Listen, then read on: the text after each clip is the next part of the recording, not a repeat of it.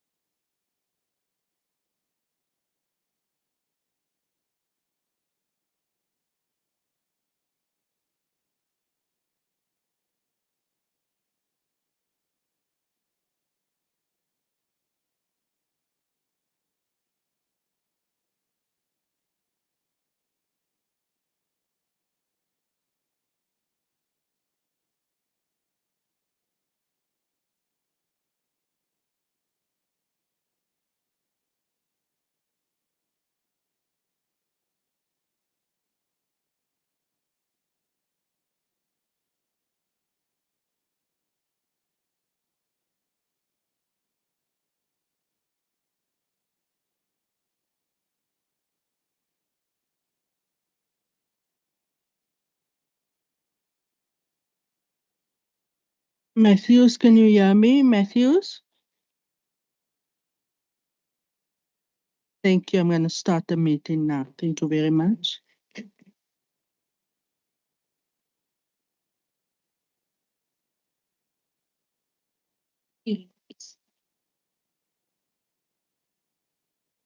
Dankie. Ik ga naar raadszaal toe brengen. Ik denk dat ik het eerst dan omroep en dan. Oké. Dankie.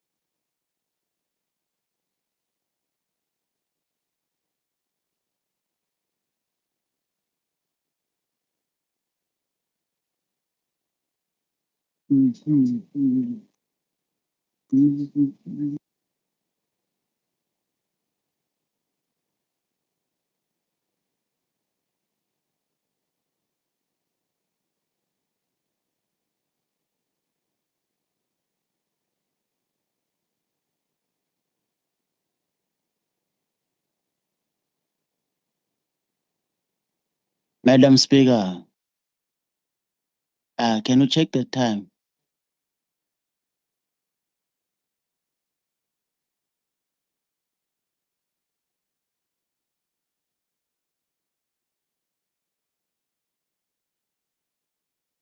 Naman yala siya spalta o sa play sa kanya. Yeah, no.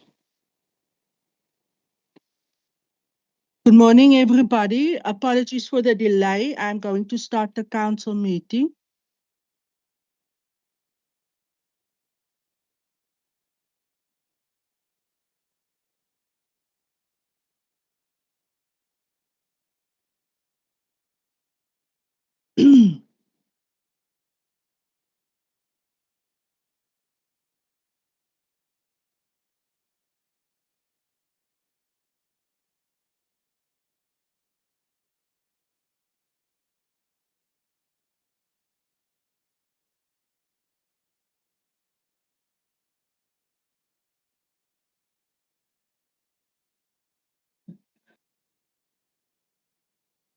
Thank you very much for your convenience. We have Ronel. Welcome, Ronel, our sign language interpreter, and also Matthew's counselors. As per the normal doing, I'm going to ask you to please rise for the executive mayor.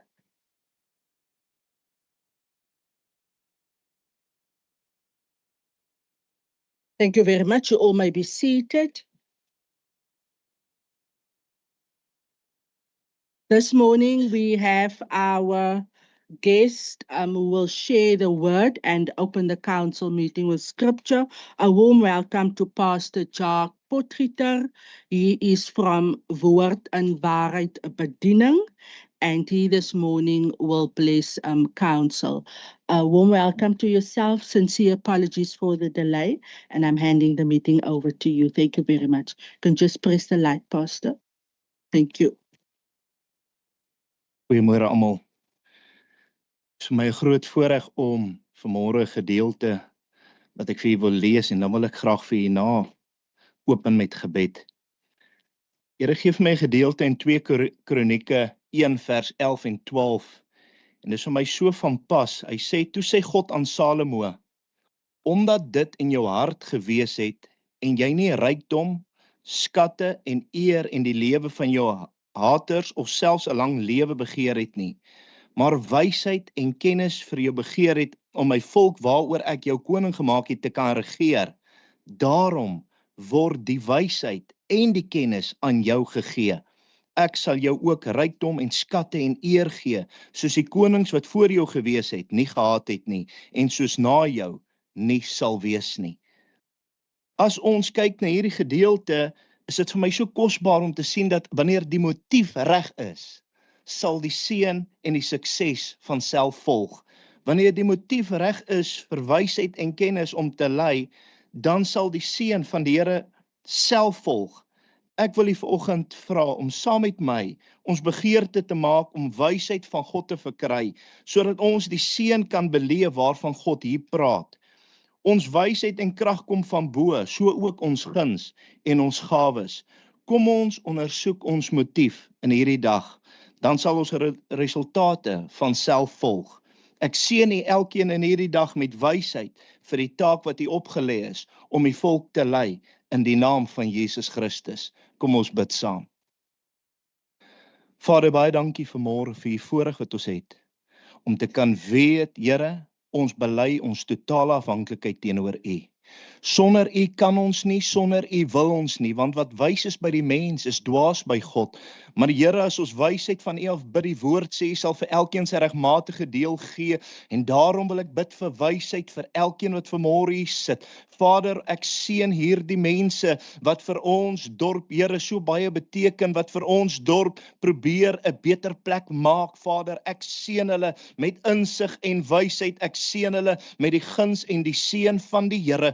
Ek dank u vanmôre dat ons kan weet, Here, as u vir ons is, wie kan teen ons wees? As God seën, kan niemand keer nie. Ons is nou maar eenmal die geseëndes van die Here, want u is met ons. Word nou verder verheerlik, Vader, en help ons om elke oomblik ons motief, en dit wat ons sê en dit wat ons doen, dit wat ons besluit, ons motief te ondersoek, dat ons motief suiwer is, en dan weet ons resultate, guns en seën sal volg ons. Dankie daarvoor, Vader, in Jesus naam.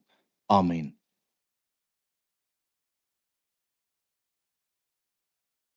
Thank you very much, Pastor Potgieter, for sharing the word with us this morning. I would like to invite you, if you can, you're more than welcome to join our council meeting. But I also understand that people like yourself have got a very good and big task in our community, is very much busy, and therefore I have no problem to excuse you. Thank you very much, Pastor. Have a blessed day.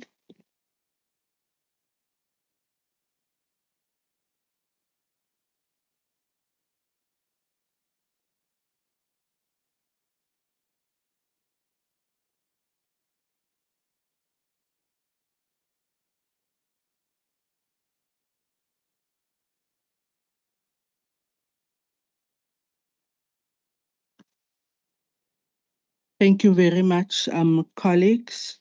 Our attendance register is circulating. Executive Mayor, all members of council, the municipal manager, all our directors present, and our support staff from the various departments, the members of the public in the gallery, and those who are joining us this morning online via live stream. A warm welcome to the council meeting of March. Thank you very much for being present. Roman 3 on our agenda is the applications for leave of absence.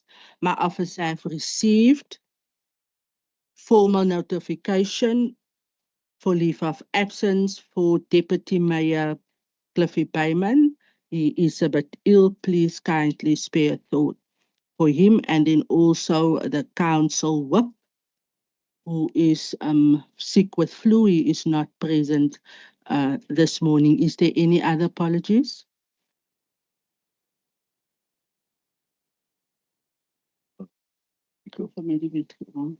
Speaker, from my side, I just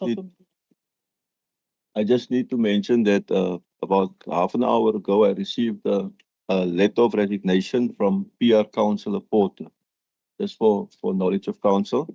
And then Mr. Neil Prince is on leave. Mr. Stein is in his place, as well as our Director, Community Services, Mrs. Nell. But we've got Mr. William Clayton in her place. Thank you, Speaker. Thank you very much, Municipal Manager. Your communication is noted and recorded as such. Any other apologies? None. Councillors, before we proceed, in the absence of the whip, with reference to the Municipal Structures Act, point 41F, acting whips. If the whip of a municipal council is absent or not available to perform the functions of the whip, or during a vacancy, the council must elect another councillor to act as a whip.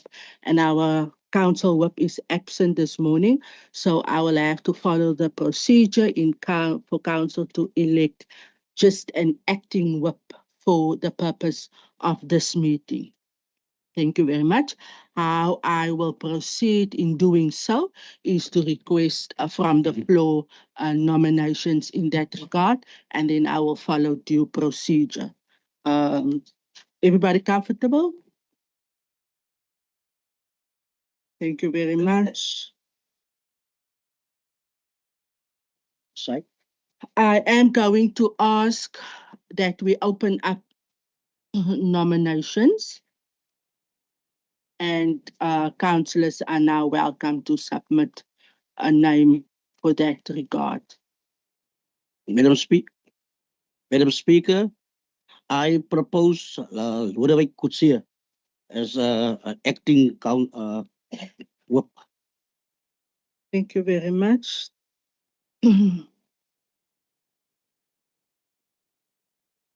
I will now outline the process in this regard. Do you have a seconder, Councillor Boyson? Thank you, Madam Speaker. I want to be second, Councillor Baron, Freedom Front Plus. But before I second, I'm looking for Councillor Ludwig. I want to second him. He's sitting already on his space. So I will second. Thank you. Thank you very much, Councillor Baron. The nomination has been seconded. Is there any other nomination from the floor? Councillor Mkhonto? Madam Speaker, I also want just to get a clarity that one is already caucused because it's already seated at the chair. So I just want to get the clarity there. No, I can't provide that clarity. It's not my place. And I'm assuming that you're making a joke. Thank you, Councillor. Do we have a nomination? None. Any other nomination? Okay, thank you very much, councillors. If there is no other nomination, Councillor Kutsia, can you indicate that you will accept the nomination as such? Madam Speaker, I accept. Thank you very much. Councillor Kutsia will then act as the whip for the purpose of this meeting only. We are now going to proceed. I am on Roman 4 of our agenda. Disclosure of interest in terms of Schedule 1 Code of Conduct for Councillors in terms of the Local Government Municipal Systems Act. Any councillor who needs to disclose anything with reference to this agenda?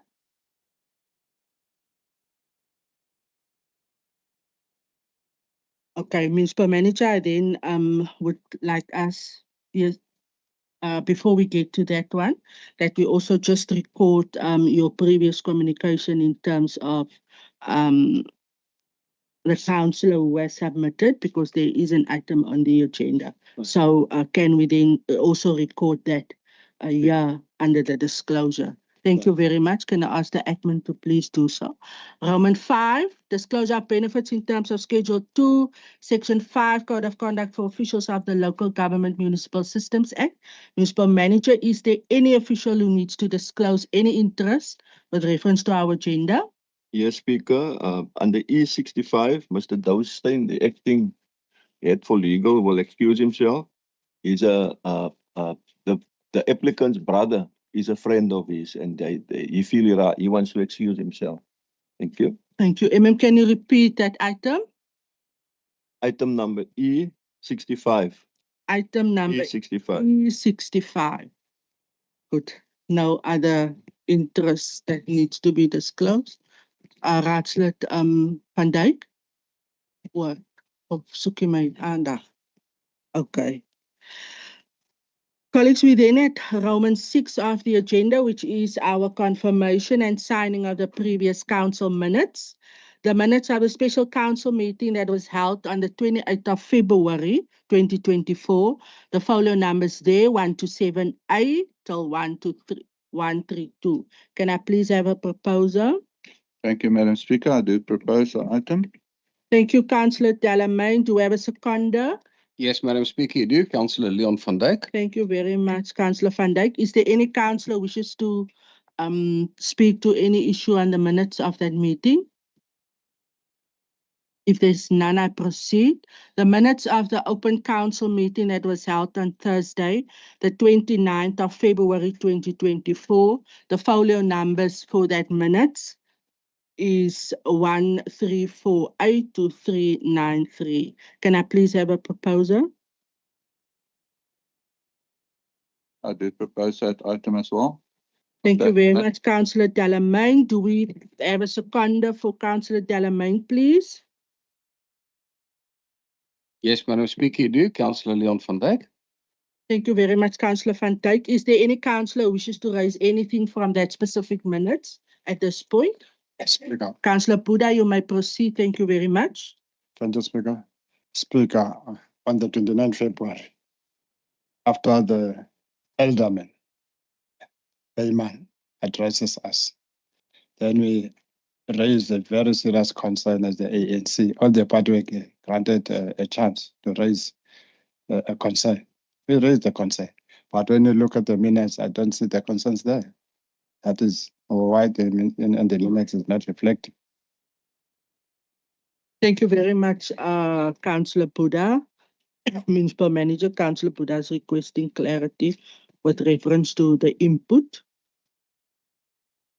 Yeah, Speaker, I'll follow up with administration, but you will remember that the Deputy Mayor made a speech, a state of the municipality speech, basically. It wasn't an item for discussion or offer at an hearing, Speaker, but we'll follow up with the administration, Councillor Bruno. Thank you. Thank you very much. Comfortable, Councillor Buddha? Thank you, Speaker. Speaker, from now onwards, as the ANC, anyone, even the executive mayor, if he addresses us, we suppose if you've got a concern to ask the concern. So that if you want just a clarity, you're supposed to just ask the question. Yeah, we are not going to act as if you are on the church here. When somebody talk, we're supposed just to ask if we are not clear about it. Yes. Thank you very much, Councillor Buddha. Duly noted. And the municipal manager has indicated that he will then attend to that request. If there is no other inputs with reference to our minutes, we then move to Romans 7 on the agenda, which is cognizance of the executive mayor's and deputy executive mayor's resolution in terms of delegated authority as provided for in section 591A of the Act on Local Government Municipal Systems Act.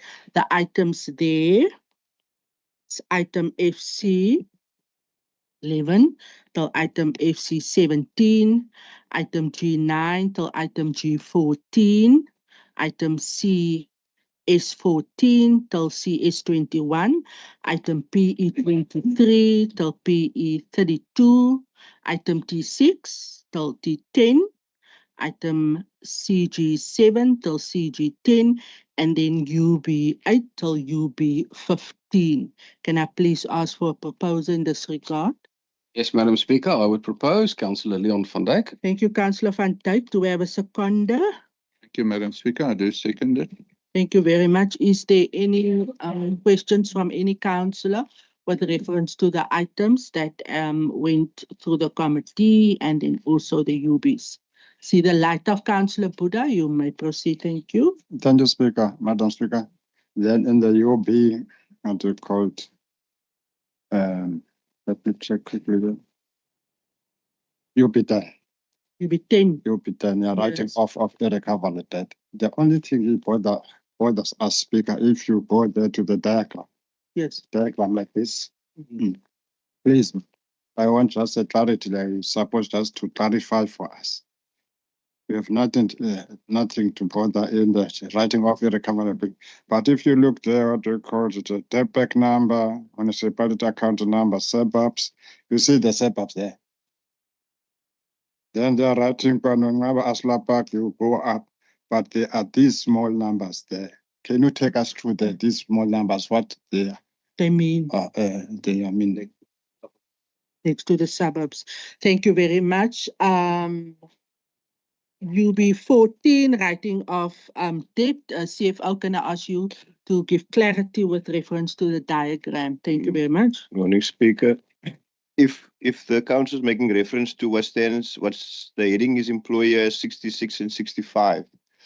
If he's making reference to those smaller numbers, those are the type of accounts.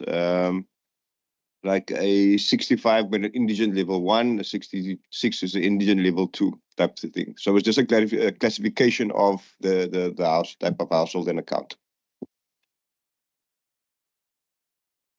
Thank you very much, CFO. Councillor Buddha. Madam Speaker, I want just to be clear. If you look there, Joe Slovo Village 80. Yeah. Next to the Yeah. yeah.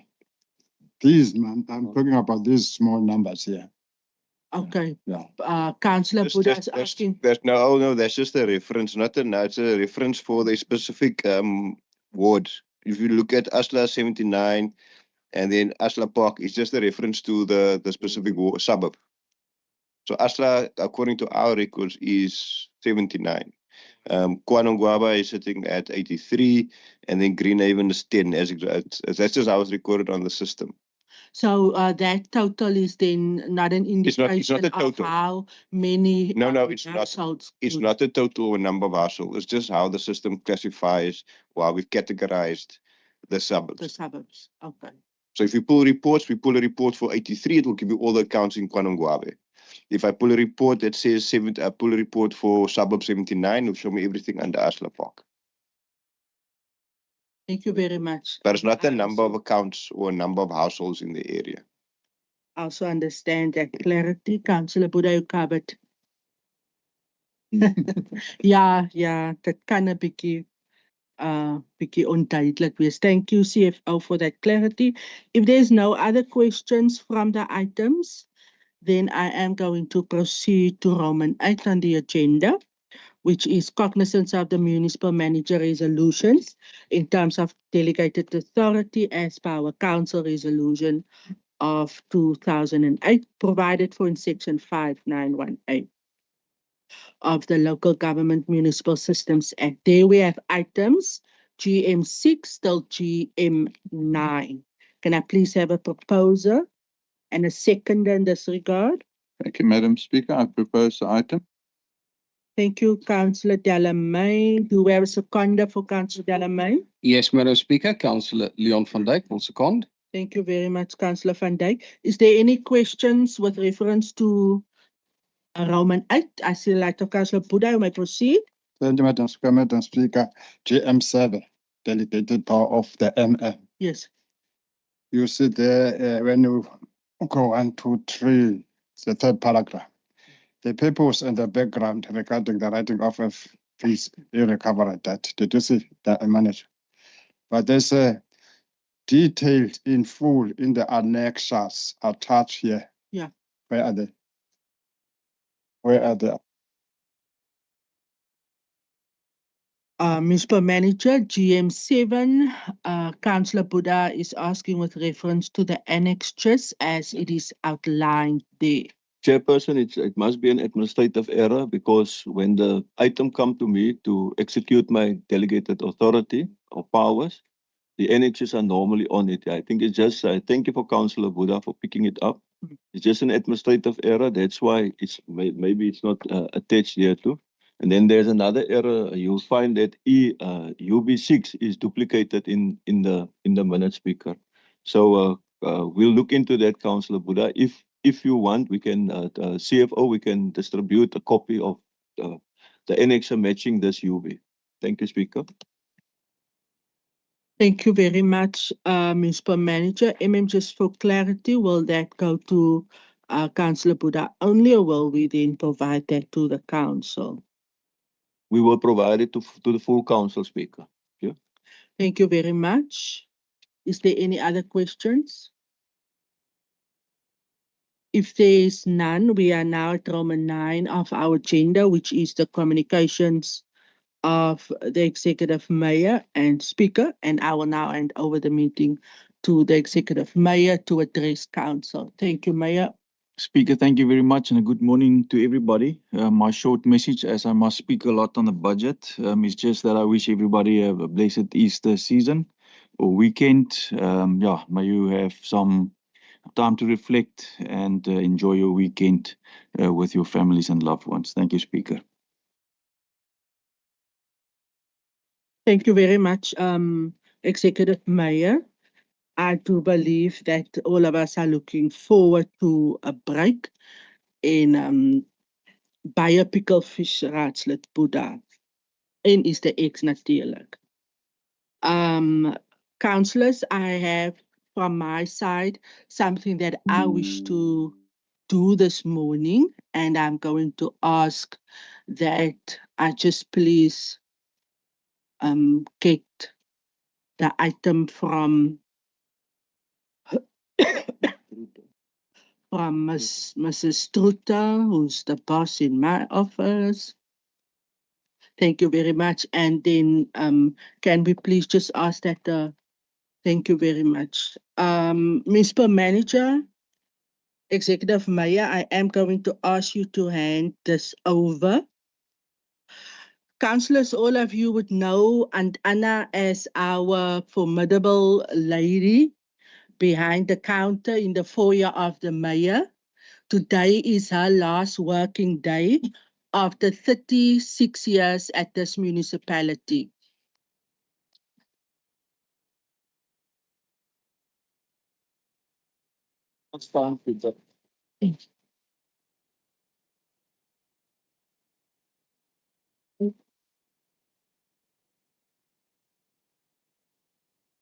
Trying to ask Auntie Anna to come to the front. Many cups of coffee, Councillor Mkontu. And if you were lucky, there would be a sandwich or two also. Colleagues, she has served with distinction. She has been our pride, diligent, every day the same attitude. When we down, she has been there many times bringing the cup. As ek nie weet wat om te doen nie, raadslid Boeddha sê daar, also the mayor, the MM. I think all of us as councillors can attest. So colleagues, hierdie sertifikaat is my voorreg vanoggend en ek gaan dit lees vir u. Word toegeken aan Anna Susanna Manu. Wat 36 jaar ononderbroke in diens van die raad van die munisipaliteit van Mossel was. Haar tydperk is vanaf 15 Maart 1988 tot en met die 31ste Maart 2024 as algemene assistent en skoonmaker. Hierdie oorkonde word aan haar uitgereik vir jare se loyale diens wat sy in hierdie tyd onder soms moeilike omstandighede aan almal met wie sy in aanraking gekom het, gelewer het. Haar onuitputlike loyaliteit, ondanks enige voor- of teëspoed, wat altyd haar beste gelewer het, sal altyd vir almal van ons wat saam met haar gewerk het, as inspirasie dien. Anna Susanna Manu, die raad sal eer u vanoggend en ons bring hulde aan u.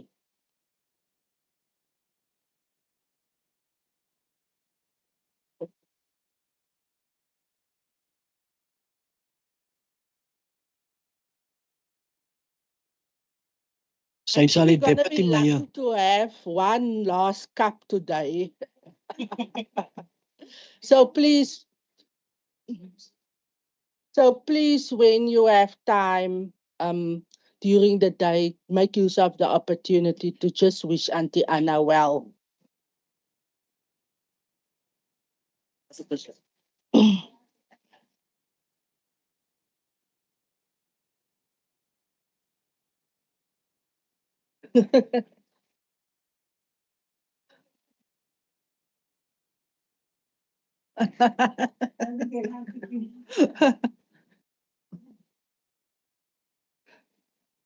Sy gaan nog gaan wees, raadslid Baron. Ons gaan 'n teebreekie gee. Colleagues, thank you very much. Then just from my side, a friendly request to the members of the public in the gallery. In terms of the rule, no member is permitted to take photos or videos or recordings in the council chamber. unless the speaker gave consent, and you do not have the consent to do so. We have the media present and they have the right to do so. Thank you very much. Councillors, we have the Easter weekend ahead. I want to share the sentiment of the mayor that we take this time, reflect, and share some share some time with your families, and that we just regain our strength. And also this morning, we have in front of us the list of our councillors who have celebrated their birthdays. Councillor Furness celebrated his birthday on the 1st of March 2024. Happy birthday to you, Councillor Furness. Ek vir my pakkie rooi peper gegee as 'n geskenk. We wish you well, and may this year ahead bring you also joy, great success. And thanks for being part of council. Then Councillor Van Dijk, celebrating his birthday on the 29th of March. Councillor Van Dijk, wishing you well. May this year ahead also bring you much joy and success. Thank you for being part of this council. Then sadly, we have the list of residents from our greater community in Mossel Bay who has passed on. I would like to request everybody to please rise out of respect for a moment of silence.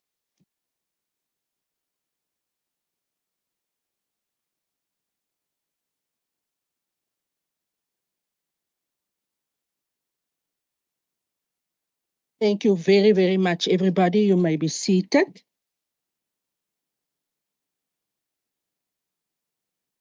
We are then at Roman 10, which is written questions received. Municipal Manager, Executive Mayor, have your officers received any questions from any councillor that I need to deal with? None, Speaker. None for the Mayor, None, Speaker.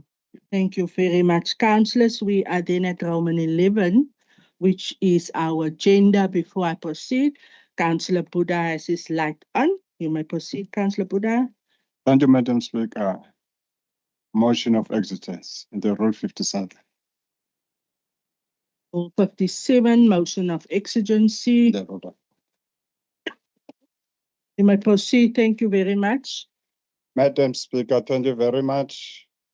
This motion have an amnesty for all the offenders who tampering electricity and water.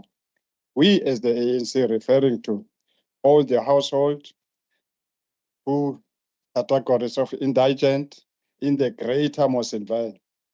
Because in some cases you find that it is not the owner, the landlord, who tampering the electricity, the elders. When the elders are attending some issue outside in the town, and then the young kids, they just try to destroy, to tampering the electricity. Therefore, now we're facing just the winter season, Speaker, and then we ask, Madam Speaker, all their debt to be writing off, and then electricity to be unblocked and water. Thank you. Thank you very much. Thank you, Councillor Buddha, for introducing your subject matter.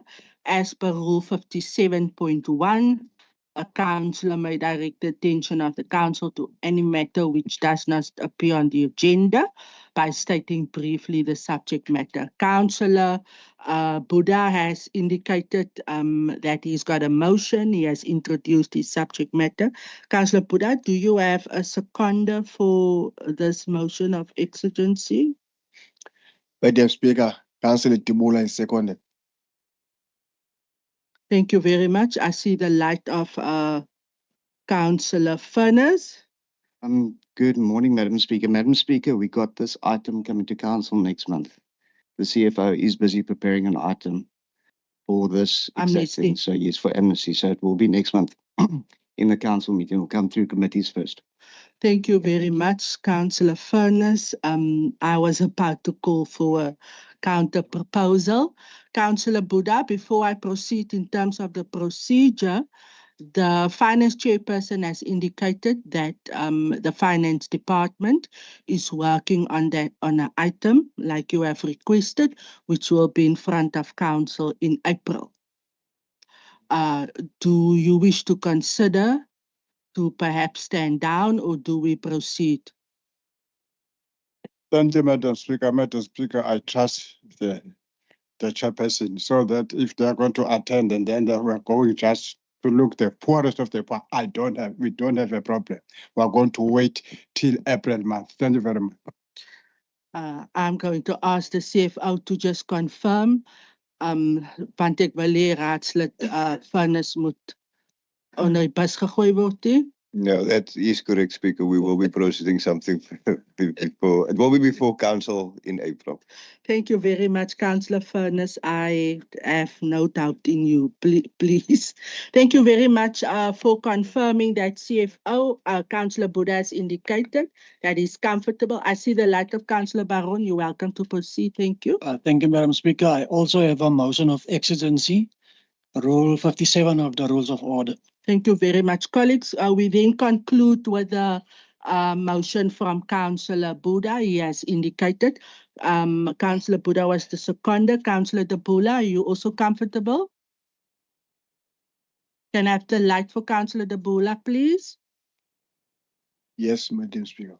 Thank you very much. We then conclude with that motion of exigency by the ANC.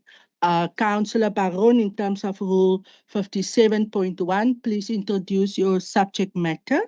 You may proceed. Yeah, thank you, Madam Speaker. Madam Speaker, my motion of exigency is about a point that we thought was supposed to be part of the agenda for today. That was the disciplinary hearing, the outcome of this disciplinary hearing, of Councillor Gous. Because we have questions about the hearing that we need to have answered here today. So that's the reason for my motion of exigency, the outcome of the hearing of Councillor Gous. And I need a seconder. Thank you. Dankie, raadslid. Ek skryf net gou. Thank you very much. Councillor Baron has introduced the subject matter. Can I have a seconder for him, please? Yes, Madam Speaker, Councillor Liebenberg. Thank you very much, Councillor Liebenberg, for seconding. I will. If you want to, before I ask for counter proposal. This gives clarity. Okay, thank you very much, Councillor Baron. Just before I proceed in terms of a counter proposal and the process, can I allow for the MM to quickly address council on the matter? Yes. Thank you very much. Speaker, it's an administrative process. You will remember it wasn't the only a hearing that the disciplinary committee attended to. There was another one. We're bringing it to council with the next round in April month. It will be on the agenda.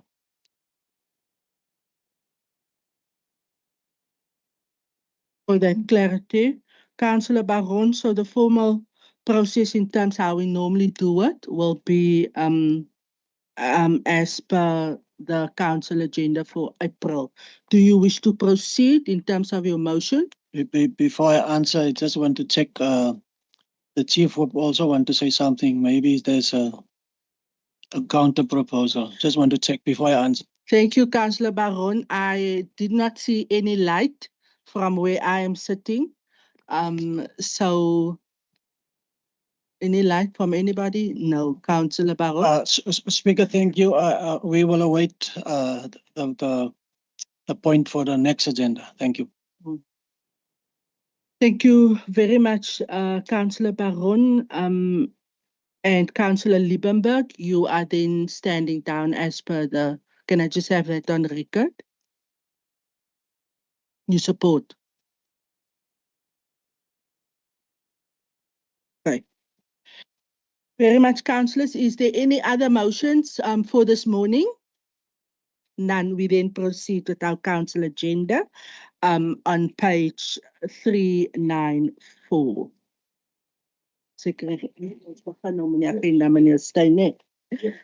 Mr. Stein, welcome to you. Thanks for sitting next to me this morning. I've also received an apology from Director Potgieter, who's also a bit under the weather. She will be going in and out. Sy het gesê sy snif 'n bietjie. Sy wil nie die raad met dit besig hou nie. Baie dankie. Colleagues, we are then at the first item on the agenda this morning, E56, the draft 2024-2025 second review of the fifth generation IDP and draft budget for the period 2024 and 2025, MTREF. Thank you very much. In front of council is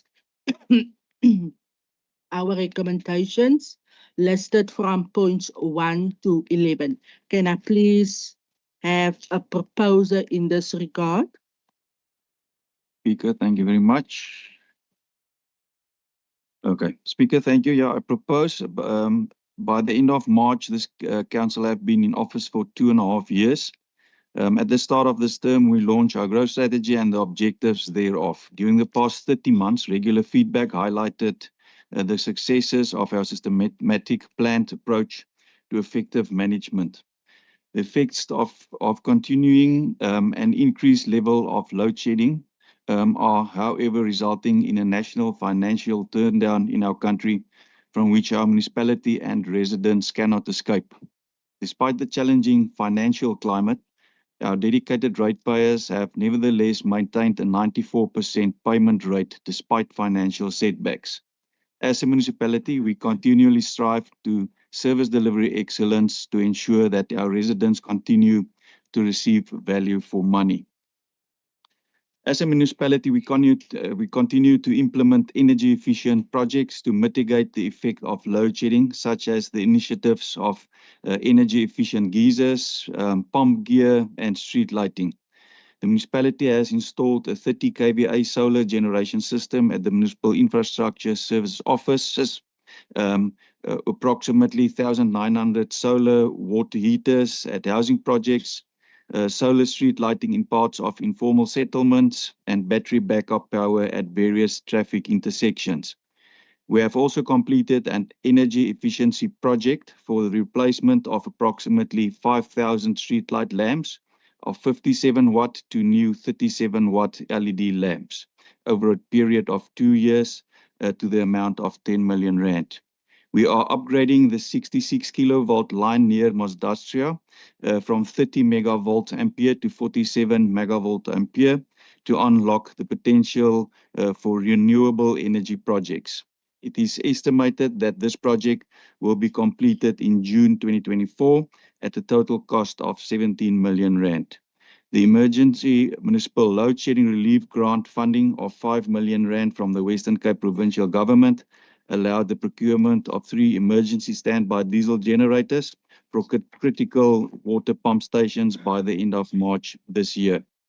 A tender for a 2 megavolt ampere hybrid voltaic solar system with battery storage at the Hartenbos wastewater treatment plant was recently awarded to a tender price of approximately 112 million rand.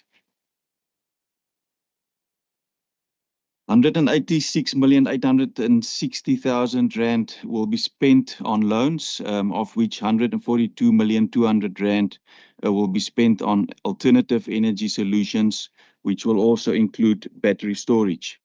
We are proactively planning for a future that will provide sustainable energy, including a 5 to 30 megavolt ampere independent power plant, not limited to solar. Requests for proposals were advertised, and 18 proposals were received. The technical evaluation process has been completed, and a decision will be taken shortly on the bidders that will advance to the next stage of the process. Detailed designs for 2 1 megavolt ampere installations at Kleinbrak River and Grootbrak River have been completed, and we will likely advertise the tenders next month. An area at Mossel was identified for a solar farm, and the environmental impact assessment approval is expected also by the end of this month. A memorandum of understanding between Mossel Municipality and Petro SA has been concluded also to investigate renewable energy projects. Financial sustainability. The municipality's financial sustainability remains a key priority, but so are affordable service charges for our residents. Mossel Municipality has several policies and programs to assist the poorest of the poor in our community through our indigent benefits and our qualifying pensioner residents through the pensioner rebate scheme. Cost reflective prices. The municipality budget is compiled within the prescriptive guidelines set by the national government. According to these principles, municipalities need to set a budget that is realistic, affordable, and which is cost reflective. The term cost reflective refers to the cost entailed for the municipality to deliver a specific service. The term cost reflective is essential in determining the revenue and applicable tariffs and needs to be applied across all services provided by the municipality. The Constitution mandates the municipality to provide specific services, which include the provision of basic services, the promotion of social and economic development, as well as ensuring the safety of our residents. The provision of these services comes to the cost of the municipality, and those costs needs to be funded by way of either own funding, municipal generated revenue and loans, or grant funding from the provincial or national government. The reality is that grant funding is dwindling. We've seen that with province as well. To render a service such as refuge removal, the income for this services must cover operational costs such as salaries, fuel, repairs, and maintenance of equipment, office equipment, etc., as well as capital costs such as the replacement of municipal assets that have reached the end of their life cycle. The municipality may add a percentage or two as a profit to make provision for future municipal capital replacement projects. The number of households registered for this service will determine the tariff residents need to pay to cover the above-mentioned costs. The calculation is applied to all trading services, which include electricity, water, refuge removal, and sewerage services. Traditionally, service tariffs were largely subsidized by the profits made on the sales of electricity. Going forward, the ongoing and increasing levels of load shedding will likely decrease this cross-subsidization to 0% in as little as 5 years. And projections are that this will harm municipal fees in years to come. The municipality also performs functions such as maintenance of streets and stormwater, the cleaning of public open spaces, the provision of library services, assisting with the implementation of the National Housing Program, fire rescue, disaster management services, ensuring the general safety of the residents. These functions need to be funded from either revenue generated by the municipality, loans, and/or grant funding. The municipality receives grant funding from some of these services, but the grants do not cover all the operational and capital costs to deliver these services effectively. Property rates. Property rates generated by the municipality are used to fund these services and functions, as well as other municipal operational costs relating to our finance and corporate services department. Mossel Bay has traditionally levied some of the lowest, if not the lowest, property taxes in the country. When compared to like-sized municipalities, Mossel Bay derive a mere 12.88% of the total budget from property taxes, while other municipalities average much higher percentages, some up to the mid-20s. At this stage, just as a comparison, with the proposed increase, our monthly rates will be R299.47 per 1 million rand of property value. And the closest neighboring municipality is R100 more expensive, and then some of them are 600-700 rand more expensive per million rand. I will also, Speaker, there's some graphs that we will also make available. I will next reflect on the proposed 2024 municipal budget, 2024-25, municipal budget in terms of its proposed operational expenditure, capital spending, and expected revenue. For the 2024-25 financial year, the municipality is proposing a total municipal budget of 2.1 billion rand, of which operational expenditure makes up 80%, and capital expenditure presents 20% of the total budget. Assumptions. The following assumptions have been made with the compilation of this budget.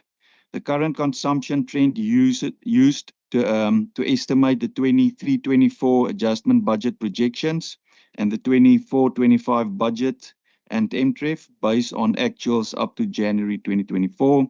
Secondly, decrease in electricity consumption due to the current load shedding disaster. 3, guideline general expenses increase of 4.9% from the adjustment budget to 24-25 budget. Number 4, a payment percentage used in provision for impairment 2022-23 was 95.2%, 23-24 94.9%, and 24-25 projected 95.2%. Salary increases.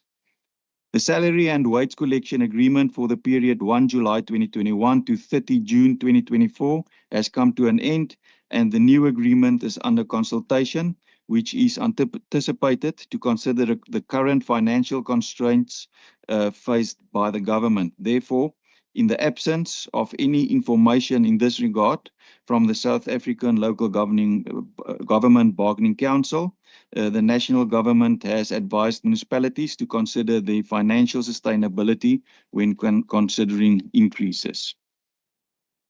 Currently, an increase of 4.9% has been considered on existing and vacant positions with the 24-25 budget. New positions were also considered through the staff establishment process.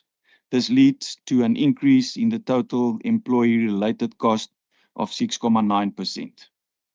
Budget and tariff information. The budget provides for 1,696,744,569 rand for the operational expenditure budget, while the capital budget of 438,332,636 rand tabled is funded by 203,731,294 rand of its own funding, 186,860,000 rand of new borrowings, as I've mentioned, and 47,741,000 rand, 343 rand of grants and donations.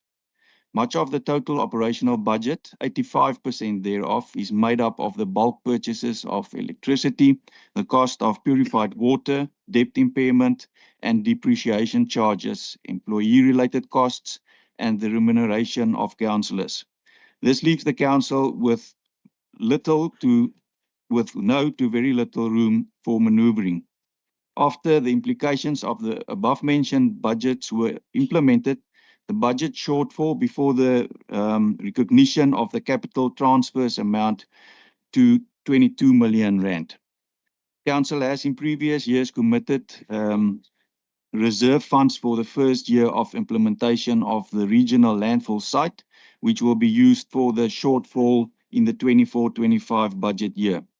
The position further improves over the MTREF period and indicates a surplus in the 25-26 budget year of 5 million rand and a 26-27 budget year surplus of 35 million rand. Factors outside the control of the municipality are increasing the cost of service delivery year on year. This makes it extremely difficult to have a balanced budget. To name a few, the Eskom increased bulk purchases by 12.72%, increase in diesel expenditure to operate generators during load shedding, increased fuel costs, implementation of the new regional landfill site, increased costs in loan interest charges for renewable energy loans that we are about to take up. And the municipality therefore had to look at all operational expenditures with a magnifying glass and cut on non-essential expenditures, and will have to apply cost containment policies even more strict than in the past few years.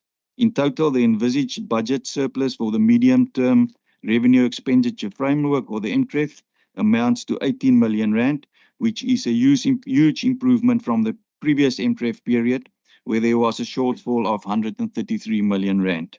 The council has kept to this promise made last year with the approval of the budget to cut back on the shortfall and get expenditure within the available funds. Even though tariff charges should be cost reflective to have a credible budget, the tariffs should also be affordable. It was a very difficult task this year. The balance between cost reflective and affordable, it's becoming more and more difficult. The proposed increases for 24-25 initial agreed upon were as follows, that the energy consumption tariff increase in line with NASA tariff guideline is 14.4%. Council will therefore implement a 4% increase in the electricity basic charge. A property rate tariff is proposed to increase by 13%. And the 100 Rand less per 1 million Rand, as I've mentioned a few minutes ago, that's including this 13% increase. Then refuge removal tariffs is proposed to increase by 9%. Sewerage charges tariffs are proposed to increase by 10%, and water services consumption tariffs will increase by 9%, and the basic charge will increase by 6%. So this was also worked by the Budget Steering Committee, but after due consideration for the economic hardship experienced in our community, we propose that the following tariff increases be incorporated as part of the public participation process that will follow today's announcement. The proposed electricity consumption tariff increase in line with NERSA tariff guideline is 14.4%. The council will therefore implement a 4.9% increase in the electricity basic charge. Property rates tariff is proposed to increase by 13%. Refuge removal tariffs proposed to increase by 9%. Sewerage charges tariffs are proposed to increase by 6%. And water services consumption tariffs will increase by 6%. The basic charge will increase by 6%. The proposed tariff increases amount to a total average increase of 10.5%, or 303 Rand per household, with a property of an approximate value of 1.1 million Rand, which consumes 500 kilowatt hours of electricity and 15 kiloliters of water per month. And for a household with a property with a value of 2.5 million Rand that consumes 1,000 kilowatt hour of electricity and 30 kiloliters of water per month, the average increase is 11.4% or 5.3% per month. Relief measures for households. It is important to note that the normal credit control measures to get residential households into the safety net for assistance still exists. The safety net is in the form of indigent household subsidies and rebate subsidies to pensioners. These measures are not limited only to certain people or groups of the community. It is available to all residents who fall within the specified indigent categories. The provision still stands to provide discounts to pensioners with regard to single residential properties on the electricity basic charges, property rates, and sewerage charges. Pensioners qualify for the undermentioned discount if they comply with the following conditions. Firstly, occupy the property as his prime or her primary residence. Second, to be at least 60 years of age. 3, has been declared medical unfit, even if you're not 60 years of age. And 4, receive a gross monthly household income not exceeding the amount determined by council during the municipal budget process. And that amounts as a 30% discount if the total gross monthly household income does not exceed 42,400 Rand, and 50% discount if the total gross monthly income does not exceed 18,100 Rand per month. Indigent benefits. Indigent households will again receive the benefit of discounts on basic service charges such as water, electricity, refuge removal, sanitation, and property rates. The 3 levels of indigent subsidy are specifically developed to provide economic relief to those in the community who need it. The relief is also extended to households including a person or persons with a disability should they comply with the necessary and specified criteria. So the indigent level 1 households were for the current year. I'm just going to mention the amounts for the current 23-24 year and then the outer year, which is 24-25. So level 1 was R895.22, including VAT, will now be R1,002.56, including VAT. Level 2 was R508.34, including VAT. All these figures include VAT, and it will now go up to R572.38. Then people with disabilities, R895.22 will go up to R1,002.56. And then the indigent level 3, that is based on valuation of a house of R125,000, is R895.22 going up to R1,002.56. The criteria on which the subsidies are based are described in the tariff list, and that can be found under Section 6. Thank you to our residents for their support and for growing together with us in the last 2.5 years. The sustainable development of Mossel Bay rests on the joint effort, and we therefore look forward to continuing our successful partnership with you. We would like to remind our consumers that should they be unable to meet their obligations to the municipality, they should immediately engage with the municipality to make the necessary arrangements to settle any outstanding accounts. I would also like to extend a special thank you to all the councillors for their hard and diligent work, and also especially to our finance department and also to our municipal staff. The political and administrative leadership in Mossel Bay is still committed to work together to implement the budget and continue providing service excellence and improving the quality of lives of all our people. Thank you, Speaker. Thank you, Executive Mayor, for tabling our draft fifth generation IDP and budget. Just to outline the process of what will follow. It is to submit the budget documents to provincial and national treasury for their comments. Then the municipality to advertise the budget and related documents for comments by the public and other stakeholders. After tabling of the draft 2024-2025, which we are busy doing now, second review of the fifth generation IDP and draft budget, the general public and interested stakeholders will be afforded an opportunity to comment and submit written representations that will be tabled to Council for consideration. The public will be consulted from the 2nd to the 24th of April 2024 for inputs on the IDP and budget, and in Council to consider all inputs received and finally approve the IDP and budget before the end of May 2024. Can I please have a proposer for item E56, which was the mayor who tabled it, and I now need a seconder. Madam Speaker, I'll second. Thank you. Thank you, Councillor Furness. Any comments, questions from any councillor on the item? None, thank you very much. We're at item E. Councillor, all right. Councillor Mkonto and then Councillor Gous in that order, item E56. Madam Speaker, it's for cognizance, ne? Yeah, that's correct. Okay, we take cognizance. For cognizance, that's why I outlined the process so that everybody understands. Councillor Mkonto indicated cognizance is taken. Councillor Gous, you may proceed. Thank you.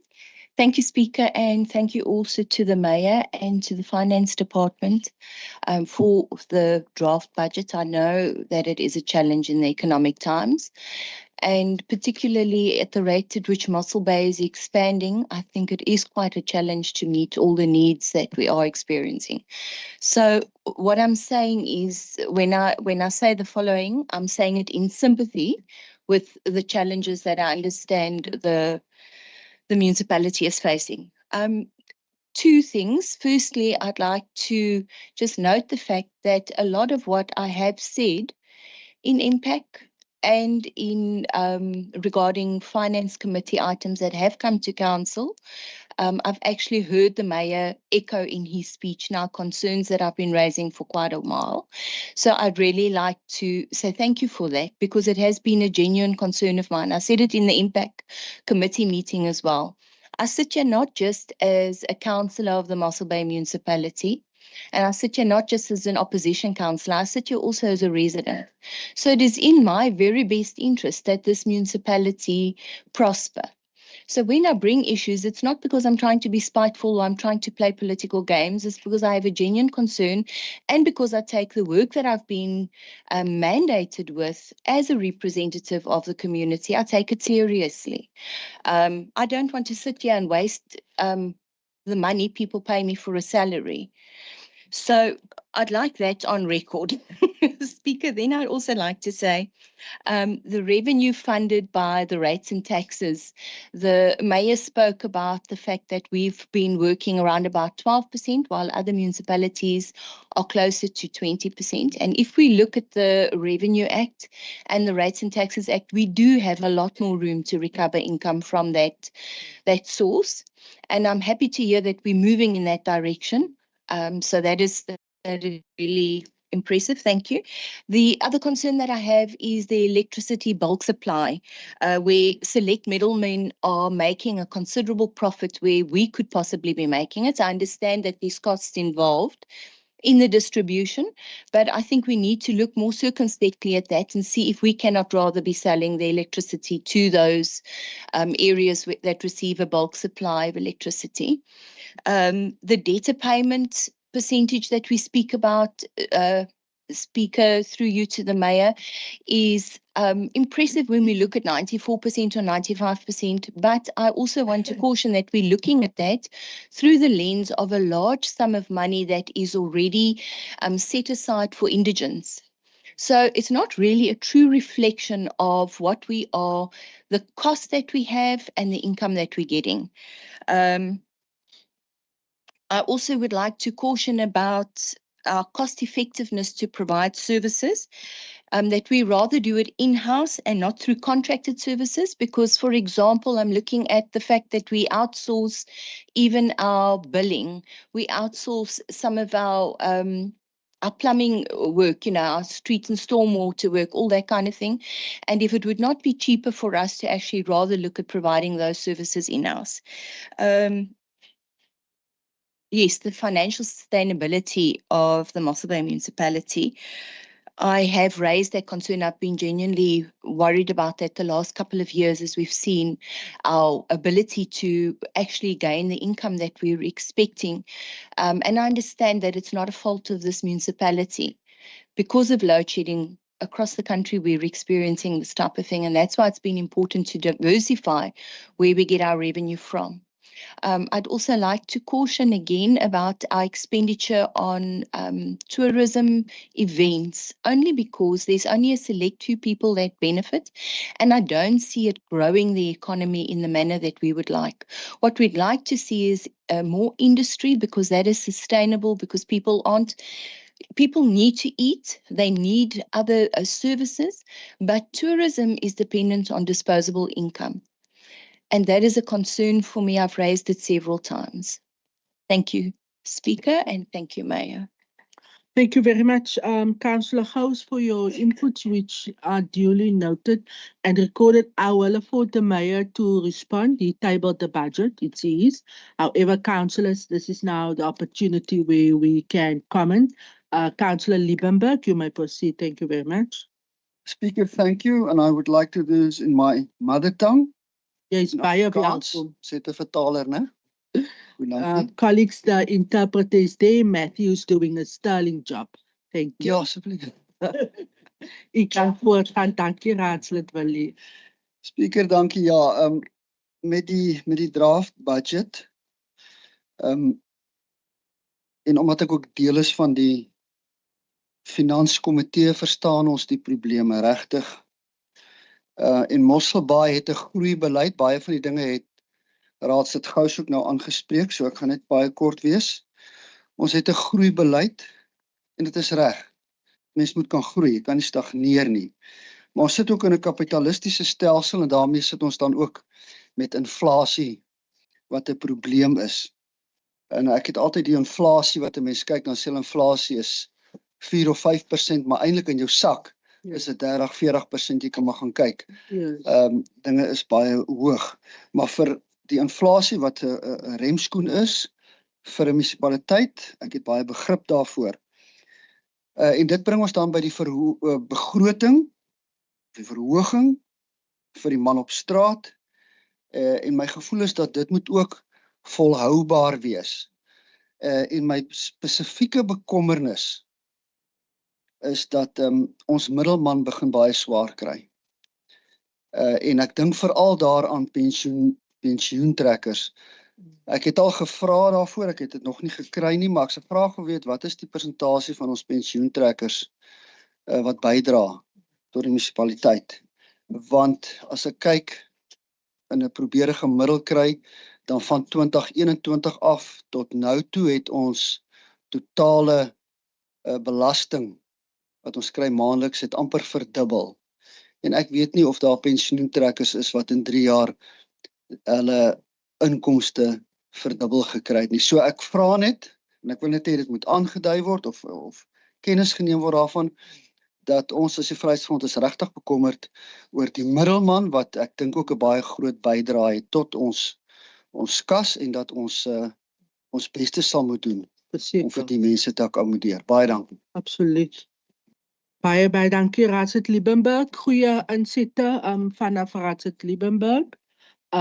Is daar enige ander raadslid wat enige kommentaar wil lewer? Goed, burgemeester, oor aan u, dankie. Speaker, thank you. I want to thank the colleagues for their valuable inputs. I basically agree with almost all of them, except for the tourism one. To be honest, I know we've seen in terms of the independent study that I think the return on investment only for the Ironman was which I categorize under tourism was, I think, around about 50 million rand. So I think it's an effort from our side to ensure that our economy is going. And I know with this over this weekend we've got like 1,120 teams, sailing teams with the Western Cape, the little dinghies. It's not the right name, but the small sailing boats and so forth. And various businesses did indicate. So yes, I think we must focus on how we get more businesses involved, not punish tourism. We must get the people in town and new money in town. I did speak with a young lady yesterday morning with a meeting, and we're trying to promote township tourism, and she's from JC Camp. Councillor Buddha also met with her. He's also aware of her, and I asked her to speak with Councillor Furness that we can see what's there to offer, that we can grow and make it more inclusive. But Councillor Gous, we've had various discussions with MM and his team regarding doing stuff ourselves. We see in terms of because of legislation, we're really getting not very little for our money, to say the least. And that's really a concern. We've asked that we look at maintenance teams, that we try see what we can do ourselves. The first thing is obviously the delay in getting stuff done. Secondly, the what it costs us. With that, I definitely agree. We must diversify our income. It's very difficult. I would always have when I became a councillor 11 years ago, just after that, I was invited to Salga, and the councillor Leon van Wyk from George was the chairperson of the Salga Finance Committee. And the first meeting I went to was the discussion regarding new financial sustainable income streams. And still there's nothing 11 years later. So we must look, but in terms of legislation, it's tough. It's not that easy. So we need national government also to give us the leniency to do more stuff, or to be able to do more stuff. But I definitely do agree with you. The problem is we say we've got a bit of space in terms of property taxes. That's true. But that's also going to dry up. And what then? So we're fortunate. I think many of our other sister municipalities and in the country, they don't have that leniency anymore to move into or to even raise their property taxes furthermore, because they're already so expensive. So I'm definitely sharing that concern. Looking in terms of energy sales, that's the way I think we should go and concentrate on that. When we've got every Friday, we've got an energy meeting, you're more than welcome to attend. But right from the start with Director Naidu, we said, but let's see, can we generate our own energy and so forth. And with this massive amounts of loans we need to take, this community simply, unfortunately, just cannot afford it. We can't get off the grid. It's too expensive. You will see this massive loans that we're incurring now, and we're touching the ears of the hippo, unfortunately. And that's why we must have a mixed approach, that we try get private sector investors, that we get proper wheeling agreements, that they take the risk, because some of these technologies, I'm worried about the long-term benefit of them and the sustainability and how accurate and so forth that it might be. I've just last night seen a video clip of hectares of solar panels that's been shattered due to a hailstorm. I think it's in America. So hectares of panels. I also don't know where they're going to dispose of that stuff. But anyway, that was just a side thought. But yeah, I think let's give some of that concerns, because we are not specialists in that. Let's give some of that concerns to the private sector and see if we can get a better price and buy the energy a bit cheaper. And I'm also very happy in terms of our SSEGs, the small scale embedded generation customers. At this stage, more than 10% of our, on the demand side, now my wording might be wrong, Director Naidoo, you must just come in, but at this stage, we see the uptake, the people putting up solars, the fact that supply is growing. And as the last time I looked at, in terms of the amount of plans that's been approved and or the applications, that seems as if that's going to grow within this year to 20%. And obviously, that will also help balance the books in future, because it means that we're going to buy the energy a bit cheaper. And obviously, then we can buy less from Eskom because they're expensive. The other major concern is obviously the time of use. I don't think we've dealt with it entirely yet. And at this stage, still worried that people with solars get their own energy during the day, and then at night, when we pay more expensive for the electricity than daytime, obviously your rate pay on an average, we pay more expensive at night. And yeah, I'm just afraid that you might get the middle class starting to subsidize the rich with solars on their roofs, because at night they use our electricity and then we pay more for it. And then the other concern, obviously, on the Eskom side is the fact that our maximum demand, the load, we also get penalized in terms of what we pay Eskom for that, because now after load shedding, we see that everything switches on, and that pushes our maximum demand through the roof. So yeah, that's also a major concern amongst others. But also to Councillor Willie, yeah, also with the growth strategy, I think the idea is obviously also not only to grow the town. I know you didn't mention that, but I just want to, jy het nie in daai rigting gepraat nie, to put it that way. But yeah, the idea around that is also obviously to grow our infrastructure, grow our environmental awareness and safety awareness and capabilities and so forth. So it's a total grow energy. We don't want to only grow the amount of residents that comes here, but at this stage that's happening. And obviously with the current financial challenges and the fact that we now have to take all these loans to cater for the energy crisis, it makes it quite difficult now to also look, because we still need to make sure that we have got all the other services in place and so on. So yeah, that is definitely volhoubare. Definitely also worried about the sustainability. I can just say that I totally agree. Then in terms of the pensioners, I think Councillor Furness mentioned like last night that we've got 1,500 registered, and maybe we must also do more to make sure that we get every pensioner in our town that we know about, all people with disabilities, or even for that matter, people that's indigent, that we get them in the system so that they can take off. 2-3 years ago, I was sitting in a person's house and he told me, no, he will never apply for it. He was just too proud. And I told him, but you've worked all your life. There's people that's at this stage earning good salaries. And in our country, that's how it works. We help ourselves, we cross-subsidize, that's how it's structured. So it's a benefit from council, take it up.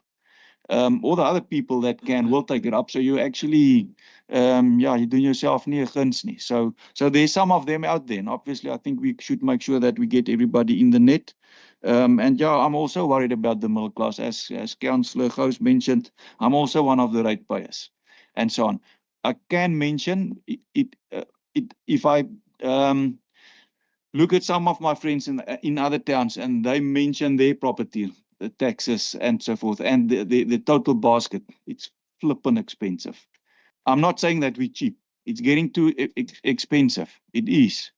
But yeah, in other places, it's even much worse. Not that we must not try and see how we can make sure that our ratepayers benefit and that we ensure that they can still have a good life in our town, because this 300 rand per 1.1 million rand, that's going to be 300 rand less in their pockets. So it is a concern. Thank you, Speaker. Thank you, Executive Mayor, for your response. Councillor Gous? Thank you, Speaker. But if I can just, on one item, just thank the Mayor for his reply, and then just include that I've also just recently watched a podcast regarding the informal sector in South Africa, and shocked to find out how many billions of rands are generated through that economy every single year, and that we should perhaps look at ways as well of growing that in Mossel Bay and not just the mainstream economy that we are currently focusing on. And if the Mayor is interested, I'll pass the podcast on to him. Thank you, Councillor Gous. Executive Mayor? I think today we're on the same wavelength. So I will gladly receive that. I've also mentioned to that we must look, Cape Town, they're busy looking at the policy, they call it it's a micro housing policy they've got, where they allow for small residents to have little informal structures around their houses, or a bit more structured to allow them to also get income from that. The Mayor of Cape Town showed us some slides in Khayelitsha and so forth, where you see one little RDP house with 5, 6 little structures around it. And now they're trying to legalize that, because you then allowing that guy to firstly generate an income, actually a good income, because they're getting up to 2,000 rand for a little informal hut. But you also, with that, obviously attending to the housing issue we've got. So I think it's a brilliant idea, and yeah, we must maybe look at stuff like that as well. Thank you, Executive Mayor. Councillor Gous will then share the podcast.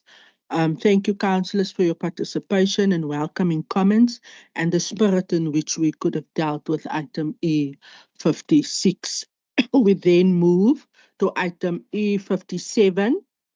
The draft 2024-2025 second review of the 5th generation IDP in front of council with recommendations 1 to 3. Can I please have a proposal? Speaker, I will propose. The Executive Mayor is proposing. Can I have a seconder, please? Madam Speaker, I'll second. Thank you. Councillor Furness is seconding. Important recommendation 2 and 3, that the public participation process will then be during the month of April 2024 for inputs and comments from the residents of Mossel Bay. Is there any councillor who wishes to ask any questions or make a comment on this item? Councillor Mkonto, I see your light, and then Councillor Gous, you may proceed. Thanks, Madam Speaker. Madam Speaker, I just need a clarity on this item, the purpose. I think they are using the word approve the table. The other side, they are using the word cognizance. So can I just get a clarity? Thank you very much, Councillor Mkonto. The question is, are we approving or is it for cognizance? I will request Director Potgieter to respond. Thank you, Chairperson. We will still be doing our public participation, Speaker. Yes, so it is. Will come back to Council for consideration. That's correct, Speaker. Covered. It will only be approved by council in May.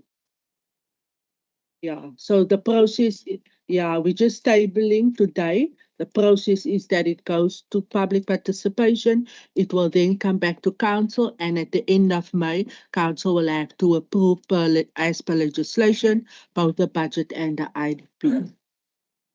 Baie dankie, Raadslid Umkhonto. Councillor Gous, the light quickly, Raadslid Umkhonto. I think I must question again. I'm asking, the other side they are using cognizance. This side they are saying the purpose of this item is for councillor to approve the table. Yes. So that's why I'm asking for the clarity. The clarity of the wording. Yeah. Thank you for highlighting that, Councillor Umkhonto. Ja, baie goed die raadslede lees die agendas acting whip. Raadslid Gous, oor aan u. Thank you, Speaker. I think what I would like to emphasize, and I'm thankful for the public participation processes that do take place. But we have to admit to ourselves that our residents are not showing up at these meetings in the manner in which we would expect them to do. And I think that that might be, first of all, due to possibly ignorance in the sense that they don't understand directly how it impacts them, firstly. And then second of all, possibly frustration, Speaker, because I've spoken to so many residents that have said to me, they put items, for example, on our IDP, and it just never materializes. So that might be one of the reasons why they're actually disengaged from the process. And then the other thing that I want to invite the municipality to do is there's a lot of, you can't call it institutional knowledge exactly, but we've got residents that have been born and bred here in Mossel Bay. They know a lot about our area. And to actually engage them, even though they might not have the qualifications that you want, on paper, they've got a lived experience here that can really contribute to our knowledge and how we go about our business in Mossel Bay. And I'd like us to really encourage them to participate in the public participation process. Thank you. Thank you, Councillor Gous. I can confirm that the chairperson of Corporate Services, Councillor Leroux, she is together with the directors looking at various mechanisms that we can ensure that we reach more people. The portfolio chairperson is on it. Thank you, Councillor Gous. And thank you, Councillor Leroux, en dieselfde asem vir werk wat u doen. Director Potgieter, thank you very much for the work yourself and your team has done. Please convey our gratitude. We have in the gallery, there's Mr. Carl Karelse. All councillors would know him. The go-to, doing a lot with the rest of the team. Hy het vandag nog nie das aan nie. Ek het gesê om 'n knopies hemp aantrek. Hy sit daar en ons sê vir hom baie dankie, meneer Karelse. Colleagues, is there any other questions from Councillor Machesini? You're welcome. Thank you, Madam Speaker. If she can draw that word of approval, okay, can be easy to understand. Okay. Secondly, for the people who don't attend the IDP because of the way that the IDP is done. Yes. Firstly, the thing that they put on the IDP is not appearing. Yes. And then when they are there, they ask, it's not there, even to us here. Yes.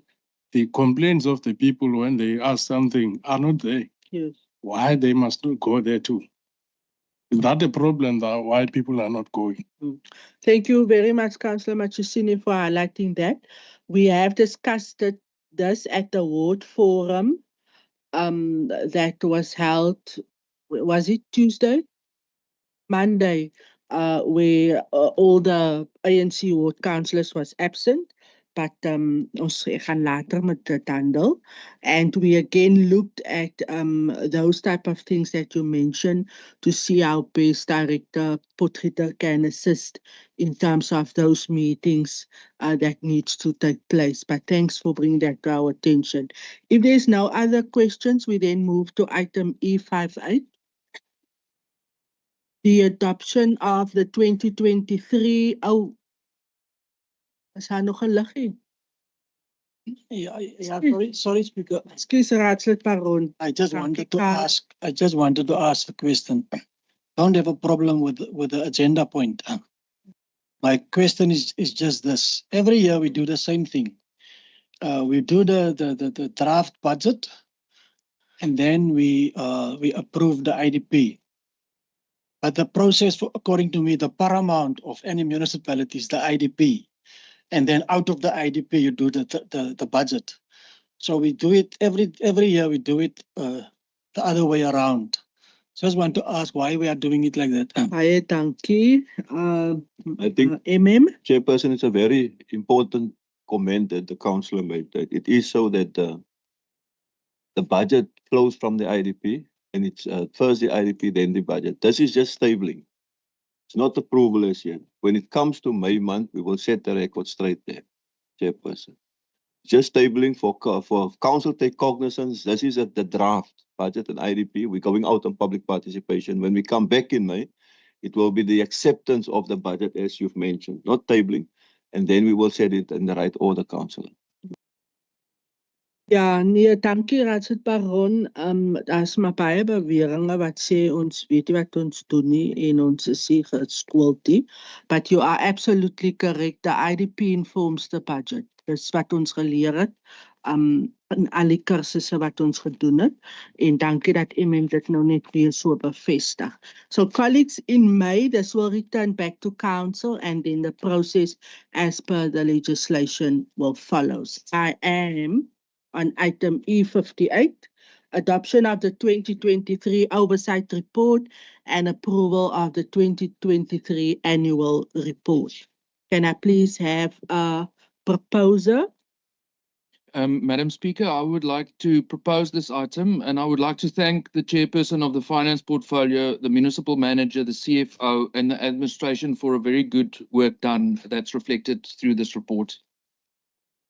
Acting Whip, thank you very much for that vote of thanks and then also for proposing the item. Can I please have a seconder? Yes, thank you, Madam Speaker. I like to also to second this item. Thank you very much, Councillor Annie Jansen van Rensburg.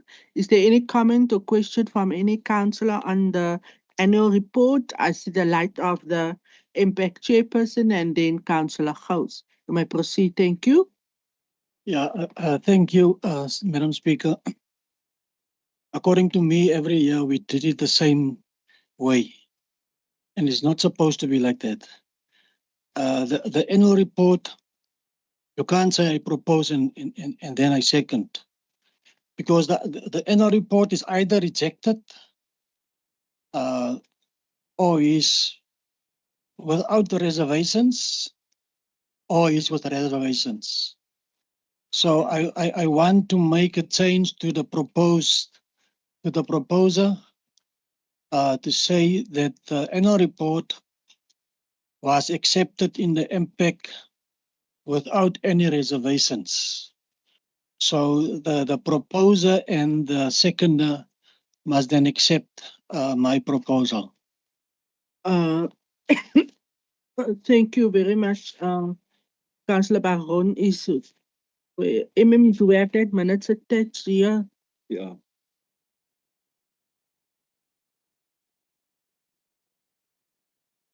Is it text here? Oh yeah, thanks, Councillor Baron. I see on page 405 under the recommendation that impact reviewed the 2023 annual report and recommends approval thereof. And you want that to be included in the council recommendation, because as it is here, the recommendation of the recommendation in front of us is there's just one sentence. It reads that council have fully considered the 2023 annual report of the municipality and adopts the oversight report. And you are requesting that additional recommendation from impact. Madam Speaker, can I have a light, please? Yeah, thank you. I think the municipal manager must explain to them that it can't be the other way around. it must be like that. Otherwise, it's not correct. Noted. Thank you very much. In front of council is the recommendation as is. There's a request from the impact chairperson. Chairperson, yes, the chairperson of impact is 100% correct. Remember, the importance here is the oversight that was done on council's annual report. If there wasn't oversight, council cannot approve the annual report. So it's 100% correct, Chairperson. Henry will maybe make a recommendation. The oversight report was the annual report from the impact was approved without reservation, and then the second one, the annual report is accepted by council or approved by council. Yeah. Thank you, Councillor House. I just want to deal with this quickly before. Thank you, for that clarity. So, Councillor Baron has made a proposal to add that point, and I just want to, on record, request the proposal who was the acting whip, if you are comfortable, if that bullet point is added. Madam Speaker, I'm comfortable that that recommendation be added. Thank you. Thank you very much. The seconder was Councillor Annie. Councillor Annie, you comfortable? Geef vir my die lig vir Raadslid Annie. Dankie. Yes, thank you, Madam Speaker. I'm also comfortable. Thank you very much. And we have it as such. Henry will then include that second bullet. Dankie, Raadslid Baron. Yeah, thank you, Madam Speaker. I just have a second thing from my side. Out of this agenda. Out of this item. Yes, out of this item. Thank you. I think Raadslid Gous or Councillor Gous of the ACDP she stated her concerns, just concerns. So we mentioned it in the report.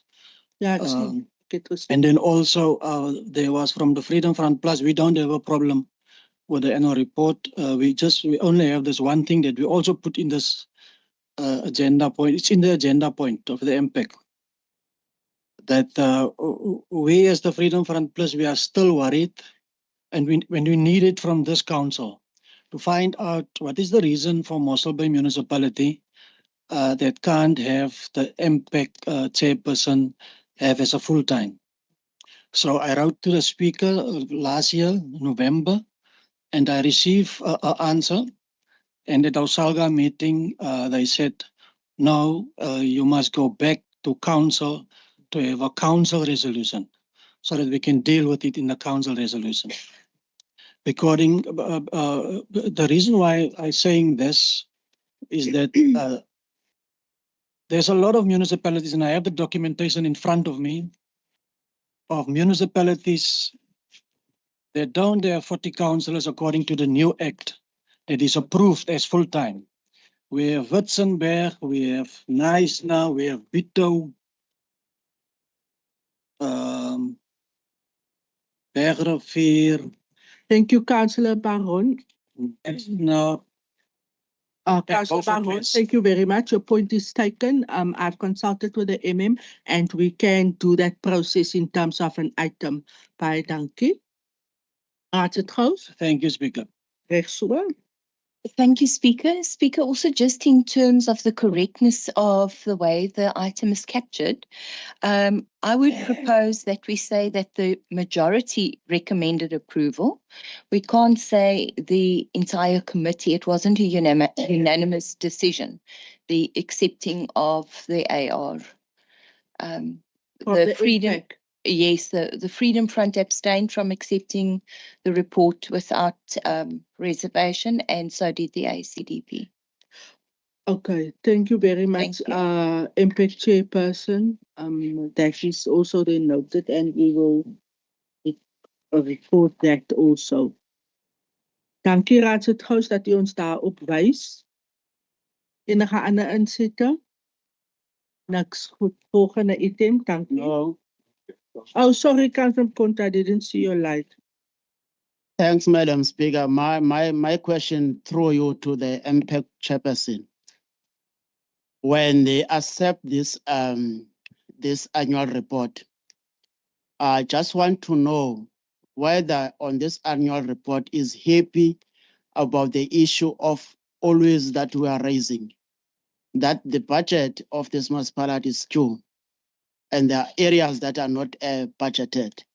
So when they were saying that this, they come with them with this report as playing their oversight, did they notice that? And if they notice that, what the feeling of the MPEC in regarding with that?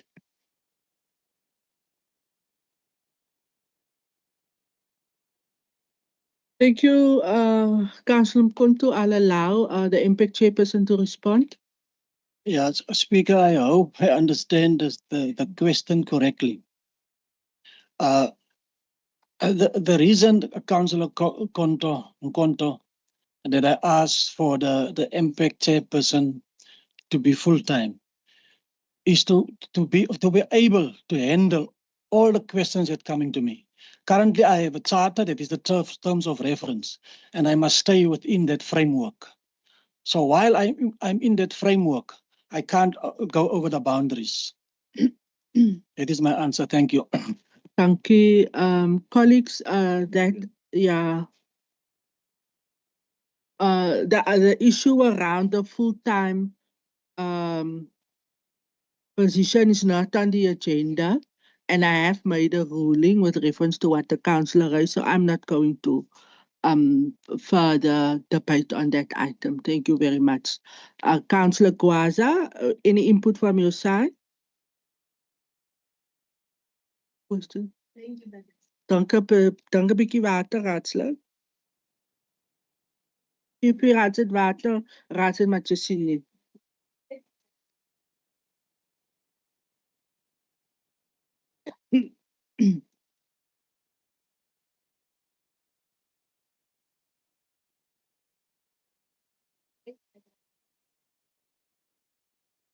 And we checked the annual budget.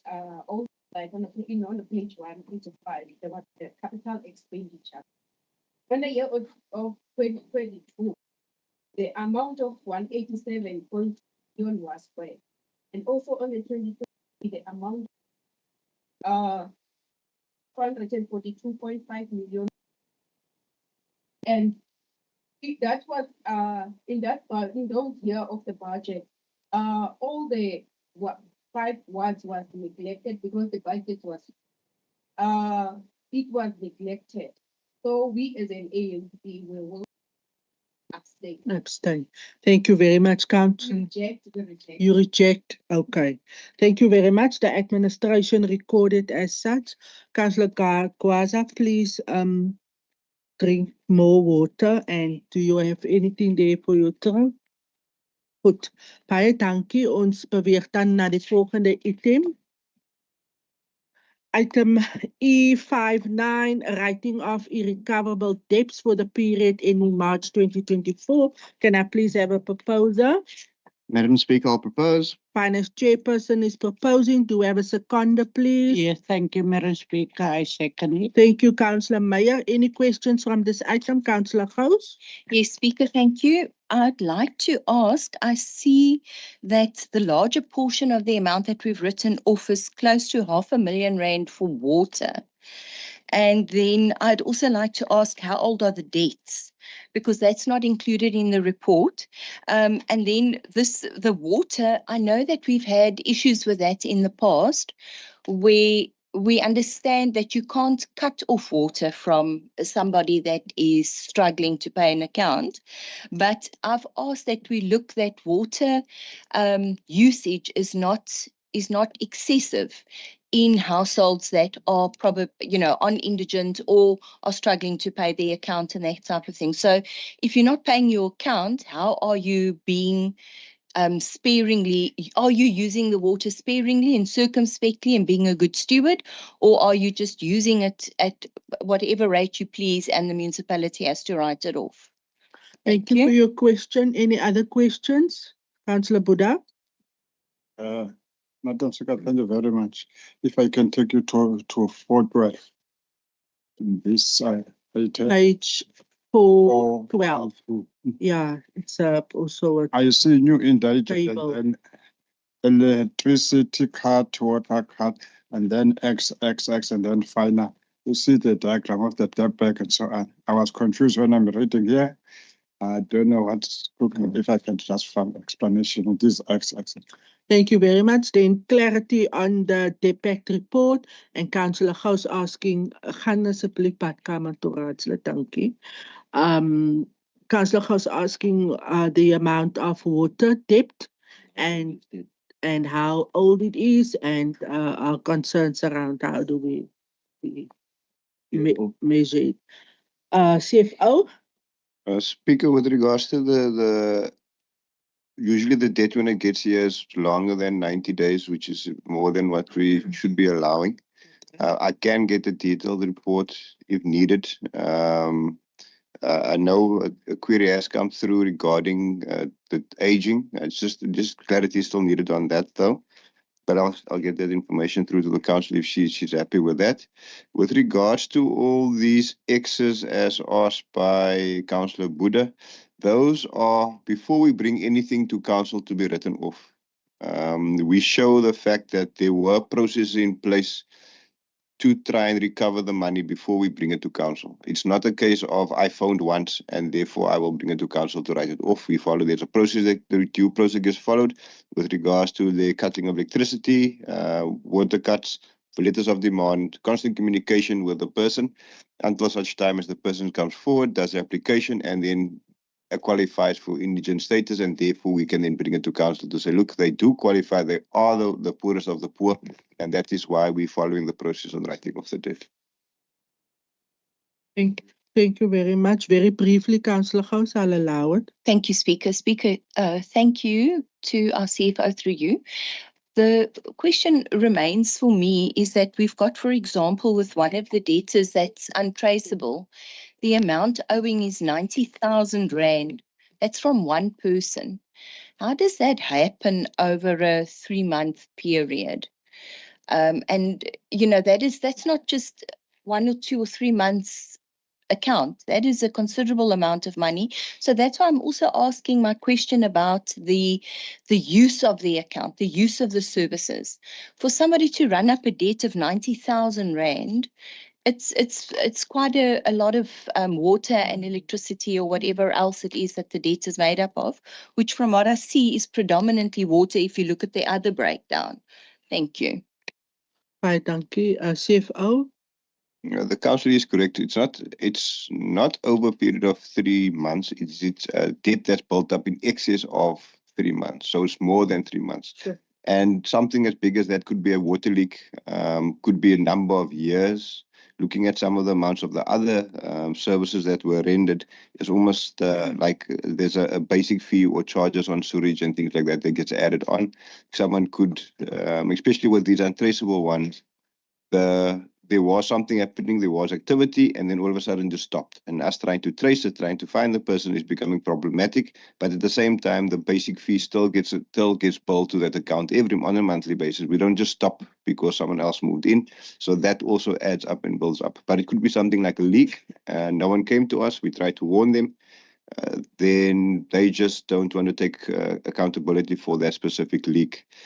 Water leaks are a priority for our staff downstairs as part of our process to examine exemptions or exceptions. On a monthly basis, if there's a spike in your water, then it's something we usually go and investigate immediately or try to communicate that excessive usage to the user so we can identify whether or not it will be a continuous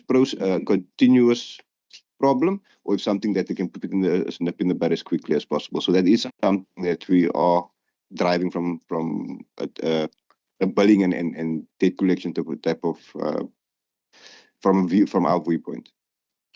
Thank you very much, CFO. Municipal Manager, want to add?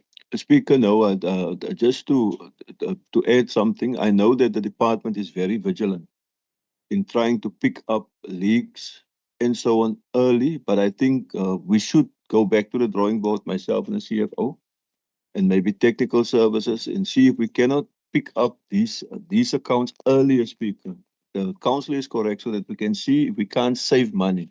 Because if it's a person who's indigent with a leak, you're never going to retrieve the money from this person. And if hearing Mayor's speech this morning regarding the very narrow margins in our budgets, there's no room for error. So, Councillor Gous, we will definitely go back to the drawing board and see what is it that we can do more to stop losses as far as that is concerned, taking well into account the issue that Councillor Buddha and the other councillors came to my office about old people who are being punished because of young people abusing and so on. Yeah, we take note of it and we will definitely make work of it in the current financial situation, Speaker. Thank you, Municipal Manager. Thank you, councillors. We then move to item E60.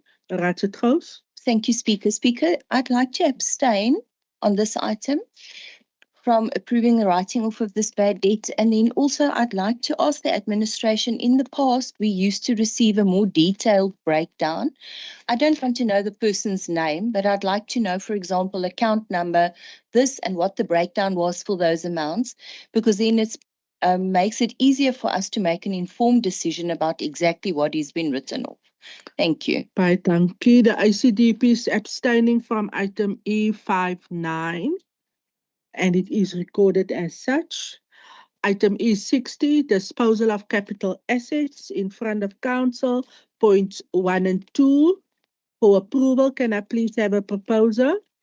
Thank you, Madam Speaker. I would like to propose this item. Thank you very much, Councillor Annie Jansen van Rensburg. Can I have a seconder? Madam Speaker, I'll second. Thank you, Councillor Furness. Is there any questions on this report? Councillor Baron, I see your line. Thank you, Madam Speaker. Just 3 points on the list that I just need clarity about. The first one is the laptop. They say here missing during exit count of employee. Don't know really what it means. If it is like this, then we need to put measures in place for not happening again. But that is the one, and then we also have the recabling head office. And the last one is an Afrikaans dan die aanbring van naamborde by municipal hof. Just to have these 3 explanations, please. Thank you, Councillor Baron. Asset register, CFO. Can I have the light for the CFO, please? Thank you. With those, I will have to get back with regards to the background as the detailed background for all these instances. Some of them was easy to say, look, it was replaced, it's old, it had to be replaced, and that's why it gets written off. But matters like that, there would be a more detailed analysis of the whole thing, not just a summary, which I'll have to get back to the council with regards to that. Thank you very much, Councillor Baron. Those 3 individual cases, the CFO requests that he reports to you via email. Any other comments, questions? Yeah, Speaker, just want to say in a follow-up that the unknown by department is not for me acceptable. That we have a better answer there. Thank you. Dankie. Neem so kennis. Acting work went to the bathroom. Item E61. Monthly report with regard to supply chain management for January 2024. The recommendation in front of council to take cognizance. Can I have a proposal, please? Madam Speaker, I'll propose. Thank you, Councillor Furness. Do I have a seconder for Councillor Furness, please? Thank you, Madam Speaker. I second. Thank you very much, Councillor Wellman. Any questions from the supply chain report? Councillor Gous, you may proceed. Speaker, firstly, I'd like to just note that I've said it before, that the administration is reporting to council on contracts. So questions raised by councillors regarding contracts shouldn't be seen as an interference in the administration, for which I was almost taken through a disciplinary hearing. The case was thankfully dismissed because there was no case. I'd like to just mention that again, I see regarding appeals that we've gone for an independent and impartial opinion on the awarding of one of these contracts.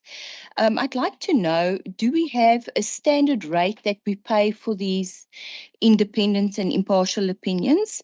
And then I also want to say, I see one of the appeals was upheld where it says the documents were submitted. So, you know, that was obviously a mistake on the administration side, and I don't want to give people a hiding about that. I understand that our supply chain department is severely constrained with the volume of work that's coming through. And one of the things that I've noticed on other reports, and again on this, is that mention is made of the fact that there are vacant posts. But our third adjustment budget now in February, we adjusted the budget for the filling of posts and some new posts with a 41 million rand. So in order, you know, we're sitting with a situation where the guys sitting in supply chain possibly can't get to the amount of work that they need to do, and then costly mistakes are made. So what is I haven't looked at now the new budget specifically about posts, but is there work being made of addressing that issue as a matter of urgency? Thank you very much for your questions. CFO?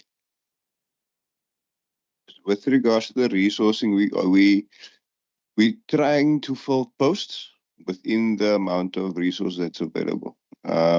We trying to find smarter ways to do things within the SM process. Yes, we do know there is always going to be challenges. Before fulfilling posts as the need maybe elsewhere in other departments and other directorates, we take note of that, and we're trying to be accommodating in that sense. But the one post that I know was vacant, we are busy filling that. We're in the process of going to be filling that one soon. It's not frozen. So that is in the process. With regards to the cost, the cost is that was part of the legal what we call it, the sort of the legal tender. The legal well, I'm looking down now. As part of the legal contract, there was a number of consultants and panel that had been appointed, and they've all been appointed on the tender process. So then they get used as that. So that's already been fixed. It's not every time we go out there to ask for new pricing, so it's fixed as part of that contract. Speaker, just for clarity, does the CFO have an idea of what such a approach would cost? Is it in the region of 4,000, 5,000 rand? What does it cost for an opinion? Thank you, CFO. Are you able to respond? I'd like to give a blanket statement and say 40 hours, but I can't. It all depends on the evidence presented in front of him and how he has to work through the evidence. Thank you very much. Is there any other questions from the report? None. We move. Item E62, acquisition on Earth 4930, Montague Place, Mossel Bay, 7 Stone Investment. In front of council is the recommendations.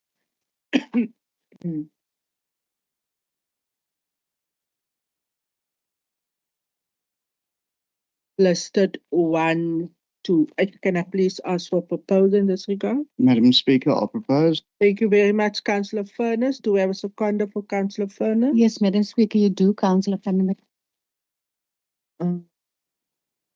Thank you, Councillor Kannemeyer. Any questions from any councillor on this item? Councillor Liebenberg, you may proceed. Thank you, Speaker. This is just a note of an opinion. Yes. And I take note of the cost-benefit analysis from the internal auditors relating to the leasing versus the acquiring of a building. And also that buying is cheaper than to build. I agree to that. But my question, except for the termination of this lease contract, I think in September next year, no? Is there any other problem of irregularity with the current contract? The reason for this termination. Yeah, the termination. The reason for this question is that in the current financial circumstances, difficulties that we are in, wouldn't it be more advisable to refer this item back at a later stage? Thank you very much for your questions. Municipal Manager. Chairperson, Speaker, I'm going to ask a question whether there are problems with the current lease agreement. Not that I'm aware of. And I don't think the administration also, I think Mr. Venter is maybe the main user of that building now. We are not aware of any problems with the lease agreement. You will remember that this item was before council in very much detail, and council decided to in principle approve it, and we had to go out on public participation. We're bringing it basically back now. Yeah. Thank you, Municipal Manager. Director Venter, do you like to add? Covered. Executive Mayor. Speaker, thank you. Just to Councillor Willie, on many occasions, this council previous years also looked at the upgrade of this building and various other solutions, and always the answer was the financial circumstances are not right, we do not go forward, and so forth. And this time around, we did the same. And that was also what made the budget so difficult this year. So next year, at least, we won't have this 30 million to cope with. So that will be gone. But the problem is we've got a growing challenge in terms of our own buildings. The other factor is I'm sitting here now looking at the served before council, the benefits, the whole costing, and the fact that it's going to be our own asset going forward, that we're not going to rent. But I think there's other circumstances as well. Obviously, the financial benefit is one, but the proximity of the building to ours, there's no other such building in the same proximity and so forth. So there's other benefits as well. And unfortunately, there's no such other buildings close by. So, yeah, I also agree that it's not a very nice time to buy it. But as I've also just mentioned, each and every council before us, unfortunately, felt the same. And that's why we're sitting in a building that's looking like it's looking at this stage. So, yeah, that's my answer in short on that. But it is obviously, it is an expense, and it is not at the right time. And it is a challenge. So we did thoroughly debate this in our budgeting meetings and so forth, because if we've taken this off the budget, it would have made the numbers balance a lot easier and so on. But this is an opportunity. We don't want to miss this opportunity. So yeah, for that reason, that's some of the reasons that we waarop ons oor nagedink het. Thank you, Executive Mayor. Councillor Gous, Councillor Liebenberg, you covered by the Mayor. Thank you. Raadslid Gous. Thank you, Speaker. Speaker, I've got several questions. One, what is the yearly rental cost to the municipality at the moment for that building?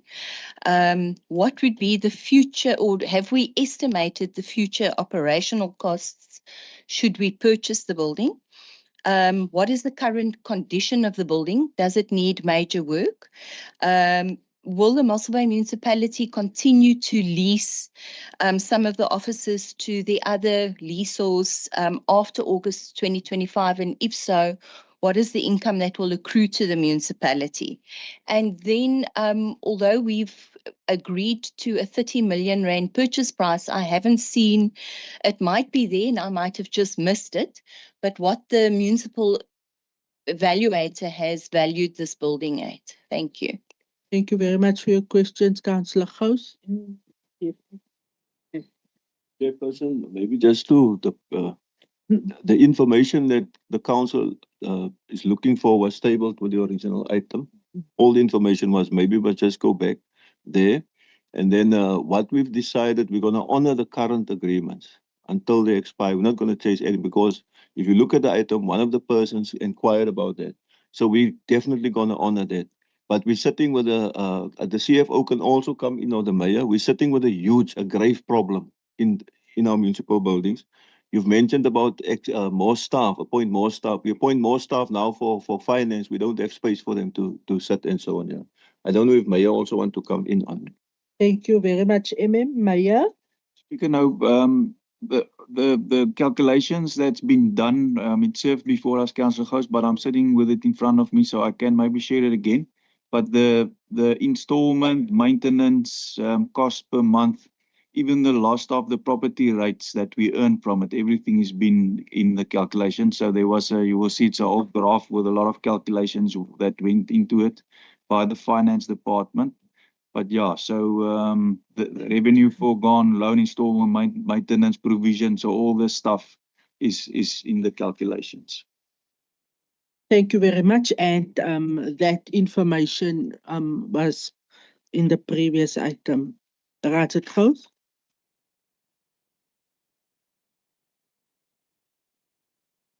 Thank you. Kan Raad het Gous net vir my afrond asseblief? Dankie. Thank you, Speaker. My apologies for missing that. If I can then just ask regarding the valuation of the property, what is the valuation? And we're paying 30 million, but what is the valuation of the property? Thank you. Thank you, Raad het Gous. Councillor Kontu, you can also pose your question. Okay, thanks, Madam Speaker. I think I'm little covered by some of the points that are raised by the Councillor host. But I'm also have a question that will be my second question. After that, we'll do one. My question would be, can you just explain for us? I believe there are letters that were supposed to be attached. If there is attachment of the letters, can you just indicate where can I get those letters? Because I believe whatever letter supposed to be here, I need to know what was the communication in between, maybe the department or whoever complains, because we normally get the people that respond, whatever is going to public. Now I just get the explanation of the officials in regarding whatever was written to the officials or to the council. So can I just get a clarity on that one? Thank you very much, Councillor Kontu. Question by Councillor Gous. The valuation total, and then with the public participation process, did we receive any comments from the public? Councillor Kontu wishes to see clarity on that because it's not part of the item. Municipal Manager. Chairperson, I think the item served before the committees. There was the attachments not attached to the item during the committee. Otherwise, we can supply you with copies of the letters that came in during the public participation process. It's not a problem, Chair. It's open letters. Yeah. And then the valuation, I'll ask the CFO if he might have the figures. I don't have the figures right here, Chairperson.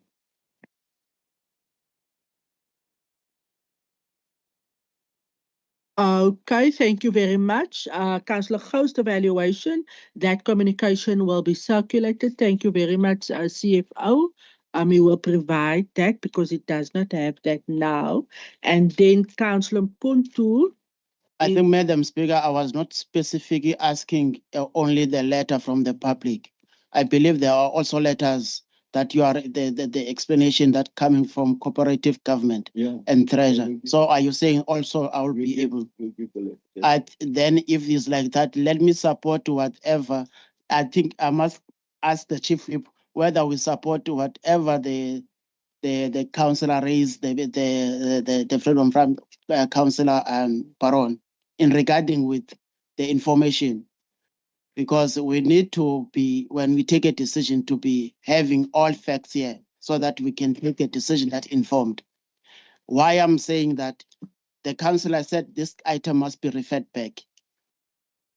So I will ask the chief whip to have a legal caucus, whether it's 2 minutes, in regarding with the position of the Baron. Councillor, the chief of the ANC, your member asked for a caucus.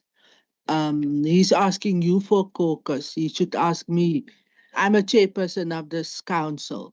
Councillors don't take decisions for caucuses here, but that's just on a lighter note. Councillor Gous, the information around the valuation total, the CFO does not have it in front of him. He will provide that. Are you comfortable, Councillor Gous?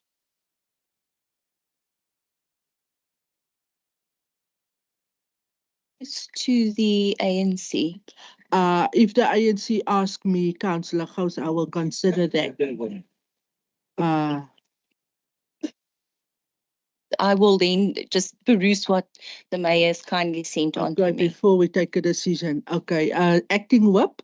Madam Speaker, yes, I won't grant a caucus. You can make that decision. I just want to state that during the committee meeting, trying to make during the Financial Services Committee, the information that the councillors are requesting has been tabled. Responses was received from the Department of Cooperative Governments and Traditional Affairs, as well as from National Treasury. So all the information was submitted and presented to committees. Thank you, Acting Whip. Councillor Buddha.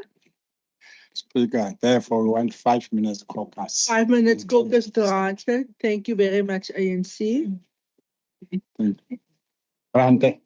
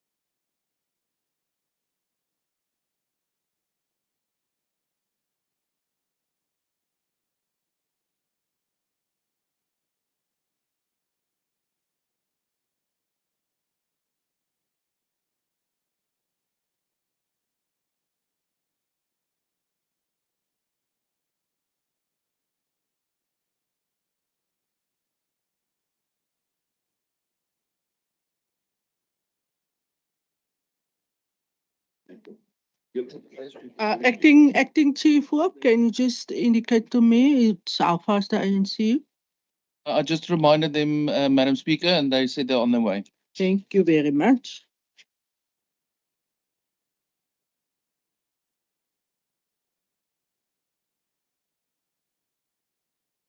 The video. The MMM paper all the way.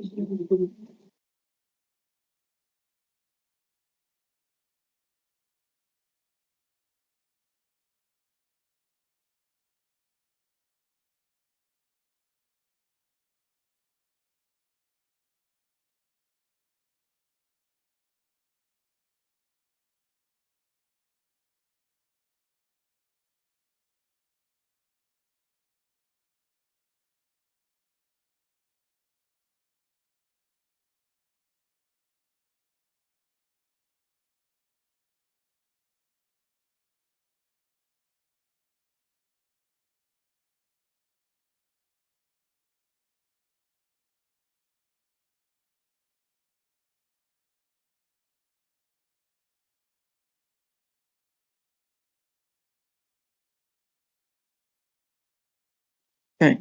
Thank you very much, everybody. We are then reconvening the council meeting. The ANC is back in the chambers. They have requested a caucus of 5 minutes, and I will allow Councillor Huda to then address council, the whip of the ANC. Thank you, Speaker, my apology, because all these doors are locked. I was thinking we were going to take 5 minutes here. The committee part is supposed to go up till there. That's why I need another 5 minutes to finish. Sorry. But I'm going to hand over to The spokesperson. spokesperson complex. Why? Okay. Thank you. Thank you, Chief Whip of the ANC. Spokesperson of the ANC, Councillor Mkontu. I'm not a spokesperson. I'm just a councillor. Let me respond to first. I must apologize. We did check there is an attachment on finance. That's we correct. only check on the planning. That's correct. So I must apologize for that on It is committees. correct. But the reality is that there is other things that we will need to know. That's why we will support as ANC what Councillor Baron saying that this item must refer back. Thank you very much. Councillor House, I see the CFO is wanting to draw your attention. So we have a proposal which was Councillor Furness, seconded by Councillor Kannemer, and then there was a proposal for a referral back by Councillor Liebenberg, and then Councillor Mkontu is supporting that. Okay, the ANC is supporting that. Good. Raadslid Gous? Speaker, thank you. I've just received the valuation from our CFO, and according to the municipal valuer, the property is valued at 51 million, and we're purchasing it at 30 million. Unfortunately, I don't know what the cost involved will be for the repairs and that type of thing.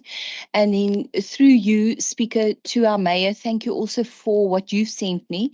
The CFO and I looked at that, and only in 17 years do we actually start seeing the benefit of the, that we will then, it will start costing us less for it to be our own building than before. That is quite a large amount of time, but when I consider the fact that the municipality will be here for generations to come, then that's definitely, I think, the fact that we're getting it at 30 million is a considerable bargain, in my opinion, and then the ACDP will support this item. Thank you very much. I'm going to put the proposals to vote. Those in favor of the proposal by Councillor Furness, seconded by, is it Councillor Kannemeyer? Speaker, before we vote, can we just state the Freedom Front case? The Freedom Front Plus is not, we are not against the fact that we buy. We say buy is better. We want the municipality in a good financial situation. We just say the timing is not right. So that's the only thing that we want to say. Yes, we agree that we say the timing is not right for now. Yes. So we can still put it to a vote, but this is the case that we state on the table. Okay, I will, because it's a counter proposal. So are you saying you're not saying that you want it to be referred back anymore? Are you just merely commenting and No, we still want to refer it back. Okay, then it is a counter proposal, which I will have to put to vote. There's the proposal by Councillor Furness, seconded by Councillor Kannemeyer to support the item. Can I please, by the show of hands, see who is in support of item E62 as per the recommendations, please? We gaan nou by Raadslid Gous, ons begin nie by Raadslid Krieger. 1, 2, 3,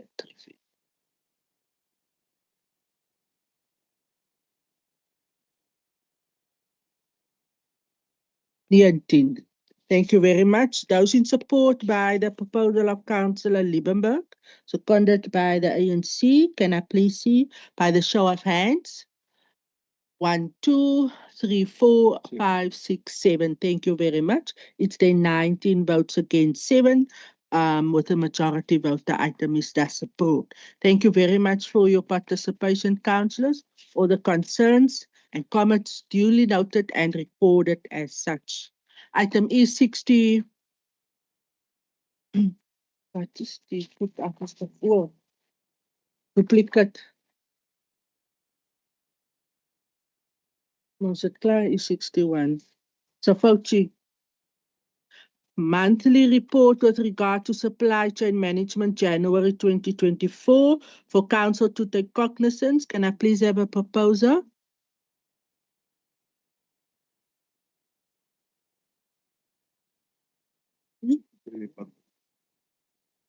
Deviations. Duplicate, as did he duplicate? Yeah. Supply chain management monthly report for deviations approved for January 2024 for council to take cognizance. Can I please have a proposer? Thank you, Madam Speaker. I will propose this item. Councillor Meyer, thank you very much. Do we have a seconder? Thank you, Madam Speaker. I second the item. Thank you very much, Councillor Annie. Any questions on the deviations? Thank you, Speaker. I have several concerns. The first is the security costs for December, which are turning at just underneath R1 million. Why is the tender process for security services not finalized? And then also I want to ask the same question regarding the 94,000. Once again, that goes to Transstand for the grading of roads. For about 3 years, we had a constant issue of graders and so on, deviations to Transand and Henra, I think. Are they the same company? I can't recall now exactly. But my question then was, at that stage, we had a contract with DP Truck Hire and they were not performing. And it took, I don't know how long for us to finally, we never actually cancelled that contract with them for non-performance. We actually let it run out to its expiry date for whatever reason.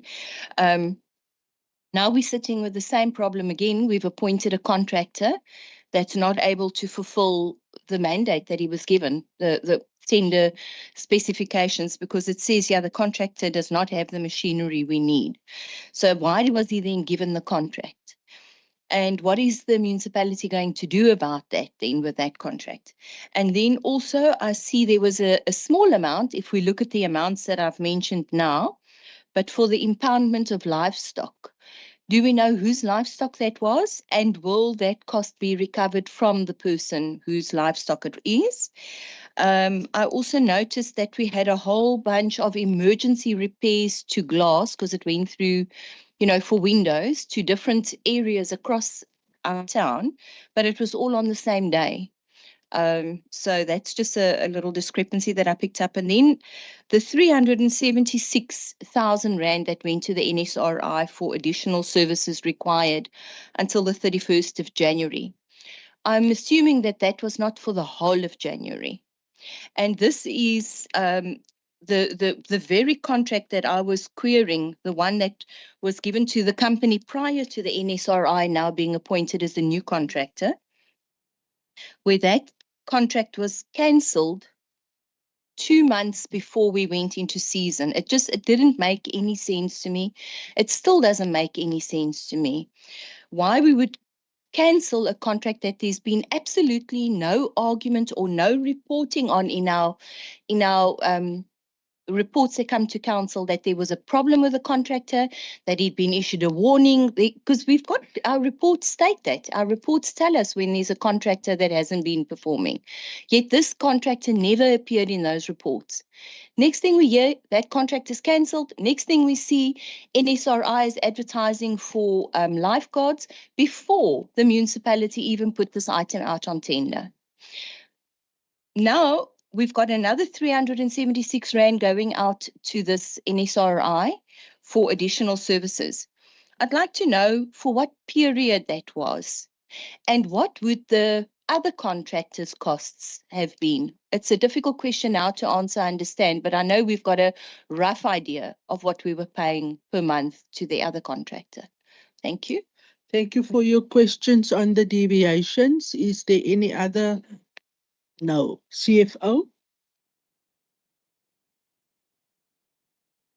Chair, Speaker, with regards to some of the questions, it would be difficult to determine what it would have cost, but the whole NSRI came to an end. It was mainly they were the backup for the season time, because the concerns were raised, and what then we did as administration make sure that there was life-saving services during the festive season point, at which point afterwards that then came to an halt. With regards to those emergencies, obviously I think it's a case of there might have been maintenance plans, but due for some other reasons, there was obviously vandalism that took place over a period of time, but they decided to get one contract in place and then have everything sorted out all at once.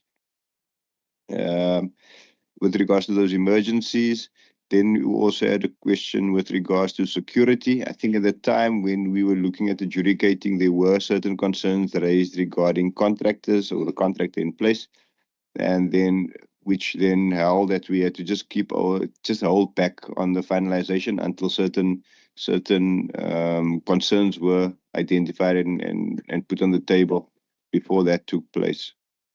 So that is why there was still the payment made on the 15th of, or at least in January for services, obviously for services that had already been rendered as such. Thank you, Speaker. Through you, just to clarify, I didn't get an answer on the Transand, the hiring of the grader, why the current company that's employed to provide machinery hasn't been able to provide that. And then the other answers as given by our CFO, I will actually just be submitting more questions in that regard so I can get more comprehensive answers. Then lastly, I saw that we spent 199,000 Rand for a specialist labour case. Obviously, I can't have an expectation that we will be told which employee went through this labour hearing, but I'd like to know at what grade level the employee was, what the transgression was, and what the period of time was that led to this cost, 199,000 Rand. Thank you. Speaker, there is a last thing. It's the code of conduct training. For which code of conduct training was that? It was 19,000 Rand, almost 20,000. Thank you, Councillor Gous. CFO?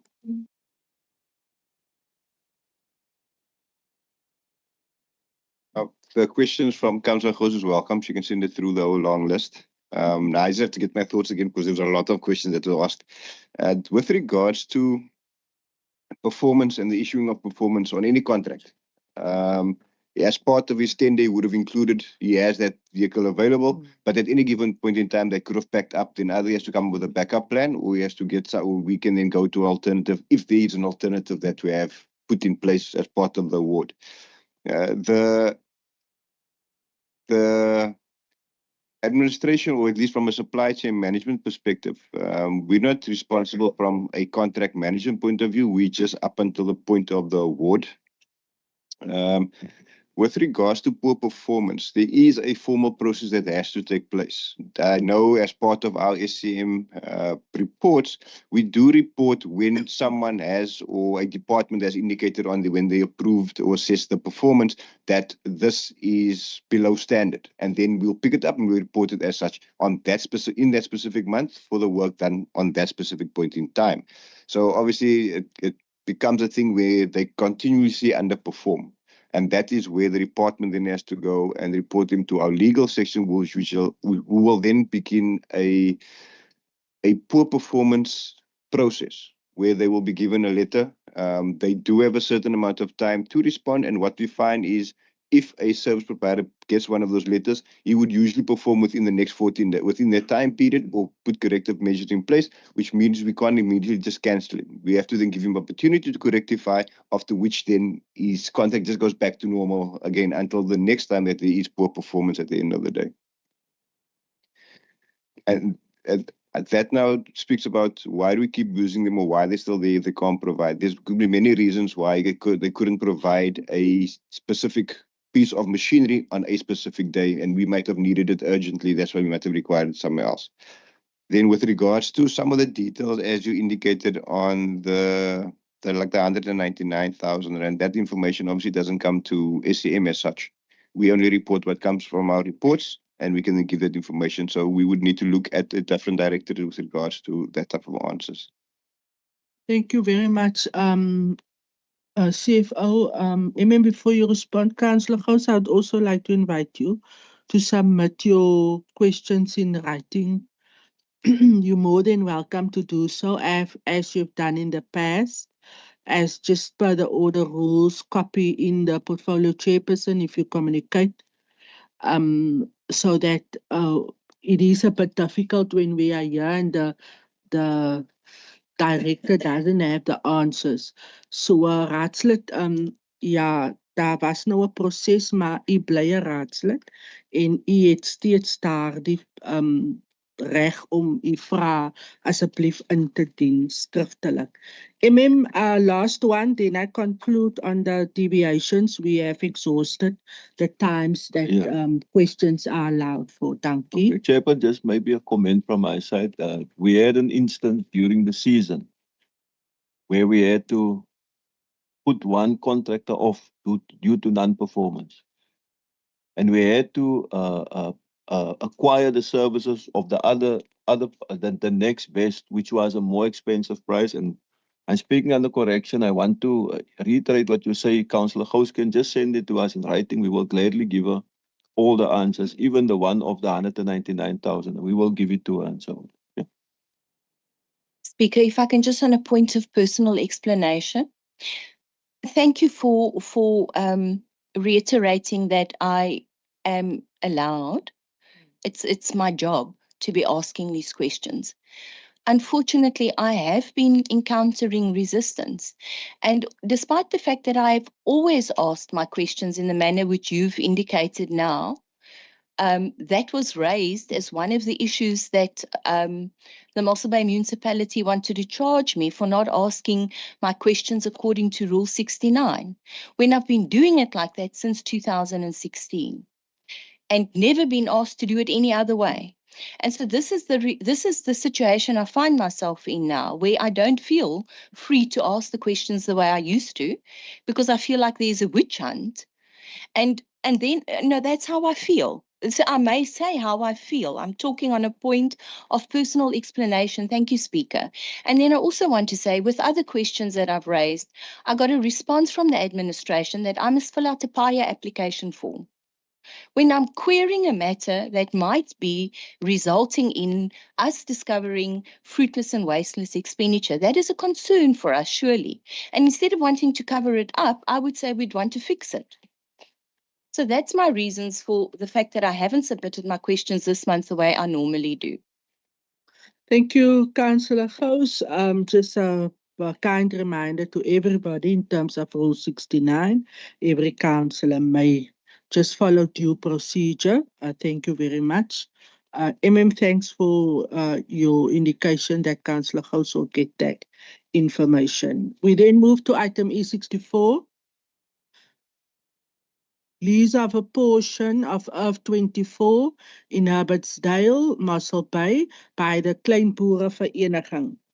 In front of council is the recommendation 1 to 3. Can I please have a proposal? Madam Speaker, I would like to propose the item. Acting work proposing, do we have a seconder? Second Speaker.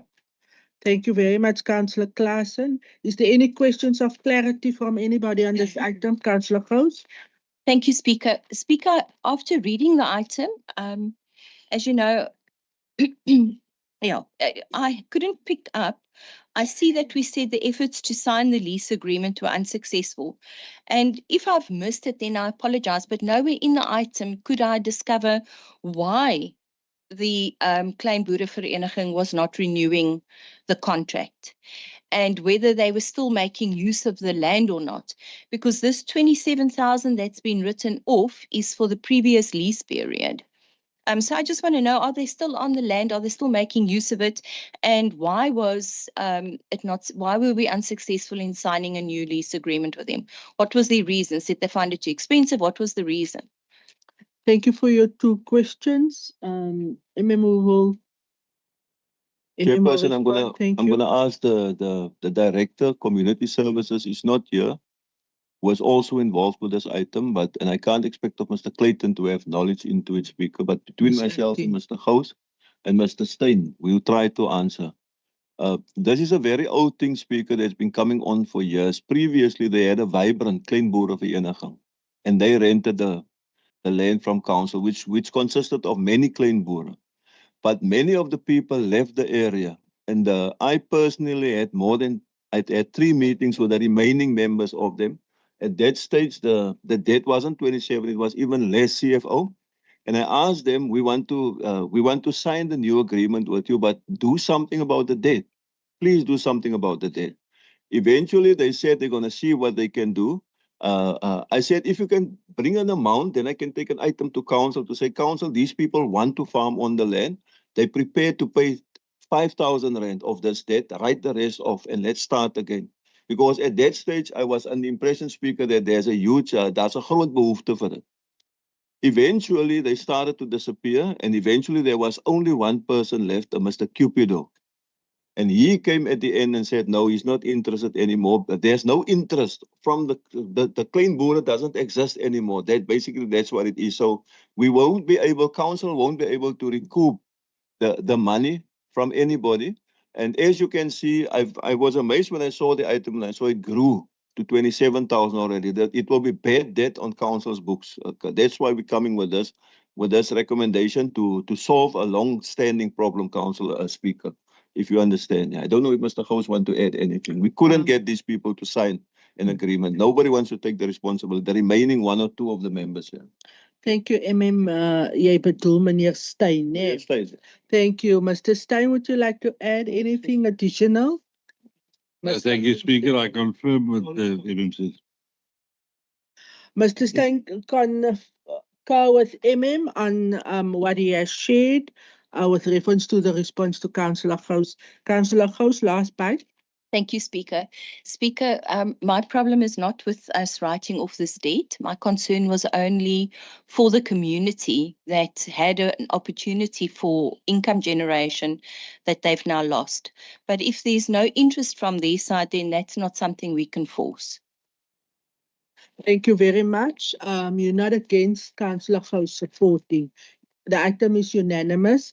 Councillor Buddha, I will grant you permission to be excused, and Councillor Leroux at 12, or you're more than welcome to leave now. Just record as such. Item E65. Please note that Mr. Steyn is excusing himself from this item. Proposed alienation of a post of Earth 2 in Hartenbos, situated adjacent to Earth 3250 in Hartenbos by J. Ellis. In front of us is the recommendations for approval 1 to 16. Can I please have a proposer?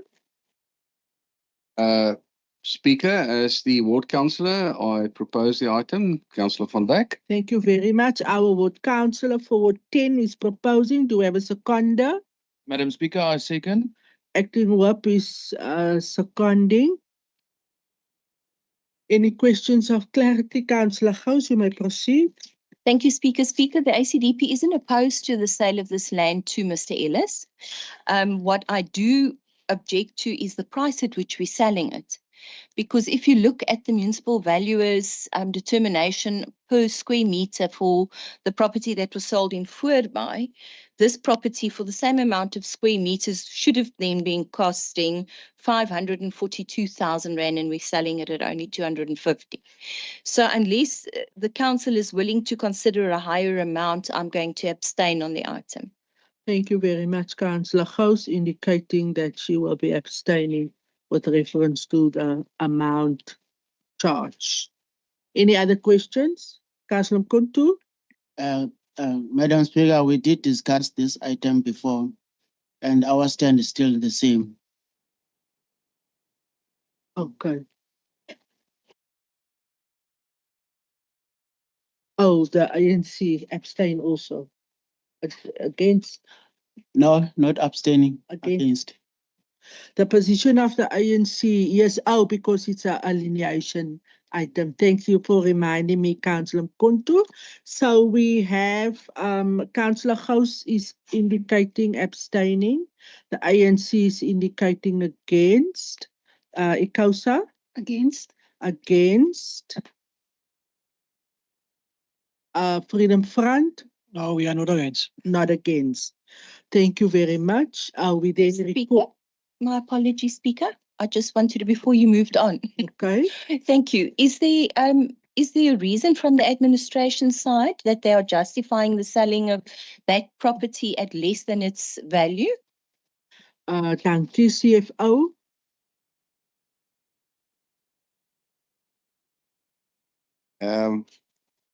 It's usually in the item.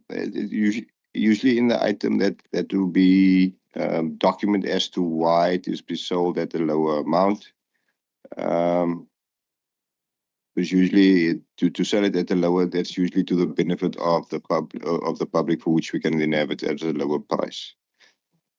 We have a response also here. Executive Mayor.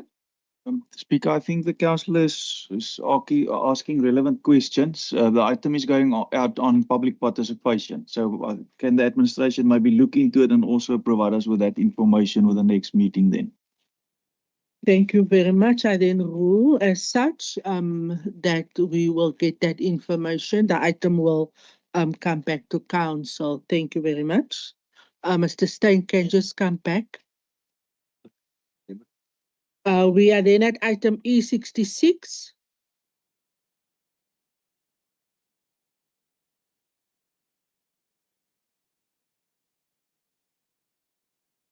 Second implementation review of the Mossel Bay Spatial Development Framework, Environmental Management Framework of 2022 for the period of 1st January to the 31st of December 2023.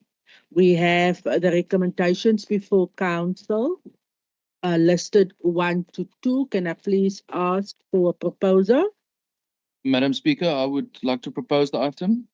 Acting with proposing, do we have a seconder? Yes, Madam Speaker, we have. Alderman Boyson.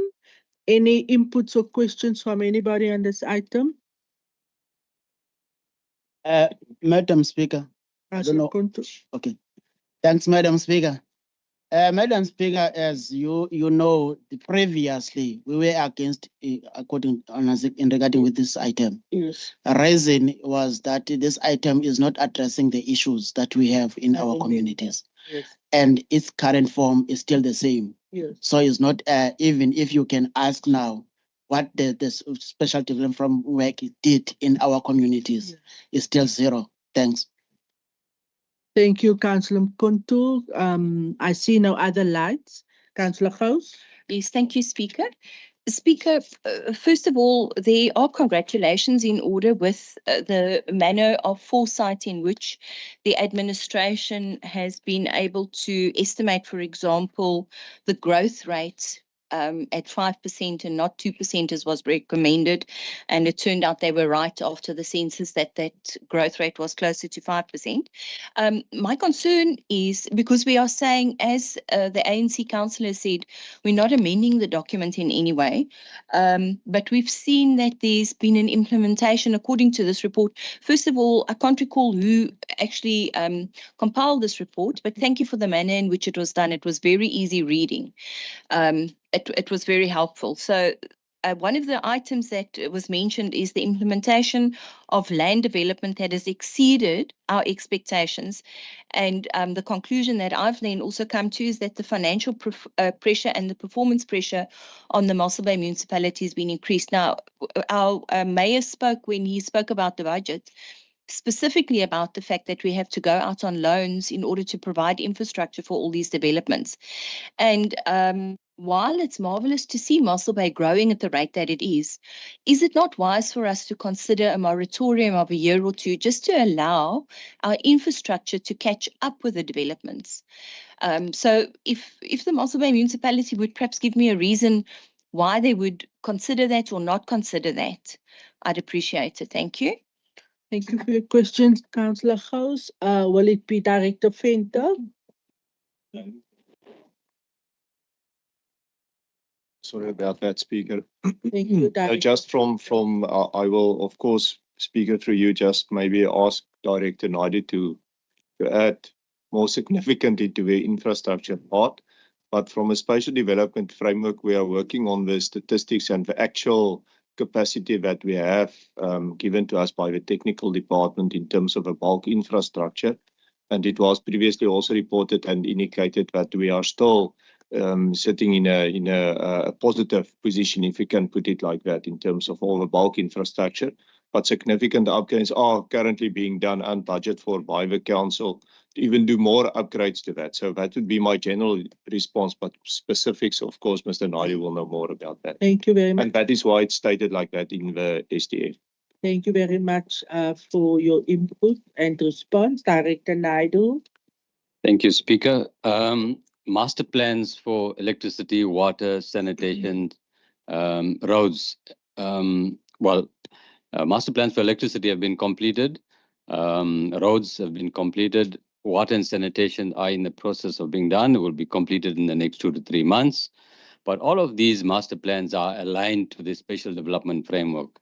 So we know what infrastructure needs to be upgraded over the next 5 to 10 years, etc. What is also important is that any new development that takes place here, we recoup development contributions from developers.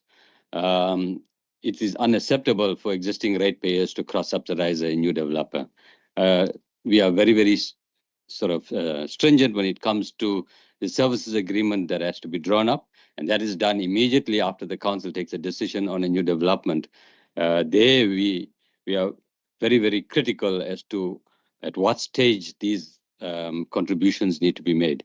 So there is very, very little risk for the municipalities when it comes to new infrastructure that's happening in our town.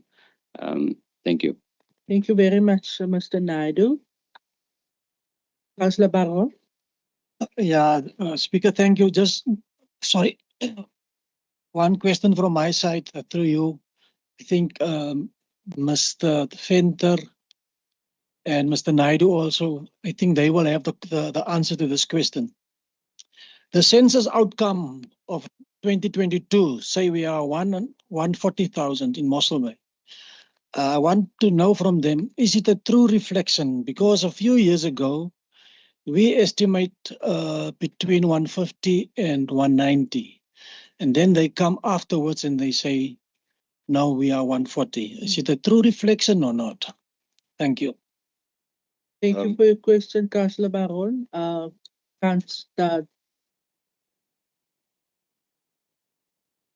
Mayor? Speaker, yeah, I've never heard that estimate. I think SAP's estimates was 120,000, but never over 140 councillors. So Councillor Leon also agree with that numbers of stats from SAP's. But yeah, I think everybody like to question Stats SA. But obviously, yeah, it's their job and so forth. Excuse me, official. Yeah, it's the official numbers.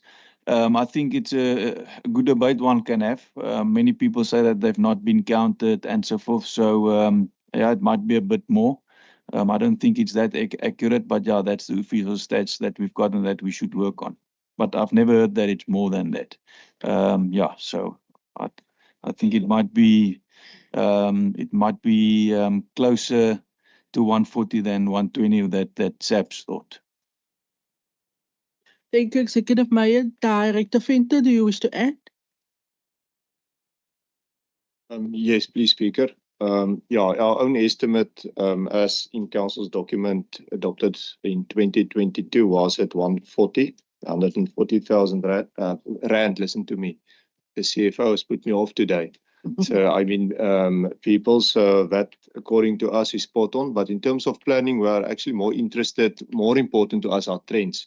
Are we growing at a 5%, a 10%, or are we reducing volumes or reducing number of people? And that is critical also to our infrastructure development. So the trend is the more important one. Okay, thank you very much, Director Venter. Speaker, thank you. The reason for my question is simply within our communities, the census people never turn up. They never show up in our communities. That's why we asked, het hulle geraai of het hulle nie geraai nie? Yes. Thank you. Thank you, Raadslid Baron. Councillor Konto, just to get clarity, the position of the ANC is abstaining or against? No, we won't be able to say abstaining. We are against it. We've been saying that we are against it because there was a public participation in regarding with this at that time, 2022. Then there were issues. I mean, there were input of the communities on the special development framework. Then when the special development framework came to the council, those input were not taken in consideration. So that's why we are still saying that if it's the review, we are still saying that against. Thank you very much. The ANC is taking their position. It is recorded as such. Raadslid House, last bite. Yes, thank you, Speaker. Speaker, the ACDP takes cognizance of it and accepts the SDF with the following concerns. So firstly, Director Naidu has mentioned the developmental charges, and that is actually one of my concerns, because just recently we've returned an item that came to council regarding development charges that we wanted to, or that was proposed that we reduce. I don't know what's happened to that item in the meantime. And it's not the first time that that's happened. So we say, our policies state that we're going to charge this much for developmental charges. And then when the development happens, we don't always, because I've got a recollection of us on several occasions in this council reducing that amount. So that is a concern that I would like minuted, Speaker. And then also as to the fact that it's in election year and we note that the DA hasn't provided schools. And I say that on a lighter note. Thank you, Councillor House. Your comments is noted and recorded. I have indicated that the ANC is against. Freedom Front covered. Ikosa? Abstain. Ikosa is indicating abstention. Thank you very much. We then move to item E67. Status report, disposal or lease of municipal properties, period 1st July 2023 until the 31st of January 2024, and municipal property related issues. For council to take cognizance, point 1 to 3, can I please ask for a proposer? Madam Speaker, I'll propose. Thank you, Finance Chairperson. Do I have a seconder? Yes, thank you, Madam. I second this item. Thank you. R50 boete vir hy selfoon wat lê. Can I ask for any questions from any councillor? Councillor Machisini? Thank you, Madam Speaker. As we, as ANC, we always ask the status of municipal Mossel by property or land. Even today, we didn't get that thing. We'll go out here after 5 years, we don't know nothing about the land of municipality.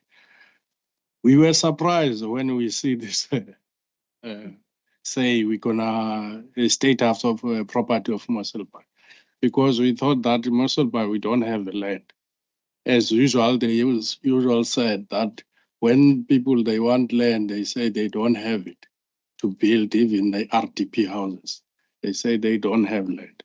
Now our question, which those property land or property that is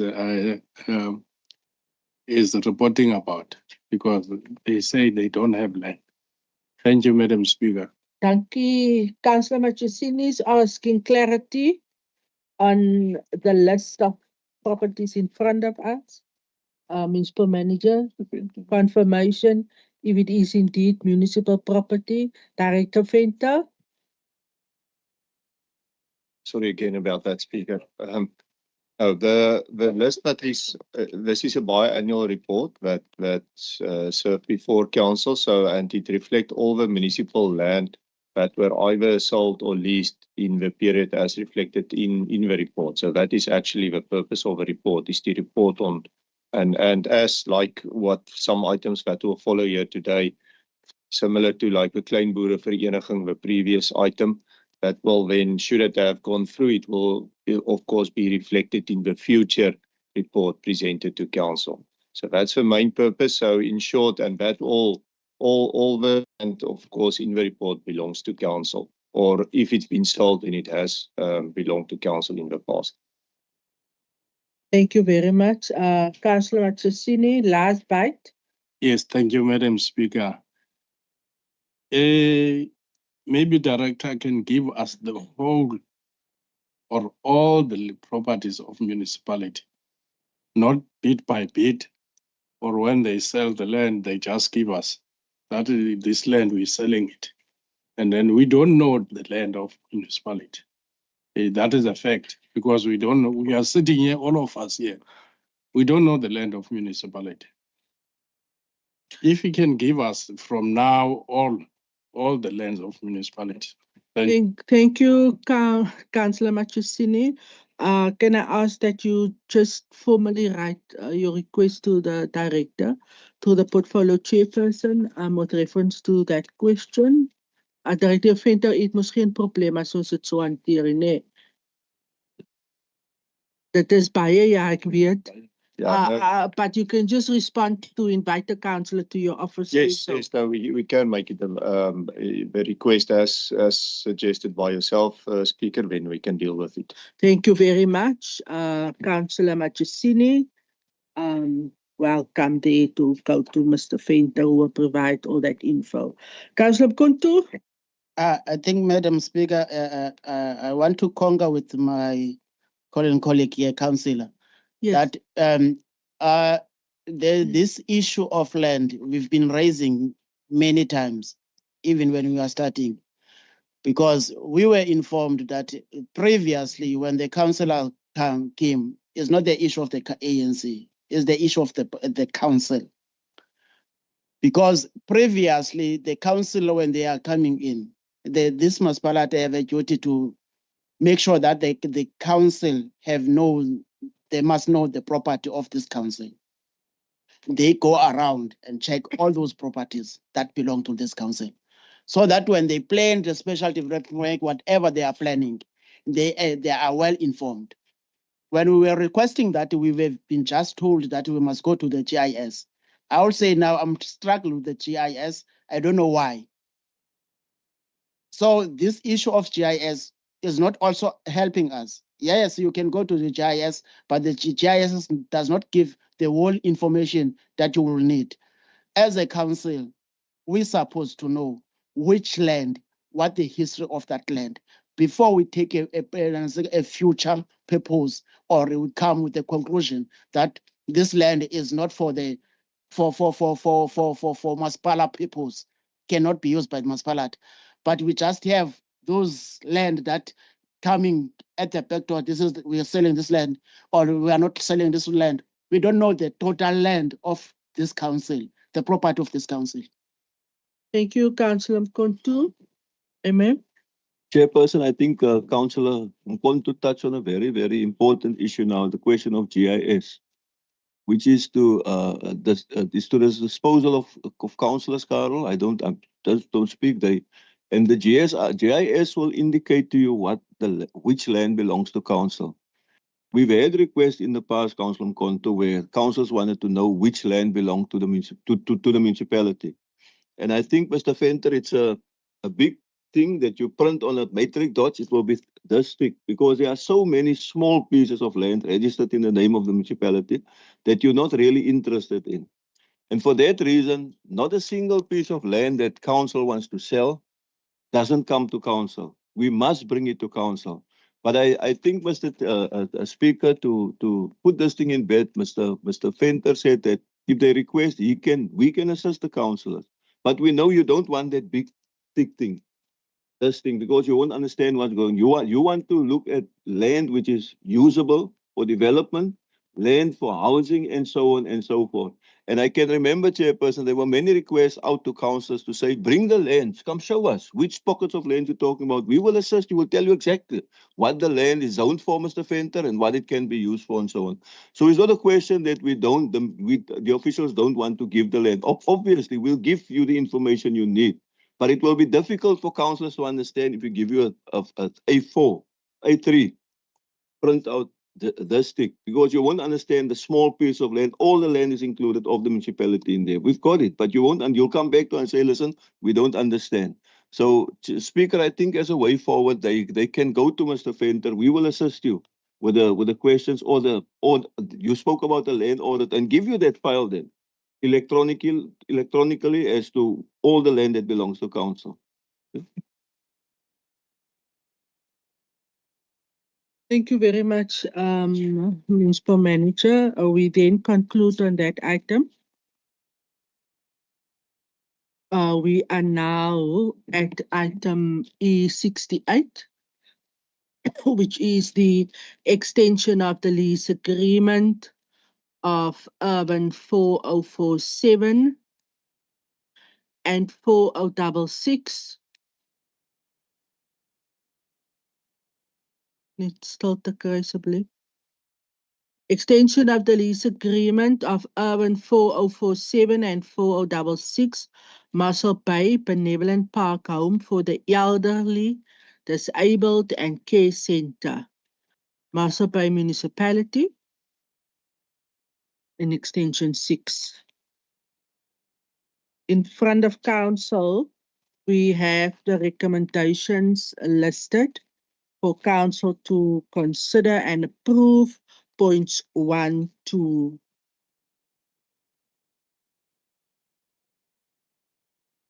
4.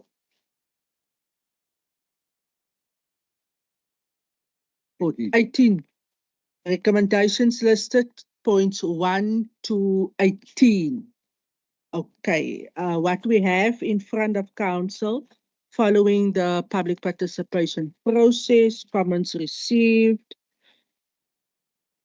from Marie, Clark, Williams, businessman, ward committee,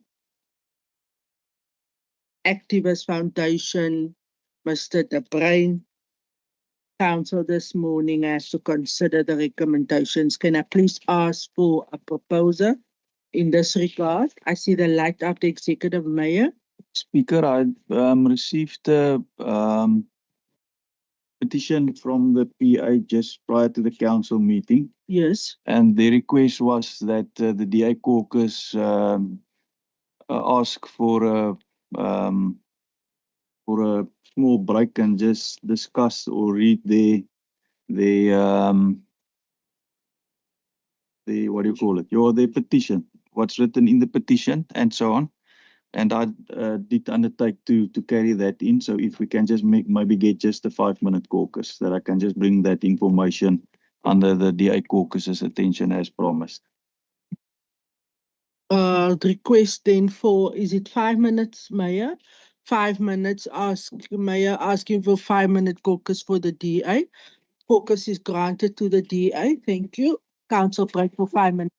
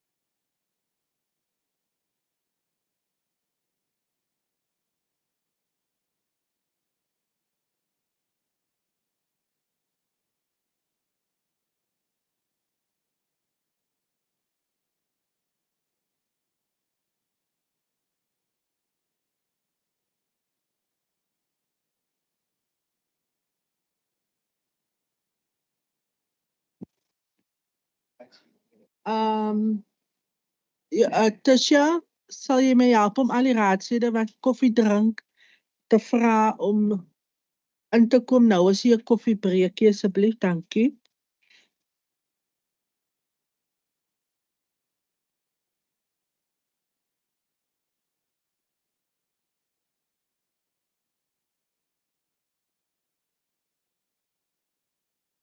Yes.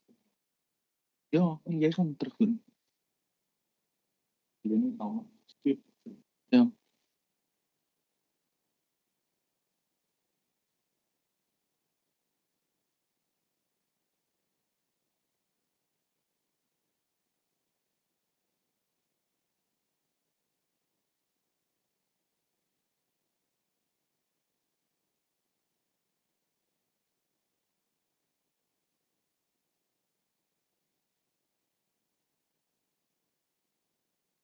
Everybody back. Basi Tisha, sal jy vir my kyk waar die munisipale bestuurder is? Ons kan die raadsvergadering begin as die MMA.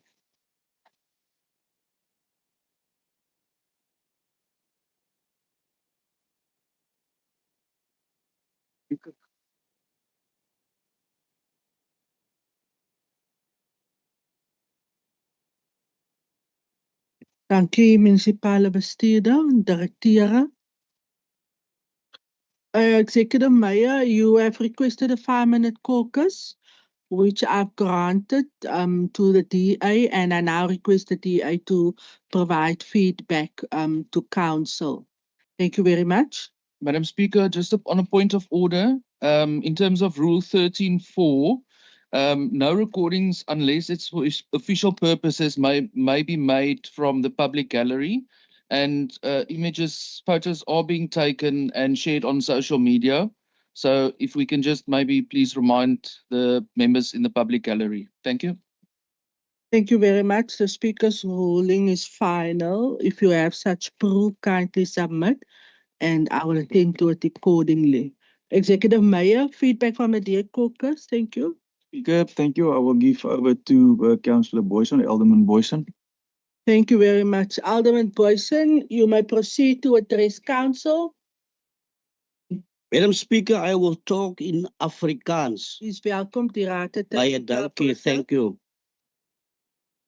Madam Speaker, ek wil graag beklemtoon dat hierdie item dien om uiteindelik die lewens van die inwoners van Benjamin Park te verbeter. The oomblik raadseer hou vir my vas. Matthews, are you there? Okay. Matthews? Matthews, alles reg? Okay, die raadslede wat jy hoor, you covered. Was not there. Okay. All right, goed. Matthews, ons vraag over raadslid om van vooraf te begin, hè? Goed, dis vaak is kos. Dankie, dankie. Okay, dat is fijn. Raadslid Boyson, ek kan van vooraf begin, dankie. Thank you. Madam Speaker, ek wil graag beklemtoon dat hierdie item dien om uiteindelik die lewens van die inwoners van Benjamin Park te verbeter. Vandaag se besluit is 'n belang van die armstes van die armes in ons gemeenskap om hulle gemoedsrus te gee dat hulle met selfvertroue aftrede in Benjamin Park tegemoet kan gaan. Thank you, Councillor Boyson. Stop gou net. Ladies in the gallery, I would just like to get confirmation from both of you. Are you making a video? Ma'am, yes. Can you just confirm to me? All right, thank you very much. Councillor Boyson, apologies for interruption. You may proceed. Ons moet voortgaan met ons spreker. Daar was 'n boei opgeskop op sosiale media wat wanpersepsies dat vandag se aanbeveling by Benjamin Park van sy inwoners en die gemeenskap sal vervreem. Totale leuns. Ek wil die rekord regstel. Benjamin Park met grond en al en sy ouders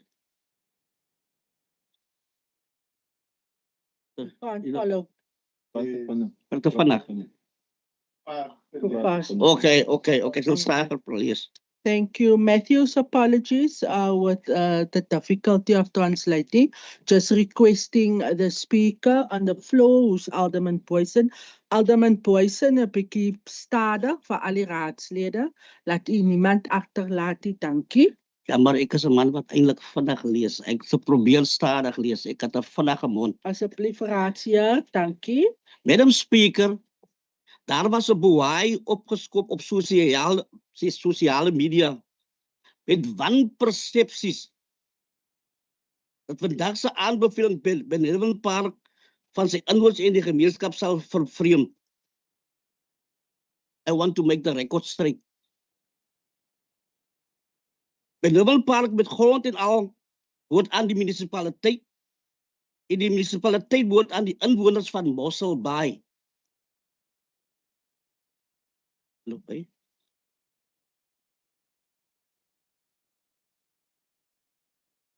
Ek go voort. Die inwoners van Mossel Bay het oorweldigend ten gunste van die DA meerderheid gestem. Is dit goed, nou was 66.7%. Speaker, let ons bekend met 2/3 meerderheid die verantwoordelikheid opgelê om hierdie dorp te bestuur.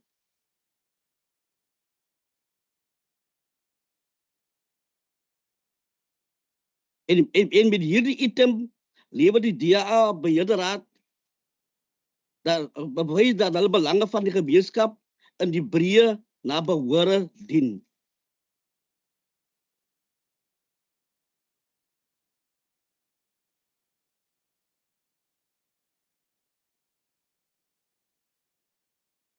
Mossel Bay munisipale onder DA beheer as 'n omgee instansie. En ons speaker, ons kan ook weer aan kant sit en toekyk hoe munisipale bates tot bankrotskap bestuur word nie. Dat ons het 'n plig.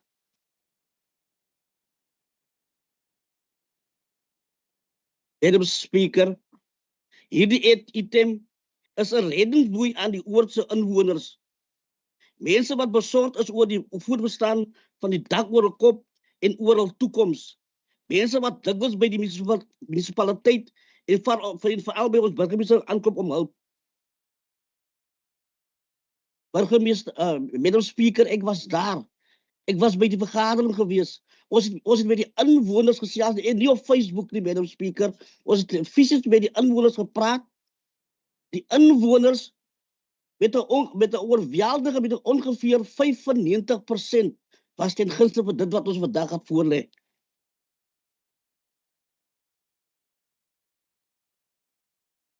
Vandag se item, Madam Speaker, verskil effe van die vorige voorstel voor die raad in die sin dat ons aanbeveel dat die samenstelling van die non-profit company verander word om voorsiening te maak vir een verteenwoordiger wat deur die inwoners verkies word.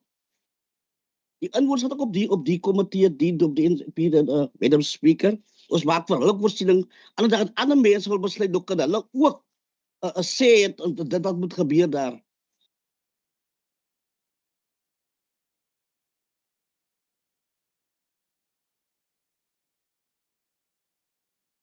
En van die raadsekretary, Madam Speaker, dat die oorstel tot slegs die wijksraadslid. Hulle gesê hulle soek nie baie politicians op die dingie. En ons het gehoor gegee, ons geluister aan die mense. Ons het gehoor gegee aan die mense wat gesê hulle word oorweldig deur die politici. Toe sê ons op 'n dag laat ons dan die wijksraadslid wat hier hulle verkies in daardie wijk, dan gaan ons die wijksraadslid op hierdie komitee sit.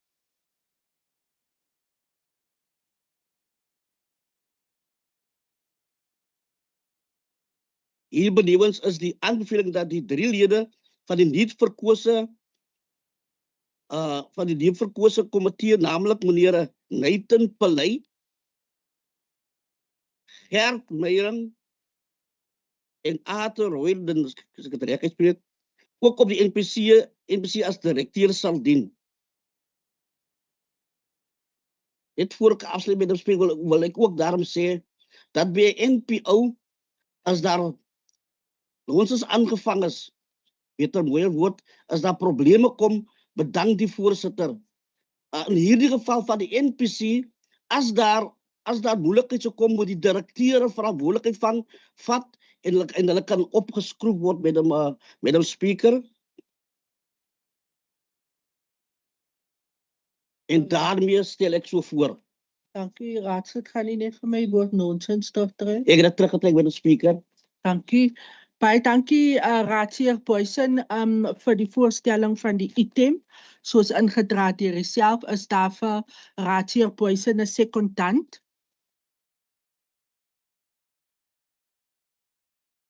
Kan ek 'n sekondant kry?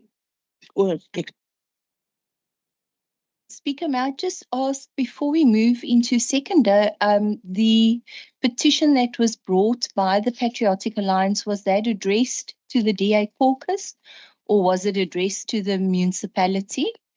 Because then we would like some kind of clarity and we'd like an opportunity to see that petition as well. Thank you. Can I have a seconder for the proposal of Councillor Boysen, please? Second speaker, Councillor Kannemeyer. Thank you very much, Councillor Kannemeyer. Councillors, I'm now going to open up the item for question of clarity and comments. And then with reference to the question of Councillor Gous, I am going to ask MM to please just respond in that regard. Speaker, the memorandum was addressed to firstly the municipal manager and then the speaker, those two parties. And how it normally works, Speaker, we take, normally they say they want an answer within a few days. This is not the case, but we will respond to them in writing administratively from my office in the end. That's how we normally do it. Thank you very much, Municipal Manager. I see the lights. Councillor De Bula, Mkonto, and then Councillor Gous, and then also the Executive Mayor in that order, please. Enkosi, Madam Speaker. Thank you. Councillor De Bula, just a second for me. Thank you. You may proceed. Thank you. Madam Speaker. Through wena, Madam Speaker. Imamele Alderman Boysen ngexa afundayo webuye ku-caucus.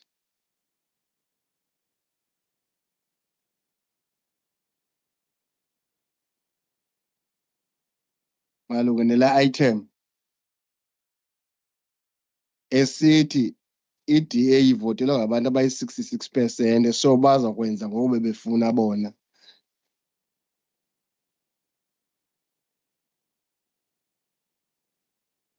So umbuzo wami uthi ke ngoku nxa athetha ngapha besithi beyi-DA bona, which mean si-useless ngoba sibe lapha kweli bhunga ezi-councillors eziphethe lo masipala.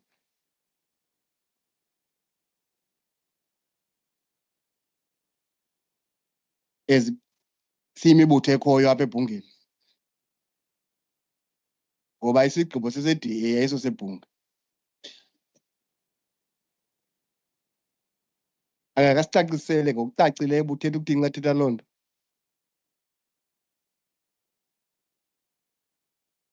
Thank you for your question, Alderman Boysen. I'm just going to park that. It's the request of clarity around your 60, hoeveel het jy gesê? 66%. The light of Councillor Gous, Councillor Mkonto, and then the Mayor.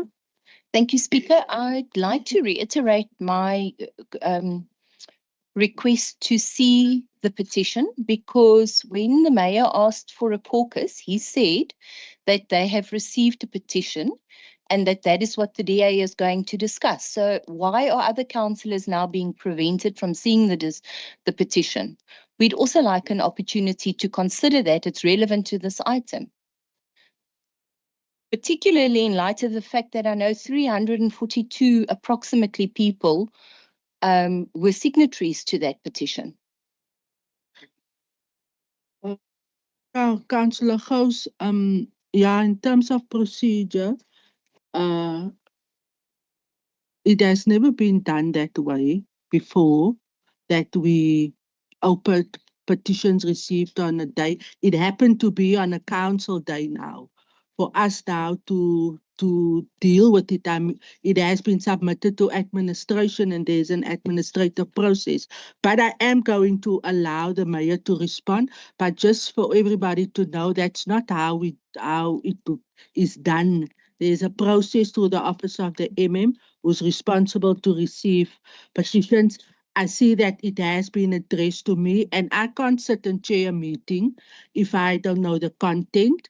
I will have to look at it, and then also in terms of my responsibility, give input to respond, because it is addressed to the and my office, and I can't do that now.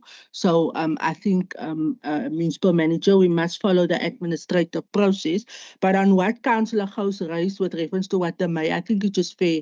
Let the mayor then quickly just address council and give feedback. But with reference to the petition, the normal administrative process must follow. Thank you. Executive Mayor, over to you. Speaker, thank you. Yeah, how it works is that the petition normally gets handed to myself or the and then we sign for it. For this one, now afterwards said, I don't know if or I must sign, but as explained, then it gets filed and administration then deals with it. In this case, there was a further request by the ex-Councillor Porter, who asked that the DA caucus must take cognizance of the inputs, and there was 241 signatories, and then some arguments that they wanted the DA to consider in the petition that he asked that we should look at. But Speaker, yeah, so that's it from my side. I'm not going to make a judgment on if you want to show it or not. Thank you, Executive Mayor. Councillor Gous, I'll allow you. Thank you, Speaker. I think then in terms of the petition, since the Patriotic Alliance seems to have addressed that petition directly to the DA and not to any of the other councillors in the chambers, then it's a moot point to ask what the petition contained and what the requests were. But from a ACDP point of view, from the meetings that I have attended, from what I have seen happening on social media, Speaker, I cannot with a good conscience condone, to me, what seems like the theft of a community initiative by a select group of people, because ultimately this is not the municipality that is actually taking responsibility for this building. Firstly, the entire process, the way the new board of directors were elected is suspect, because it's not according to the constitution of the NPO. So in my opinion, we cannot consider them a legitimate board. The whip in a previous meeting, I think it was in November when this item first came to council, he mentioned that when it's a political item that the DA wants to bring to council, they bring it as a motion, and Councillor Alderman Boyson has also confirmed now again that this is a DA initiative. Now, I can understand what he has said about being the majority party and bringing it to council because of concerns. My question that I want to ask is, we've had councillors that were afgevaardig, sorry, I can't think of the English now, to Benevolent Park. And in 2019, a report came stating that there were concerns at that stage. From what I can see from the report, it was mostly about the condition of the building, and there was now going to be funding that was going to go to them from the levies of property sold by Rotary Trust at that stage. But what's happened is, in the meantime, this overthrow of the previous board has happened. A new, in my opinion, legitimate board has now made a decision. The DA is bringing it in. The NPO must now become an NPC. There's no reason, I fully concur with the DA that we have the best interests of those elderly residents and those that potentially might still need to use Benevolent Park in the future. There's across our culture groups, these people that are being housed there at the moment. And without exception, all of them are there because of their financial constraints. So we see the necessity for the existence of the building. And concerns raised by residents has been that ultimately what's going to happen is that the cost to stay there is going to escalate, and eventually the pure purpose of Benevolent Park will be lost. And we're going to have elderly people that are in dire straits with nowhere to go. And that is genuinely my concern. And then also the fact that the means to meet this need of the elderly is not necessarily through the NPC. Exactly what is being done with the NPC or is being proposed with the NPC can still be done with the NPO. They can be assisted. I note that the municipality has granted a discount on service fees and things like that since the new board is in control, but they did not do it when the old board was in control. And my concern is what's happening here is there's a select group of businessmen that have captured Benevolent Park, and it's for their own profit. It's not really to benefit the residents. And the reason I'm saying that is because I was invited to a meeting and I know what the ultimate end is. And there is a proposal that there is going to be money made. And it's not going to, because if we were looking just at assisting the NPO, these people could still raise the funds, they could still get the donations, and it could come to the NPO, and it could be the same way we get grant funding where it's targeted specifically for a specific project. That funding could be given to Benevolent Park in the same manner. If you want to fix the fence, we're going to give you this money, but the fence, or we're going to fix the fence on your behalf. So they can still be assisted. It doesn't have to be in the control of a select group of businessmen. Thank you. Thank you, Councillor Gous. Just two things I want to respond to, then I'll give to Councillor Baron. Councillor Gous, yes, the council has, through the mayor, ultimately it has been a decision afgevaardigd, assigned a council representative. And I have been fortunate from my time, I think in 2011, if I'm not mistaken, my first term, where the then Mayor Ferreira has asked me to sit in on her behalf and report. And I think the last council decision has also indicated, or letter from the mayor, that I attend those meetings with the ward councillor, and then of course another councillor has also been assigned. And I haven't spoken about any of this, not on Facebook. I haven't responded to all the accusations and everything that came with it. Just the other day, we visited on the MAD Tuesday mornings. The mayor visited again, and I happened to walk towards the gate, attempting to greet people twice who thought it just to be disrespectful and not return it, but it's okay. And then following that, lots and lots and lots of unpleasant things being said on social media, personal things. Een van die goed wat nou 'n gereelde sêding geraak het is die breinraadslede in die raad verkoop hulle breinmense. Moet I absolutely reject, because Councillor Gous, from the beginning of this term, I have been attending that meetings of Benevolent Park on behalf of the municipality. I was the one who reported many, many issues. Not just now that there's a new committee, Councillor Gous.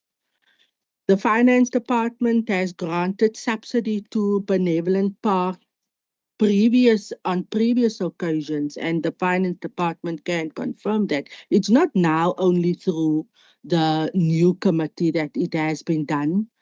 Councillor Gou's request for skips to be placed and various municipal services such as cutting off the trees, removing trees because it damaged the sewer drains there, all that things I was responsible for reporting. There used to be a standard item on that agenda, which afforded an opportunity for the municipality. And then list of complaints were submitted. Colin is sitting at the back. I was still in that meetings when I text her, remember, tomorrow morning, these complaints must go. And on time, the Community Services Department of the municipality through Director Nel, ample times, Councillor Gous, om die doeke daar te verwyder want hulle kon nie die kostes daarvoor bekostig nie. 'n Skip, al daardie goeders. Dit was ek on record and a report to the mayor and the MM every single month. But Councillor Gous, I was also there and very much made aware of the critical condition of that institution, which I reported. I'm not going to go into detail. Which I reported to the mayor and to the municipal manager, and it has been my duty because I was responsible to sit in that meetings. So I just also wanted to give that context so that there's an understanding that the municipality we were not part of the operations because we're not allowed to be part of the operations. And I've always excused myself when the institution and the board dealt with the agenda as such. But on the municipal items, I was afforded an opportunity by the board. And that is how the operations, in my experience, over the years has been since I was a municipal representative on that board, Councillor Gous. And I thought that it is important. I had prepared, but thank you very much. You raised it in terms of we have representation, and we had. And from that, Councillor Gous, I'm proud to say that I was responsible to bring to the attention of the municipality the condition of that institution. It was no one else, it was me. And therefore, Director Venter and this council took a decision, the municipality took a decision to do that. Wat is die ding se naam, Directeur Venter? Wat u die verslag gegee het van die miljoene rande. Can I have the light quickly for Director Venter? Speaker, I think you referred to the maintenance report that was done by the municipality on the buildings. Yes, and because of the fact that the trees, die goed het onder die huisies ingegroei, they called me out, I went there, die sewage opgestort in die huisies, and I walked there, and after that I came back and I reported to the MM. The MM ek wil nie vir hom voorsê nie, by many times, MM, ek gaan nie weer na daardie vergaderings toe nie, because I had to explain, and there were no funding, and then a decision was taken and the maintenance investigation was done, because Councillor Gous, I brought the report to the municipality with all the photos to say, this is the damage at that institution. And that's why we undertook that maintenance report, Councillor Gous, which served to say that it's a lot of money. And whatever council decides today, I think my conscience is clear.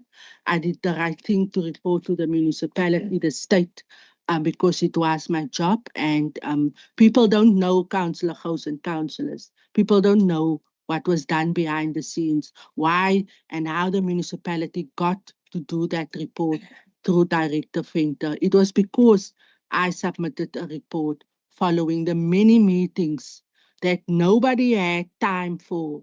And almal al by die huis is van 2 tot 6, then I had to go sit there on a Tuesday afternoon in that meetings. And it was my job to report to the mayor and the MM the condition and the state thereof. So we had representation, and the municipality only now with a new board.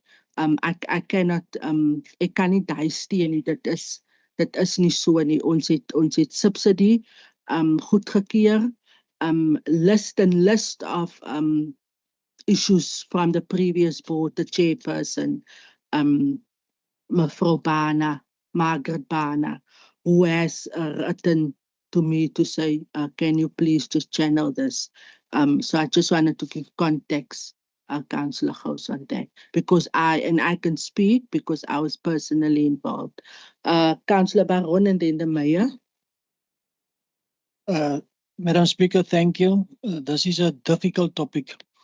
I said in the past when it was tabled the first time, I said I don't want to touch this topic and this benevolent thing even with a tongue or a thing, as a saying. Same thing. But yes, it is here now. This is so difficult because the first thing that must be in all of our minds is the elderly people that is there. And most of them can't even think for themselves. They are too old. They are in the, what is this hospital? The care unit, yeah. Yeah, so they are in the care unit. So I also never attend most of these mass meetings. I was there once. And at that meeting, there was paper signed and there was a full wall of people. And all of them, maybe it was an exception of one or two, of that people signed a document that's to say they want an NPO. So what must I do? The only thing that you can do, you can just go with the people that is staying there. You can just go with the public participation process. And I said in that meeting, I said, this is a very difficult one, what happened here today. But there's nothing else that we can do. So for today, I also hear what Councillor Gous has said.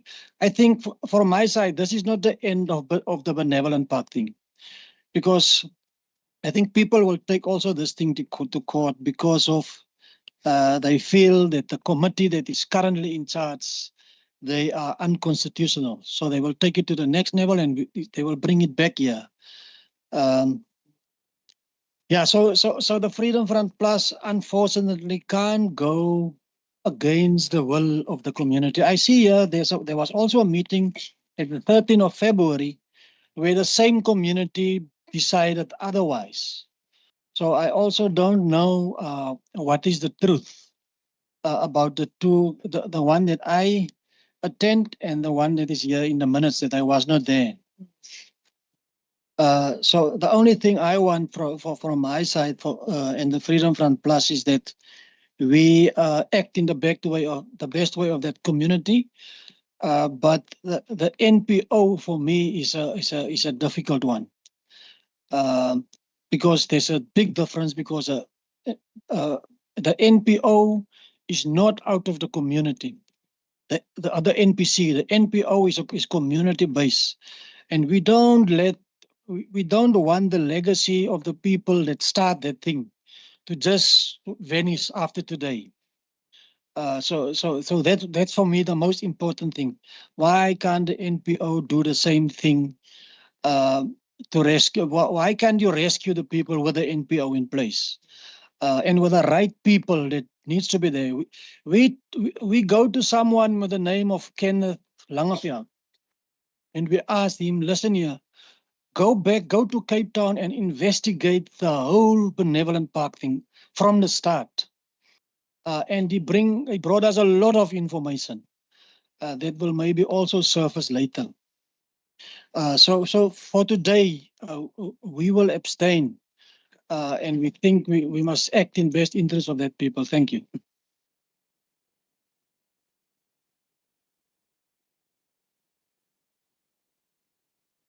Freedom Front indicating that they're abstaining. I'm noting that. Executive Mayor. Speaker, thank you. It is Albert Einstein that said that it is insanity to do the same thing over and over again and then expect different outcomes. For this very same reason, we've got other major municipal entities that's also very worrying that's been run by NPOs. And then we've got proof of various NPCs that's been run for 15 years in this municipality with great success. One of them being Mossel by tourism. So the Patriotic Alliance argument in the submission is that we're privatizing this entity. Now, the counter argument is the SPCA. Is the SPCA being privatized? Is Mossel by tourism being privatized? Is the Point Discovery Center being privatized? Is the JOC being privatized? It's been run by people from this community, including councillors who's chosen by this community, as Councillor Boere mentioned. Majority of people that ask that we look after them. And that's what we're trying to do here. We're not trying to steal an entity which is ours in any case. Benevolent Park is this town's. It's there for the most needy, and that is what it should maintain and it should stay. And that's the intention. And obviously, when we give money towards that institution, we can make sure that that promise has been delivered. That's how we run these different institutions, through MOIs. With non-profit organizations, whenever there's problems, the chairperson resigns and nobody is accountable. So how can you give millions of rands to people who's not accountable? Are you, as councillors, expecting this council to give millions of rands to an institution who's not accountable to this institution? And I don't think we can stand for that. So that is our arguments, colleagues. It's between an NPO and an NPC. The only difference is Benevolent Park will stay what it is. The only difference is that the NPC can be held accountable and can be backed by this institution that has got the purse of the greater community. The NPO doesn't have that. And as I've mentioned, you cannot expect that NPO to be accountable to this council because you've got no handle on them. Thank you, Speaker. Thank you, Executive Mayor. Alderman Poison, Councillor De Bola has requested you to please clarify in terms of your comment made with reference to the percentage of which the DA has won the 2021 election. Madam Speaker, I don't know why I must ask him. We was at the election, Madam Speaker, and the outcomes was that we have 66.6%. So the people outside give us a mandate om die dorp te bestuur. En ons stroomroller nie. Ek wil weer bekend ons stroomroller nie. Die raadslede hier, die Madam Speaker. Daar's 'n oversight komitee ook byvoorbeeld. Net vanoggend het hy van die item het hy verander. En die Speaker, ons het aanvaar. Madam Speaker, raadslid Gous het ook vanoggend na item verwys wat ons terug verwys het. Madam Speaker, ons het met hierso met ons arms gebal en dit gestoomrol gesê, nee, dit gaan nie so wees. Ons luister na elke raadslid. Dit is 'n goeie ding as Madam Speaker, dan luister ons na die raadslede en ons verwys dit terug of ons compromise, maar ons het nog nooit gestoomrol nie. Is van elkeen 'n plekkie binne die raad, Madam Speaker. Thank you, Alderman Poison. Councillor Mkonto. Thanks, Madam Speaker. Madam Speaker, I think there was a caucus before, and I'm not clear. I would like to this council, when they take the decision, they must make sure that the decision are so like a judge. Why I'm saying so? Now, when the mayor respond, is also highlighting what the PA is saying. Yet on this side, as other councillors, that we must take a decision on this item. We are not even having the petition, so that we can also highlight whatever the bad decision is saying. So that's why I'm saying that it's unfair, that one. Then let me go to the issue of this thing. I think as the ANC, we don't want to be seen interfering on matters of NPO. I'm not sure what constitution running the NPO and NPC, but the reality is that there is someone that initiated that thing. When that thing was initiated, there was a purpose, and the purpose of this councillor, when I listen or when I read here, is to assist, because there is the issue of this institution is bankrupt. But if you are assisting, can you help me? How many NPOs that we have here in Mossel Bay? How many NPOs that were assisted? What is the criteria? Are you just go and take the current NPO and put another NPO? So if we do that thing, we must also bear in mind, if there's no criteria of assisting NPO as a councillor, as the council, then if you are not having a criteria of whatever or a policy that aim to assist the NPO when they are bankrupt, then we must also check. We are not, as a councillor, even if you have a majority, councillor Bore, there are laws here that control the majority, whatever, and they control the NPOs and the council. This councillor have a mandate from the constitution. So can we be assisted that whenever we take a decision here, we won't take a decision that will put this council on the what they call this. Yeah. Thanks, man.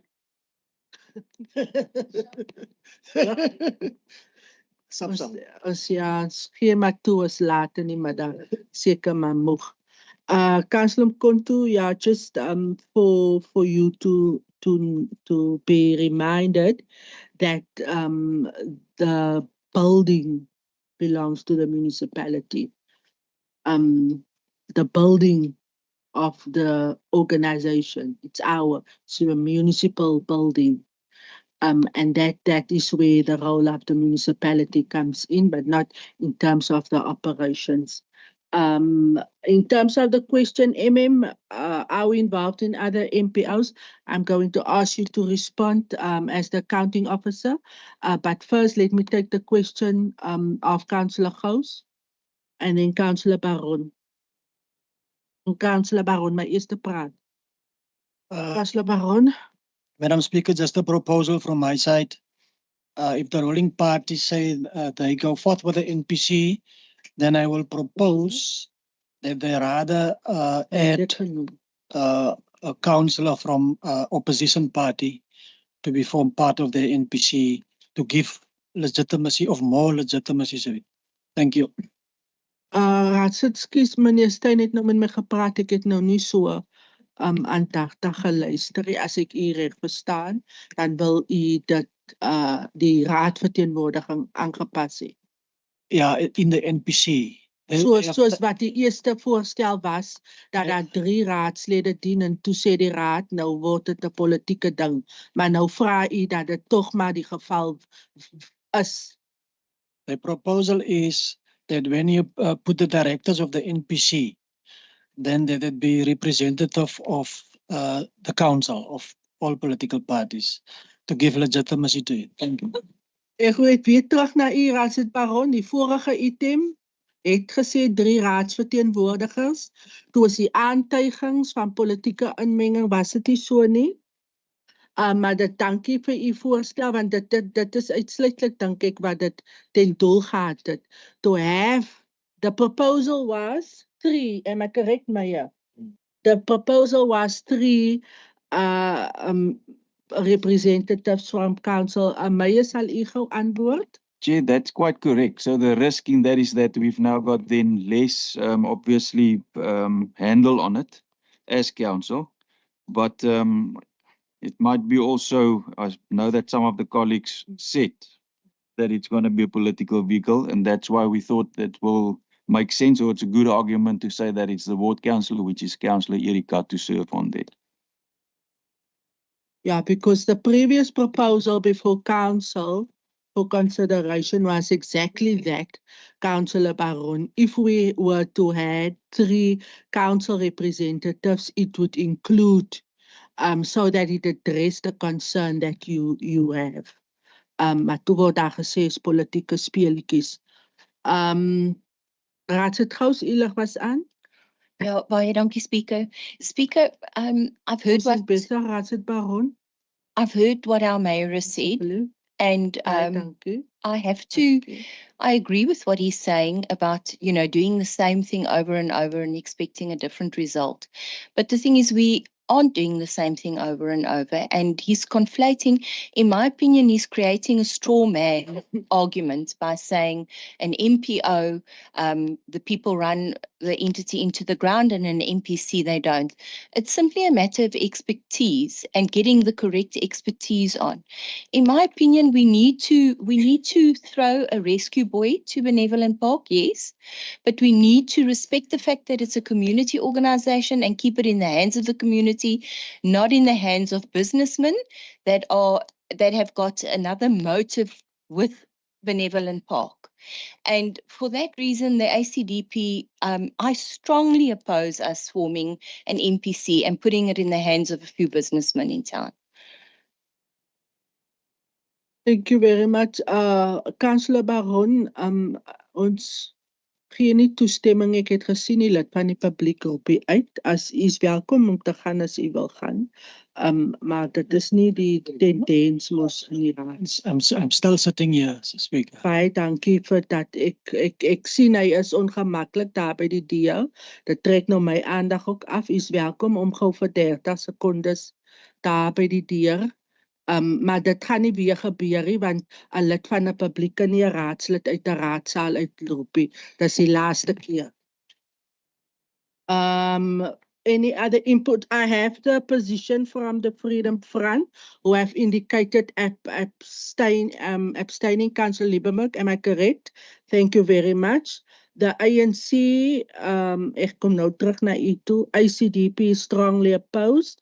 The ANC indicated that they're not willing to interfere in an MPO. It's not their job or the job of council, but perhaps Councillor Mkontu can just indicate the position on the item. Then are you against or are you going to abstain? Just trying to get it on record. That position it will be informed by the question that I've asked. In terms of the petition? In terms of the petition, okay, and in terms of the policy of this council in regarding with the NPOs, how they run, how many NPOs that we have. Thank you. I am going to ask the MM to respond. Councillor Krieger? Yeah, you may. Afrikaans, ek is die groentjie nog in die raad. So welkom om Afrikaans te praat. Ek is die groentjie nog hier, so wat ons, ek het genoeg inligting om 'n calculated besluit te neem nie. Maar wat my concern is dat jy hoor almal het die beste vir die inwoners van Benevolent Park op hulle harte en tog hardop ons teen tydie.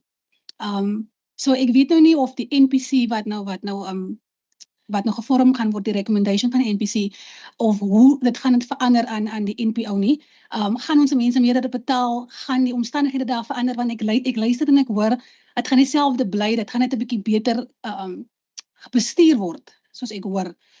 Maar almal se harte klop dieselfde, so ek verstaan nou nie regtig waar, maar ek het nog nie al die inligting nie, so ek moet dan abstain van hierdie item.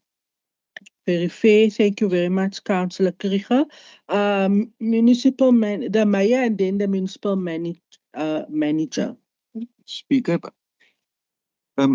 just in terms of the people involved, because I've now heard, and obviously in the media, we've seen private sector people being attacked for, I don't know why, but for business people, and not all of them are business people assisting there. I know of 2 of the 3 people who's not business people on the current MPC of 3. But in terms of the negotiations, they saved Benevolent Park in a few months that they were then in management there, and we say that they're illegitimate, but nowhere that's been proven.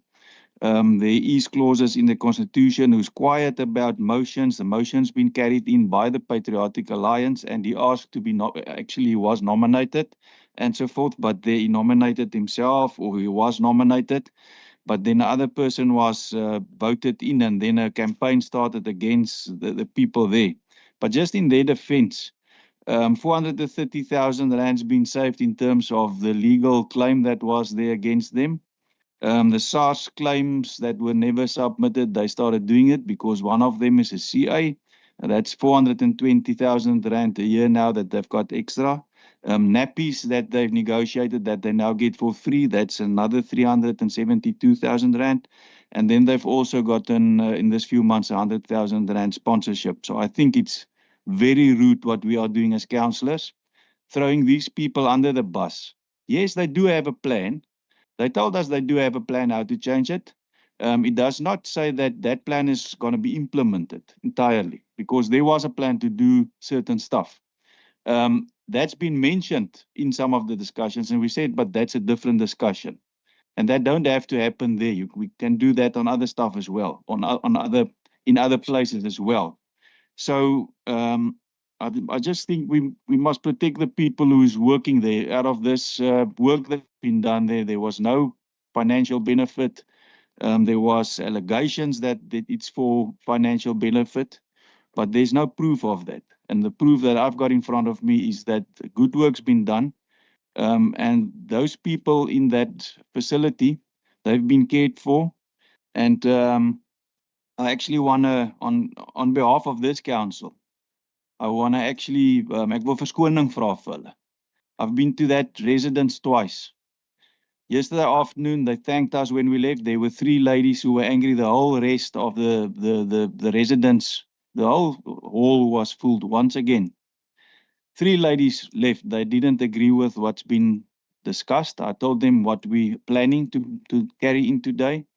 The other people thanked us, and they told us that they've been politically victimized on basis of race, and that they just feel afraid to stay there, and that they've been traumatized. And I want to apologize to those residents on behalf of this councillors, of this council. And as we speak, we've all got the same intention. So I don't know if the intentions behind what's happening here is pure, if it's political, what it is, because we care for that people. We want to we want to make change. Want to bring change. But I think we've got a proven track record, as I've mentioned, that we've got a system that works, colleagues, and where we can keep people accountable. Yes, there's NPOs. We give them a few thousand rand a year. They must apply for it. It's an open process. And then we give them small change, and then they can do with basically what they like in terms of their proposals. But we don't ask them to run our facilities. That's the difference, colleagues. Thank you, Speaker. Thank you, Mayor. So yes, Councillor Mkontu, annually, I think it's in September, the municipality opened up to NGOs to apply for funding to the municipality. We don't manage NGOs as a municipality, but this organization, the building, belongs to the municipality, and that's where the involvement came. Councillor Gous, you may proceed. Thank you. Thank you, Speaker. Just on a point of personal explanation, what the Mayor has carried in regarding the savings that have been made by the current board, that's not disputed. That was also on social media. And I thank those people responsible and involved for that as well, because obviously it's to the advantage of the residents. And that's not what the argument is. And I want to assure the Mayor that this, from my side, is not at all a political issue. For me, this is about the fact that a community has worked extremely hard for something of their own, and now it seems like the municipality is taking it from them. And it's an unfortunate situation that what the Mayor has said is 3 of those business people, or 3 of the current board, do have other plans, and unfortunately Benevolent Park does feature very strongly in it. Because my question to them was, why do you not open your business plan that you've got without having to convert the Benevolent Park MPO to an NPC.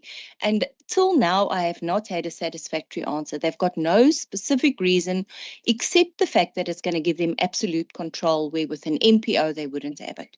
So the ACDP is standing by our standpoint about that. We're strongly opposed to the forming of an NPC. Thank you very much. I am going to ask the ANC again their position. And then also Councillor Krieger has mentioned a very important thing when she said van die mense beter afwees en so aan. Weet nie tussen u en burgemeester of u raadslid Krieger wil antwoord nie. Sy het gesê dis een van die goedjies wat vir haar raadslid Kutse kan nou vir u 'n geleentheid gee. Net laat die gou respond. Dankie Speaker, let me just maybe respond to Councillor Mkonto's question about the policy. This item is here because council don't have a policy. If there was a policy, I would have acted. I don't want to give my own personal meaning, Speaker. I was there also on a couple of occasions. My family members went through in the past through Benevolent Park. So I can't give my own personal. I'm sitting here as an accounting officer. But in my view, to answer the question, I was involved, Chairperson, with committees of Benevolent Park, where things didn't go well. I was in meetings. But I can't give, I'm not a politician. I can't give my own personal meaning. But I am sure that it won't be worse off for the people there as I'm sitting here. Thank you, Speaker. Yes, I can confirm you've been there with me. Many afternoons you couldn't go, then I was supposed to go. And that's why reports served of the happenings there. Executive Mayor. Speaker, yeah, I was also the ward councillor and I was also sitting on that board. So I had the personal experience how things go wrong, you can't do anything about it because you're only sitting there and watching. So that's just a side thought, but very important because I've experienced the frustration personally, as did the Speaker, Councillor Gous. And just in terms of the question, will people be better off? It's the duty of this council to ensure that, and that's why we are choosing a vehicle where people can be accountable, and contractually and in terms of the MOI, we've got the mechanisms to ensure that. So we've got a handle on this institution that we did not have. That's the main argument. Thank you, Executive Mayor. Councillor Mkonto, position of the ANC. Thanks, Madam Speaker. I'm not covered with the issue of the petition, but I'm also not covered with the issue of the policy, but I hear what they are saying. I believe any property of Municipality, there is a lease agreement. There is agreement. That's an NPO. So we were supposed to go and check the agreement and be informed. But for the side of ANC, we also worried about the old people that not supposed to be using, or the one that are using that area. But we also not feeling well when this councillor or whatever decision that will be made by this council, it seems as if they are interfering on the NPO, because we believe there are laws that govern the NPOs and there are laws that govern the governance, the municipality. So in that way,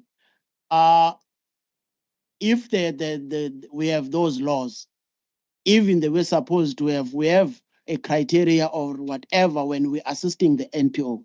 There's always, we're supposed to have something written down. Whoever who mislead the money of the government must be taken accountable for that. They were supposed to have those things. And by nature, the NPOs are not supposed to make money. By nature, the NPOs are just assisted by the business people, by the government, to run their initiative of assisting the communities. So ours is to abstain on this up until we also get what they call the petition of the PA.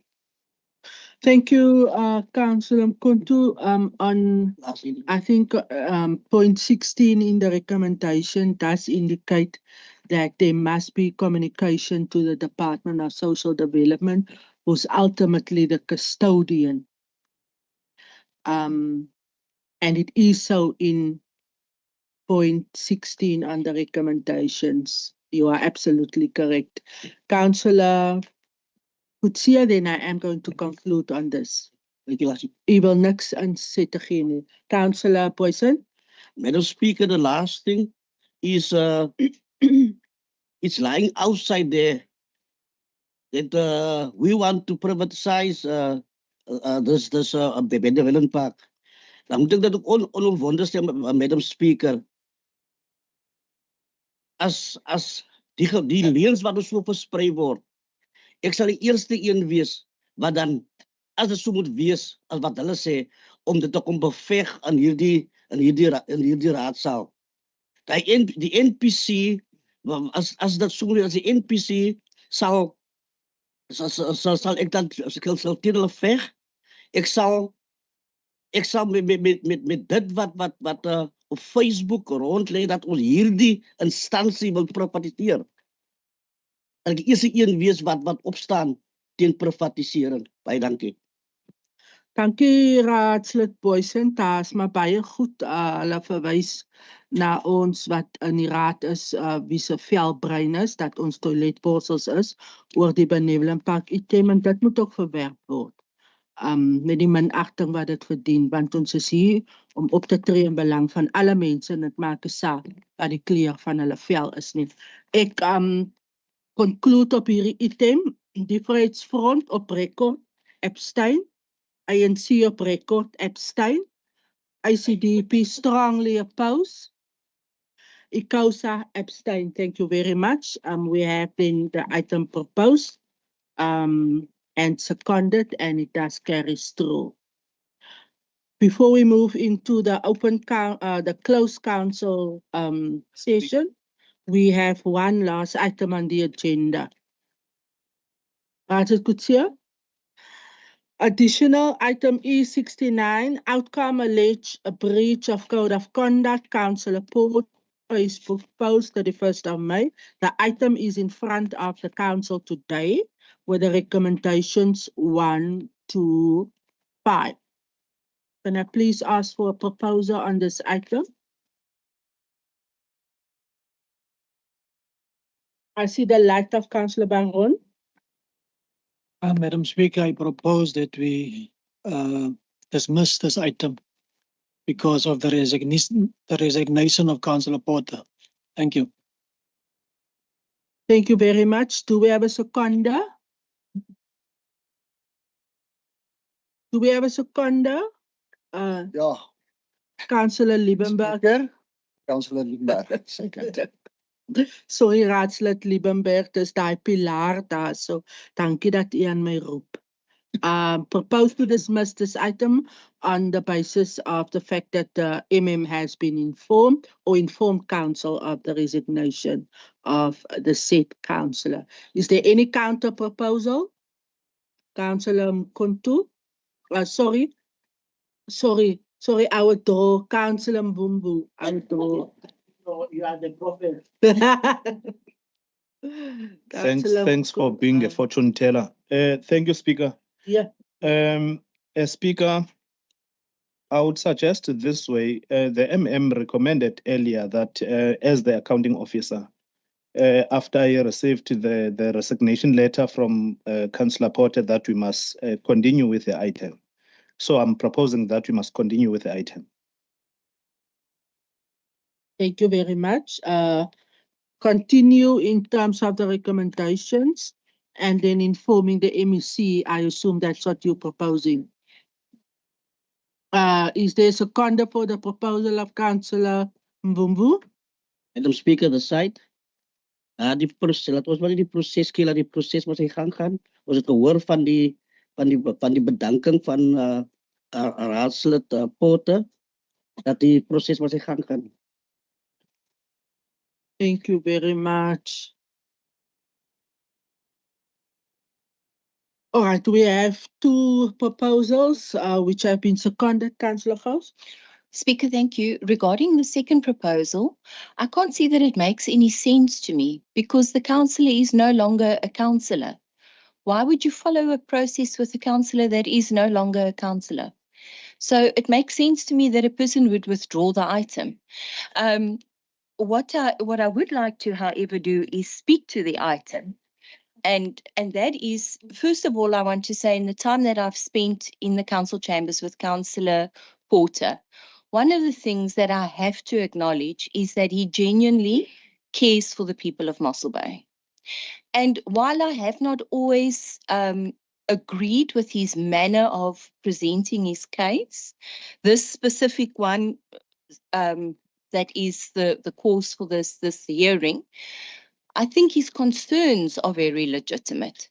So, for example, the issue that he raised, that there was an apparent misuse of the Mossel Bay Municipality to accomplish the ends of a well-known property baron and business owner in Mossel Bay. That has to be acknowledged. It is a legitimate concern because this couple have had incessant visits from Mossel Bay Municipality's building department, safety department. They've had garden route health and safety on their case all the time as well. I've seen video footage which I've actually presented to the chairperson of community safety, where 5 law enforcement vehicles arrive at the person's private home to deliver one fine for their business. It makes no sense to me. So I can understand Councillor Porter's frustration if he felt that he was unable to raise it in the municipality. Where else could he then go? So with that, I feel that this municipality might need to answer some very tough questions.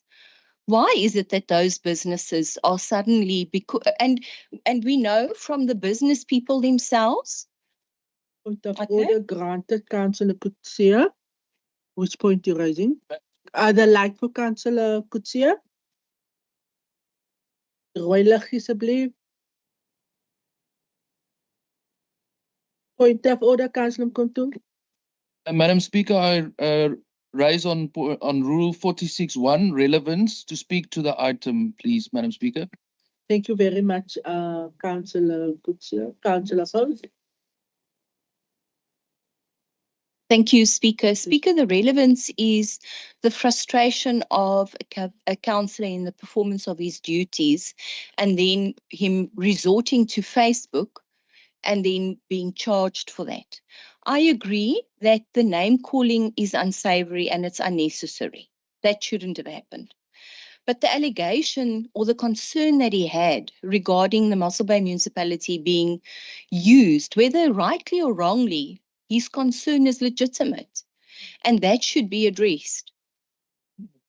Thank you for your input, Councillor House. Councillor Mkontu, then Councillor Van Dijk, and then Councillor Baron. Councillor Mkontu. I think, Madam Speaker, we've been informed that the councillor resigned. Then this item automatically withdraw from the items of today because this person is no longer a council. Unless you are like the what they call the funeral cover, who go to after the people that they already die and go and rent and look the money that he is owing. Madam Speaker, my point here is that also the part secondary on this code of conduct, but unfortunately I didn't attend. One of the reasons that I didn't attend, I've been saying on the committee that it. Sorry, Councillor. Okay, that the establishment of this committee is not fair.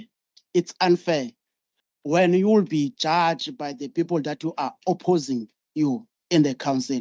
Whatever comes, even if it is the judge, will go to court. If the judge have an interest, whoever have something that he will excuse himself or herself. But in this case, I must state that the councillor Porter that resigned, he did state that many times in the code of conduct that it's feeling unfair is the treatment towards him is not fair because the people that are judging him are part of the of the opposing him. So that's my point. I'm also saying for the side of the ANC, I did inform the chief whip. I won't serve on that committee again. If you need a secondary, you'll look another one, because I cannot serve on the code of conduct when you see the majority is the people that are opposing you. Thank you, Councillor Kontu. It is noted. Councillor Gous, wat ilagay ba si Annie? Sorry, Councillor Van Dijk. Madam Speaker, I question the relevance that we are discussing at this point in time with all due respect, and you are the Speaker. Relevance with regards to, we are not here to discuss the merits of the Code of Conduct Committee. We are here to discuss a specific aspect. The fact that that he's resigned does not constitute that we should not be following the administrative process. It's as simple as that, because tomorrow he can call for a situation where he recalls his resignation. So the process should continue from an administrative perspective. Councillor Gous, if I may, through you, Speaker, directed through you, the relevance with regards to the Lee mayors and others, I think is an irresponsible gesture in this council chamber, because I have answered you correctly, as I should have as a councillor, in terms of what transpired with regards to 5 law enforcement officers being there. So I'm not going to dwell on that, but I think it's always easy in these council chambers to make a comment and leave the comment. It was explained, I personally investigated, and I brought back the recommendation, and I told you what happened. So please do not bring this into another matter which has got nothing to do with the item that we are discussing. Thank you, Madam Speaker. Thank you very much. Relevance, the item on the agenda is the outcome from the disciplinary committee, please. Thank you very much. Councillor Baron. Thank you, Madam Councillor Speaker. Bavuma. Madam Speaker, I think you must count the Freedom Front Plus out when you are debating this thing, because of the fact that we hear this morning of his resignation, we accept it. He was not in council. According to me, we can't discuss this item. Thank you so much. Thank you, Councillor Baron. We were informed verbally by the MM. Nothing has been processed yet. We have a responsibility in terms of the administrative process of our council agenda. Thank you very much. But I note your input and that the Freedom Front won't participate in the debate. Councillor Bavuma. Thank you, Madam Speaker. As a chairperson, I want to respond to various issues here. And I concur with Councillor Van Dijk that we must speak to the item and not deviate from as we wish to. I am the chairperson of this committee, and I can speak as such. Serious allegations was made by the councillor. And that's why we act in that fashion. Number one, we are all colleagues here, and to refer to your colleague as Humpty Dumpty, you is really out of order and try to belittle a colleague of yours. And that is not on. You make various racial comments, which is very, very serious towards colleagues and towards municipal admin people and staff. It's very, very serious. You refer to harassment. You refer to victimization. You refer to bullying on a serious note, unfounded, and that you can't prove it. he referred to white supremacy oppression or racial.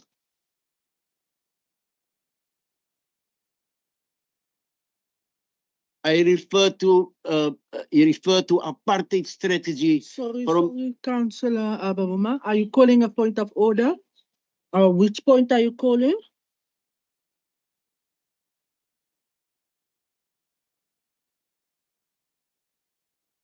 I can't hear. Thank you very much, Councillor Matusini. Mr. Bavuma is speaking from the charts in terms of page 473. He's giving a summary. Yes, Councillor Bavuma, may proceed. Thank you, Madam Speaker. Then he refers to apartheid strategy of the joke bars, and the joke bars in this instance is referring to Councillor Leon van Dijk. And so can I go on? I just want to refer you back to a certain letter that was wrote by Councillor Porter on the 16th of November 2023, where he also referred to the reasons why he don't want to be part of the Code of Conduct Committee. The one allegation that he was made that the panel was prejudiced, the panel was biased and political motivated, and that was unfounded to say the least. Surely, Madam Speaker, everyone have the right on his or her opinion, but that is debatable. To say that the committee is prejudiced, biased, political motivated, you need to prove that. The second thing that he referred to was constant bullying with objections. Yes, objections is part of the process. You can object. Why not?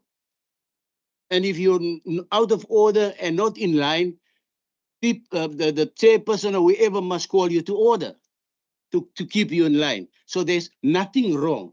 But to say that is bullying, that is questionable. No one did bully the council in that regard. I will come to this point. Maybe I can answer this point then also. The DA was the only party to conduct the hearing.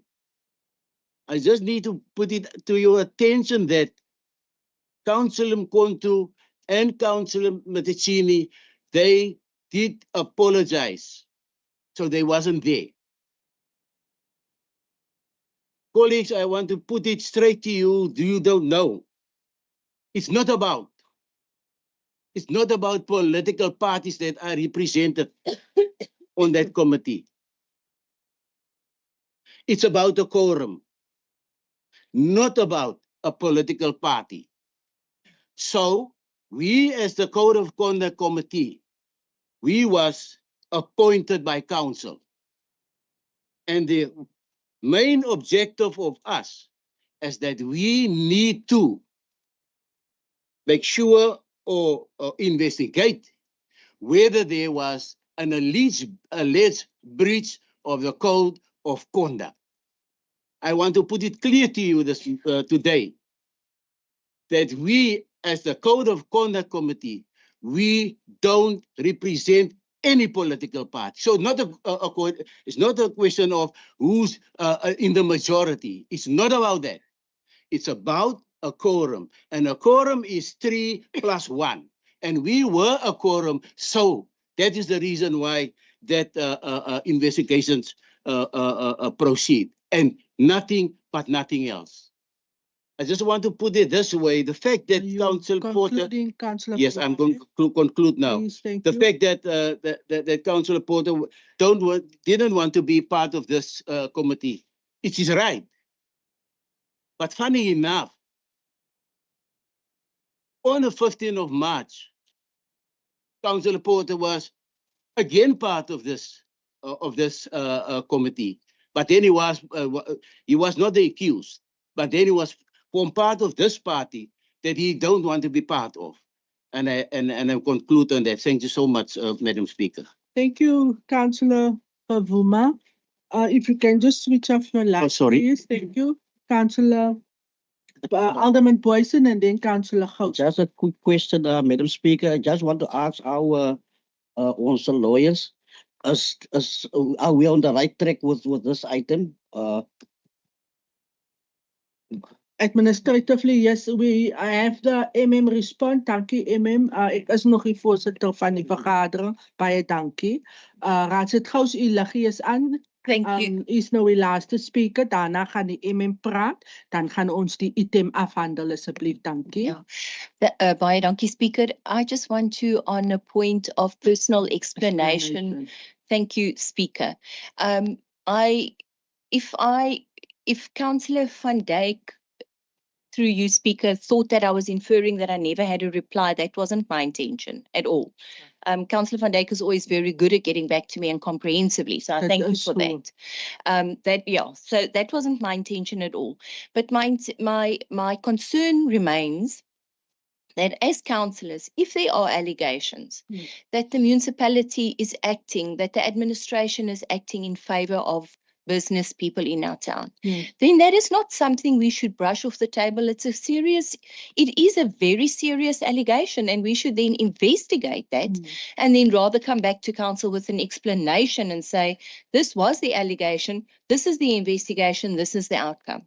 And that's the point that I'm trying to make. I want to be part of a clean administration in this municipality. I want to be able to give good account for what's done in this municipal chamber and what's done in this building. Thank you. Thank you very much, Councillor Gous. Let me give to the quickly. Can Councillor van Dijk then finish this off? Okay. I see the mayor's light also. Speaker, yeah, thank you. Just a short input from my side. I do agree with Councillor Gous. If there's suspicions, then we follow the prescribed route. You lay a charge and it's been investigated. You don't go on Facebook and make social media, and that is what the allegation is. And that's what we must discuss. The conduct. We do agree with your argument. The problem is the conduct. Thank you, Mayor. And then just again a reminder, because we all have an obligation in terms of the code of conduct. Councillor Gous, you were correct. Councillor Porter was part of this council, and he plead many cases. And in terms of the committee and the times that he was before the disciplinary hearing, it was around the conduct. So you outlined it correct in terms of how we came across that was the issue, and not per se the councillor himself. You were indeed correct. Therefore, the mayor also confirmed that councillors, it's around the conduct. And that's why council have a committee, a code of conduct committee, for should there be any or should there be alleged transgression. Councillor van Dijk, you may proceed. Thank you. Madam Chair, thank you. I don't want to prolong this. I did not misinterpret Councillor Gous's question or reference with regards to the law enforcement officers. I think it's exactly what the mayor has just said. It infers to the credibility of specific officers, which was dealt with. Specific questions were asked. We investigated. I gave thorough feedback, and that was the end with regards to that. To bring that up into a council meeting has got nothing to do with the relevance of this specific item. That was my point of reference or framework. And I want to conclude with that. I did what I had to do, and it was done. But to do it, cast some credibility issues on the officers or their activities, it's not true what has happened. So don't do it. That's all I'm asking. Let's do it in the right fashion. I will give the answers, and I think I'm an objective person to investigate as I should. And thanks for the compliment, Councillor Gous. Thank you, Councillor. That concludes then that debate. Colleagues, relevance. Madam Speaker. I need to correct something on the information that was just informed. one second. Relevance in terms of the rules of order. We speak to the item in front of us, please, councillors. Councillor Kontu is asking an opportunity. Last speaker, please. Assembly. Thanks, Madam Speaker. I must inform the council I didn't apologize for not attending that Nazik, that conduct meeting. If there was an apology, they must prove the apology that I rendered to the Code of Conduct. Thank you. The Code of Conduct Committee, please sort your in-house things out and not derail council agenda items. Asseblief, Raadslid Kontu, sorteer asseblief julle komitee aangeleenthede uit. You can respond, please. Thanks, Mayor. Mayor, Facebook is a very, very dangerous place.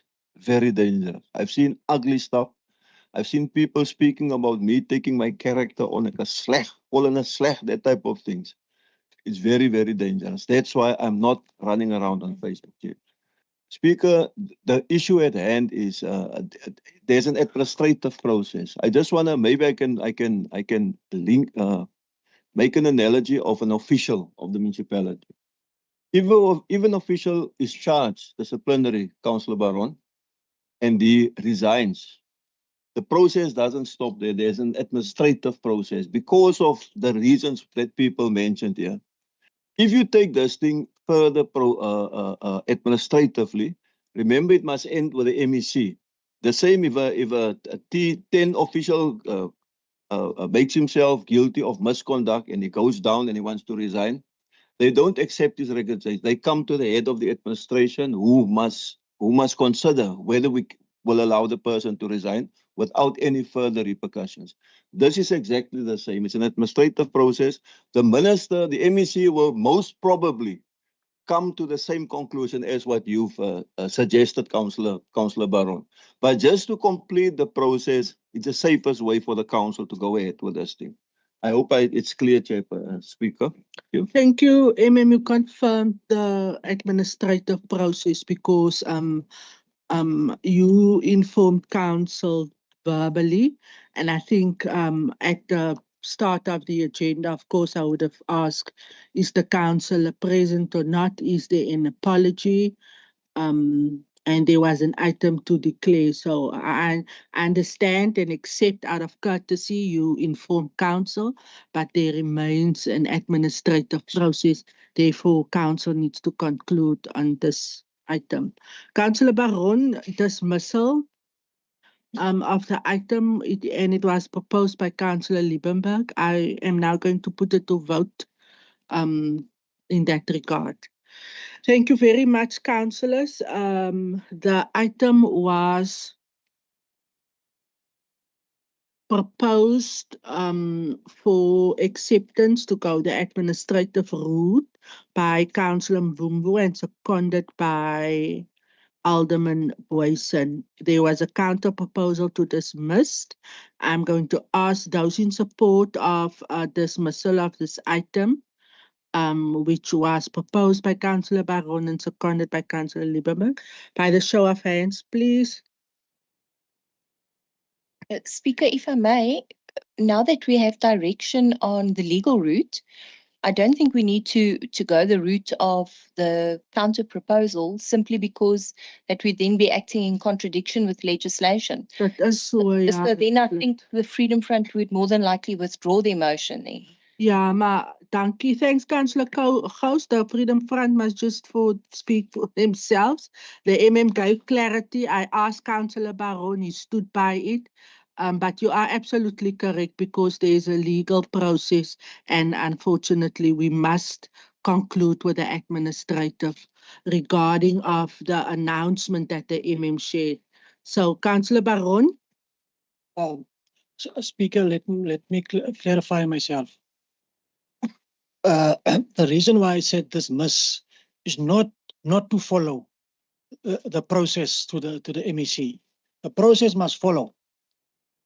But the fact that you resign, don't need for us as a council now to discuss the whole matter of what happened in in the hearing. So the hearing is not an issue anymore.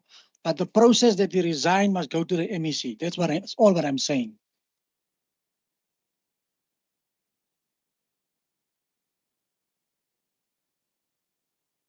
Yeah, Councillor Baron, thanks for clarifying it because it gives a different perspective. But I just want to come back and you must give guidance. Council have in front of us this item. Please, Mr. Stein, give guidance in terms of the legal process. The municipal manager verbally informed council this morning. The item is in front of council. The process cannot stop here. It's unresolved. How do we proceed in terms of what the MMS shared? Because Councillor Baron is then saying that we dismiss the item. Thank you, Speaker. First of all, it is an item on the agenda, and it has been proposed for the item to be decided on as before Council. It's also set out in the Municipal Structures Act, 16(2)(e) of Schedule 7, that the process must follow. So, from legal side, it is suggested that Council takes a decision on the item as tabled. Thank you very much. Councillor Baron, I am going to record the Freedom Front position on it. Okay. Councillor Gous, do you want to go on record? Yes, Speaker, then I'll abstain. Councillor Gous abstain from the ACDP. Councillor Krige abstain for ICOSA. INC? INC is abstaining. Thank you very much, councillors. That concludes that item. We have one last item. To the members of the public, thank you very much for joining us. That brings us to the open council agenda. We wish you a blessed day further, and we will now excuse the public and